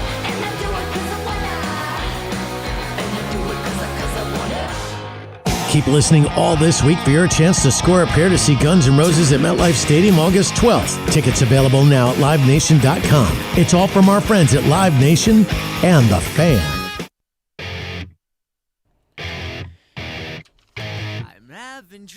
This portion of the program is sponsored by Jag Physical Therapy. Jag Physical Therapy proudly announces their new location in Florham Park, New Jersey at 177 Columbia Turnpike. Whether you're recovering from an injury, surgery, or simply looking to move better, Jag Physical Therapy is ready to help you get back to the life you love. For more information or to make an appointment, visit jagpt.com.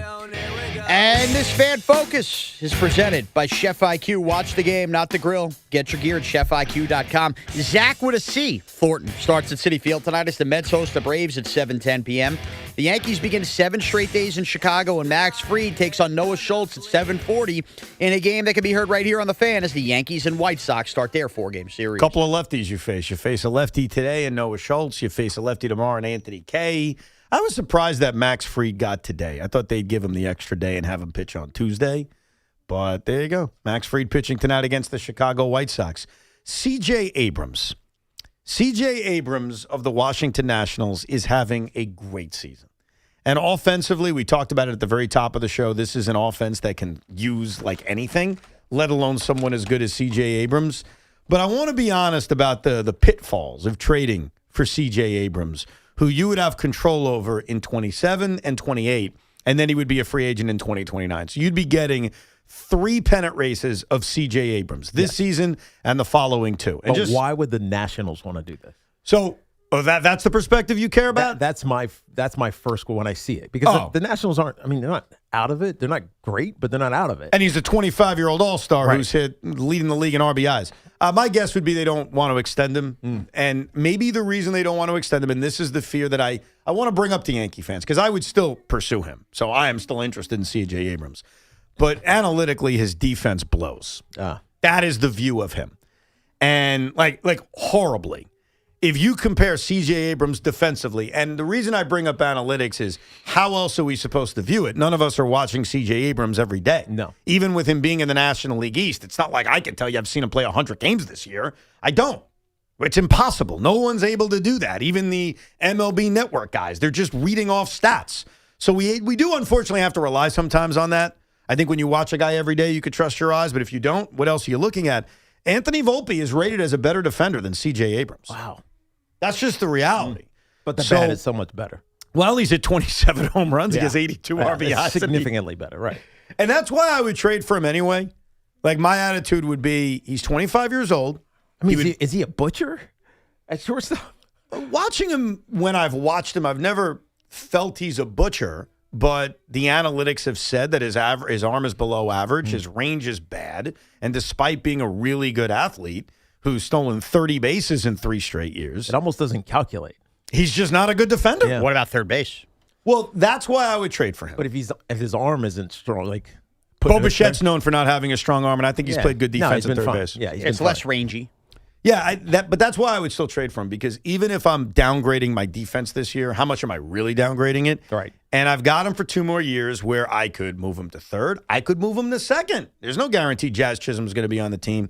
So I wouldn't be afraid of the defense. I'm just pointing it out because I just want everyone to have the information and you can make whatever decision you want. It's the knock on him. If you're looking at him and you're, whatever, Yankees, let's use them because we're talking about them.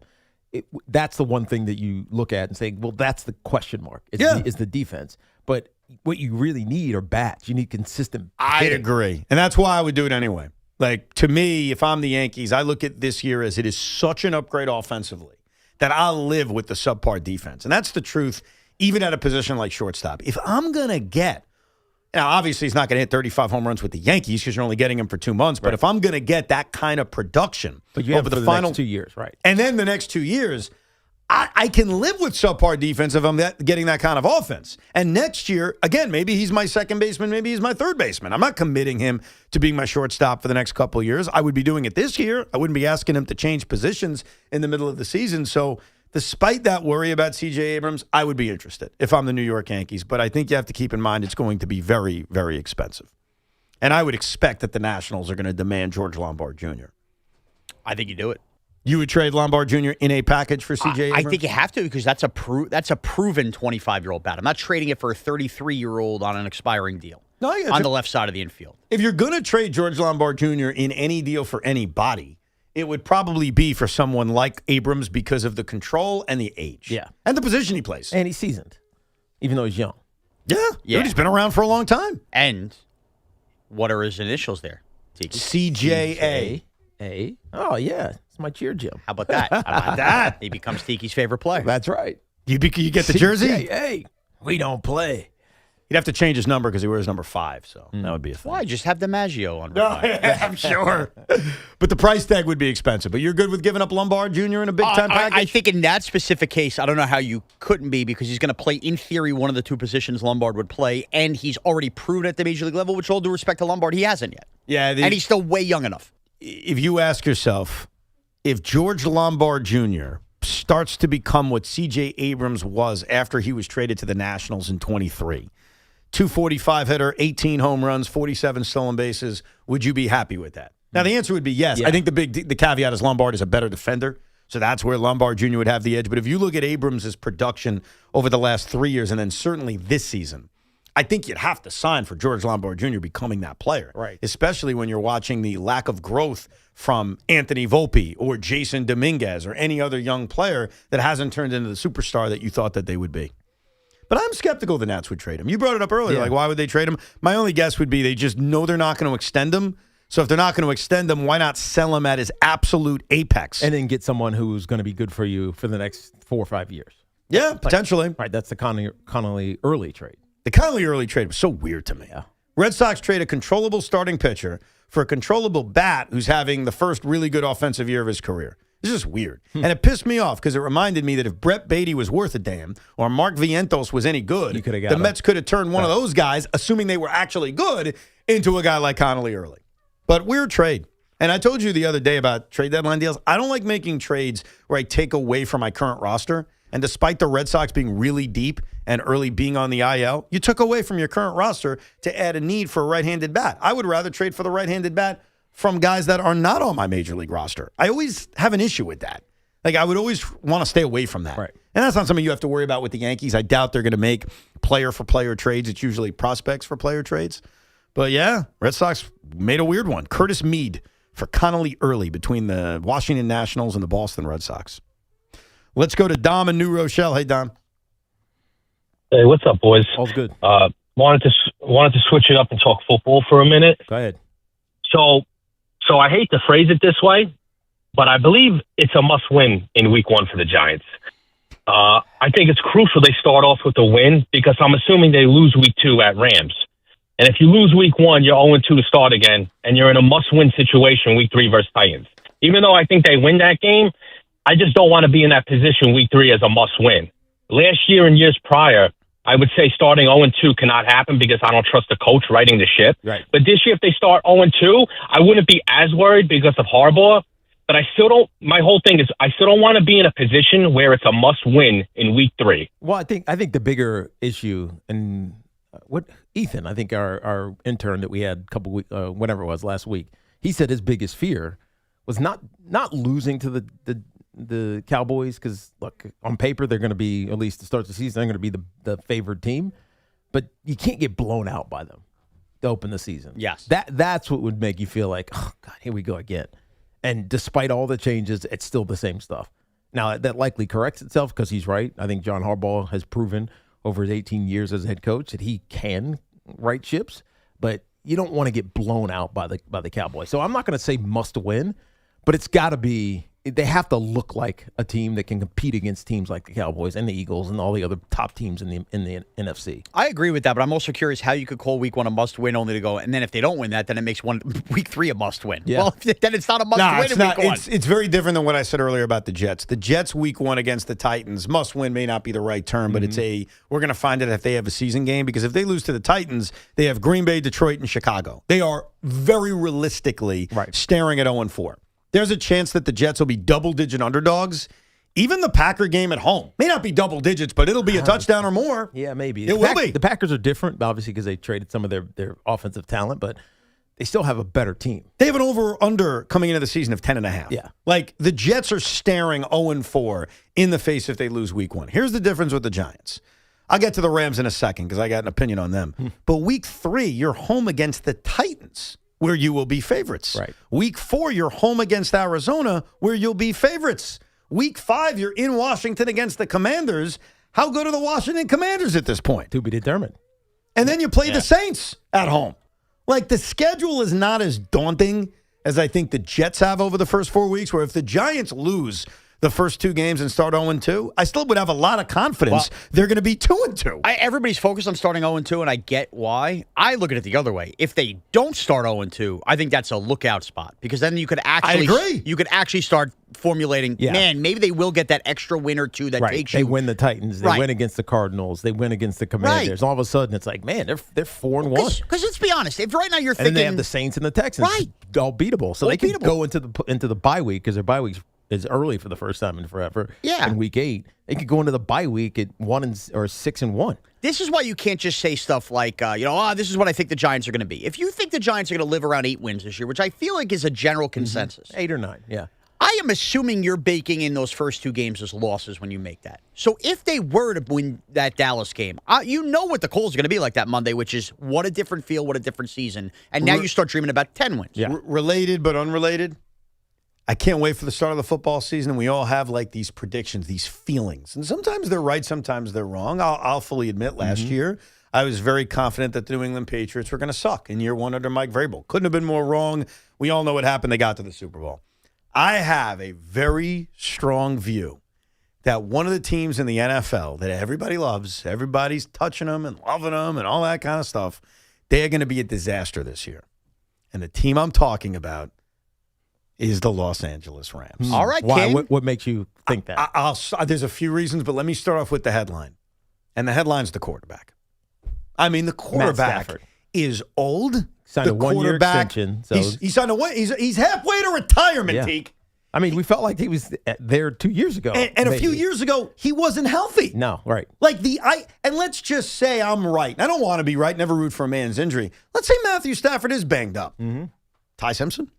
As a rookie? As a rookie? And what does Tiki Barber say about rookies? I hate rookies. They have a super team feel to them. And that Do they? The dream team Eagle feel to them when they sign Nnamdi Asomugha. They got that going for them. And in a tough division, it's a very tricky division. And a quarterback that's had injuries and is up there in age, that team, I'm telling you right now, that's the surprise of 2026. 6-11. 6-11.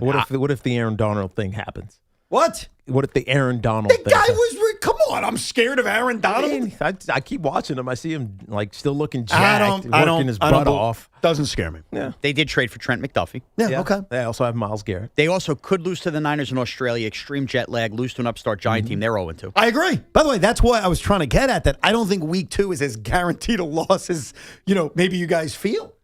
I think they have the makings of a I'm not saying disappointment. it's a guaranteed loss. I'm just saying you're going across the country. It's a Monday Night Football. It's a big stage. They're going to be underdogs. I get it. You're going to be dogs, obviously. I respect it. I think they're going to have a bad year this year. I think I heard you say while I was on vacation, I didn't listen often, but I listened. Sean say, and correct me if I'm wrong, there's only a few teams that are guaranteed playoff teams in the NFC. I did. And you included the Los Angeles Rams. Yeah, I don't subscribe to what you're saying, but I do think that they could get to a clunkier start, but I think they would find enough to rehab. I think we should work on a Rams bet because I am willing, much like we did with the Jets drafting a quarterback or not, that I won, and my sons and myself are going to get Mikael Brown jerseys. Yeah. I'm willing to make some kind of Los Angeles Rams fun wager. Okay. Did you get me those sizes yet, by the way? I haven't picked out the jerseys yet because I want to see the alternates. The alternates look really cool, but I haven't confirmed that those are real. Sure, I'm on your time. No problem. And by the way, what's a kid size? Like, we talking about like 9T, 8T, 5T? Is that what we're talking about? Well, Evan, you have to decide whether it's their present size or something you want them to grow into as the father of the kids. Yes.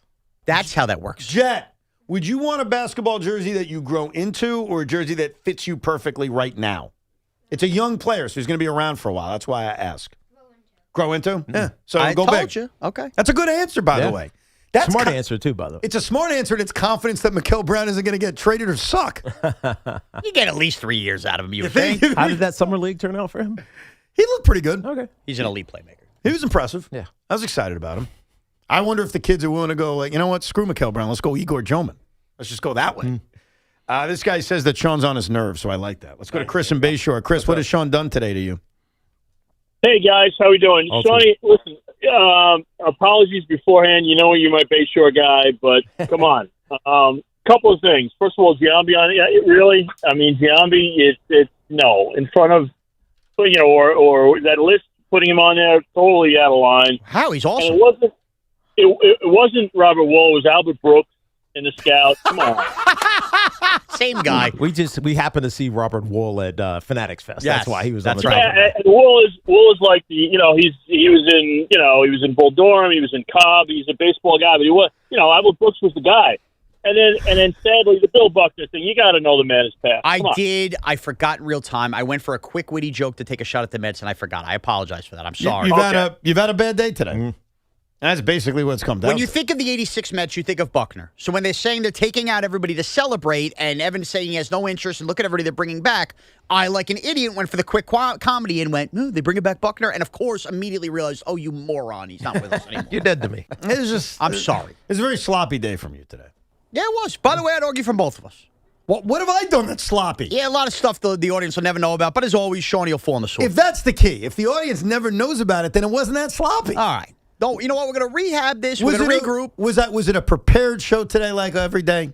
Yes. It was so some of the details were sloppy. It was so prepared. I labeled stuff in confusing ways. Yes, that's what happened. Now I'm going to ask you. They made sense to you, just not to anybody else. And also, I'm not looking for the text at about 8:15 tomorrow morning. So let me know tonight if I'm doing Posted and Toasted, will you? What? Tomorrow, Posted and Toasted. Oh no, I'm taking over Posted and Toasted. Great. I did a perfectly average job, which made Evan want it back. Thankfully. No. It wasn't even that. It was that when you do it, he has to compete against me, and he dominates it. That's why he's taking it back. It was not fair. I dominated Tiki Barber, and it wasn't like it wasn't fair. Okay. Like, as someone that has searched for old tweets for so long, as part of this segment that's been going on for 2.5 years, it just was not a fair fight. All right. And the next question I have is tomorrow. Are we playing New Team Who Dis again? New Team Who Dis? You don't know the schedule yet. Which That's I tried Thursday. to announce. That is a look at Tiki. Okay. Tiki knew. Because I'm That's avoiding Thursday, you jackass. Even he knows. Listen, camps are opening. I'm avoiding NFL Network like the plague. I don't want to be cheating. First of all, you don't have to avoid NFL Network. Yeah, if you happen to see it and you remember, then it is what it is. Yeah. So you're cheating, Tiki. I'm not cheating. It's not cheating. Like, the audience isn't cheating if they're listening and knowing football. And when we say, hey, new team who dis, and they know the answer. All right. Yeah, so. All right, Kanata Mumford. I'll give you the schedule. What did you say? Kanata Mumford. What is he, a tackle? Come on. Are you playing the game with me right now? Come on, Kanata Mumford. The game is on Thursdays. Why would I spoil it now on a Monday? Okay. All right. So you don't know who that is, and that's fine. Who is that? He's a Rams tight end. Oh, yeah, first of all, when I do need to this, you just had this whole thing about the Rams, and you think I'm going to stink. You don't even know the roster. I tested you, and I do I panced know you. 53 guys on the roster? I do not. Panced you. Do you know 53 guys on the roster? You're damn right I do. Who's Braden Fisk? Give him to me. Where position does he play? Mumford was on the Rams last year. I know. That's why it's not new team who dis. I wanted Evan to say it. Then it doesn't even qualify. Anyhow, let me give you the schedule. Posted and Toasted is on Tuesday. Tiki Time Machine is on Wednesday. That's correct. And this week we will listen and Tiki will guess about the old opinions of when Geno Smith was drafted. Oh, nice. So he will guess Boomer's opinion, Craig's opinion, my opinion, Joe's opinion, Francesa's opinion, because that was the lineup back then. And then Thursday is New Tiki, I saw you carry a ball over here once. That's his sound effect he plays. Okay. Thank you, For Tom. New Team Who Dis. New team who dis. That's Thursday. New team who dis. And you know what the best news for you, Sean, is? And you can't wait? And Friday I'm off. That's right. Oh, what a play. Tiki, 4 hours, Giants training camp. What do we think? Yeah, the first day is Thursday, right? Wednesday, I think. Right, yeah. No, you're right. It is. According to my podcasting schedule. Do you know what I'm purposely doing? Like, when we get to work on Thursday, and Tiki's like, what are you thinking today?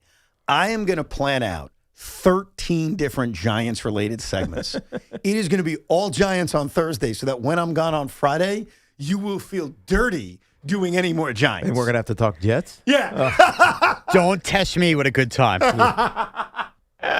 Let's go to Matt in West Haven. What's up, Matt? Hey, Matt. How you guys doing? First of all, I just wanted to thank you guys for not sticking to just solely New York sports, because when I called after the draft, you talked for about 5-6 minutes about football in general, and I really like that. But I completely disagree with you, Evan.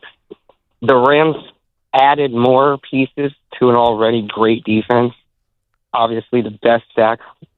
I mean, he's literally the number one guy now. Yep. They're talking about Aaron Donald coming back. Mm-hmm. You literally, who are you going to guard? What about your offense? Because that's where I think Evan is thinking they're going to get The first thing I brought up is that you are relying on a 38-year-old quarterback. All right, now I understand that. Who was but halfway he to came into retirement. last season with back injuries or supposed back injuries, and he flourished into the MVP. Right. Yeah, and I don't think he's going to do that again. Can he do that again? That's my the skepticism. challenge. And Devontae Adams is a year older.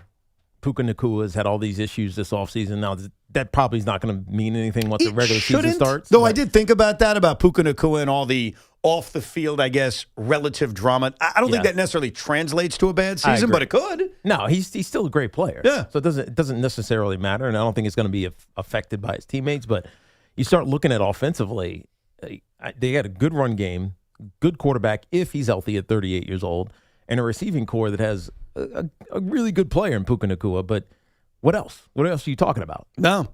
Like, what are your tight ends great? They're good. They're not great. Watch the rest of your wide receiver core. It's good. It's Sounds not like I've great. convinced Tiki. That's what it sounds like. No, You're skeptical. I think they're well coached. And I think Sean and I talked about this the week you were off, Evan. Coaching matters so much in the NFL. No doubt about And it. so they have a good coach, which is a part of the battle that some other teams don't necessarily have. But the other thing that they have to deal with is they are in a very good division. Very true. Your margin for error is very different when you're in the NFC West. Right. And so I don't. Because there's all good coaches. Yes, it's a lot. Obviously, except for Arizona, where because we don't know yet. We assume they're just Right. going to be a disaster and probably tanking for a quarterback. But the rest of that division is very good. But that's the beauty of the NFL. What I love about the NFL is that the team who is considered the favorite, and I think the Los Angeles Rams are widely viewed as like the team going into this season. There is a world, and it's not that crazy, where they do fall flat on their face. And there is a world in which a team who no one has expectations for, whether it's the Jets or the Cleveland Browns, you pick the team, surprise everybody and win 9 games. Right. You don't see that. Happens every year. It happens every year, and you don't necessarily see that in every sport. Like, as disastrous as the Mets have been in baseball, the Yankees and the Dodgers were never losing 90 games. No. That was never happening. You'll see the bad teams surprise you, but the NFL, and that's the beauty of it as we sit here, a month and a couple of weeks away from it starting, is something crazy is going to happen. And I just happen to think the crazy thing is that the Los Angeles Rams are not going to be nearly as good as people think.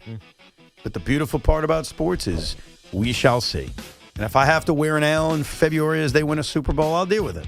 But I don't think I will, because I think I'm going to be right.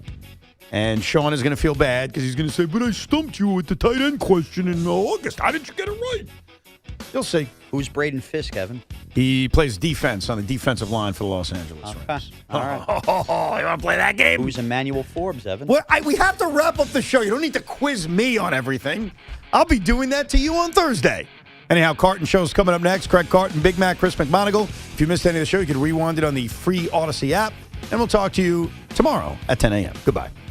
Retirement can be scary, but only if you're not prepared. That's why AARP created thisispretirement.org. Because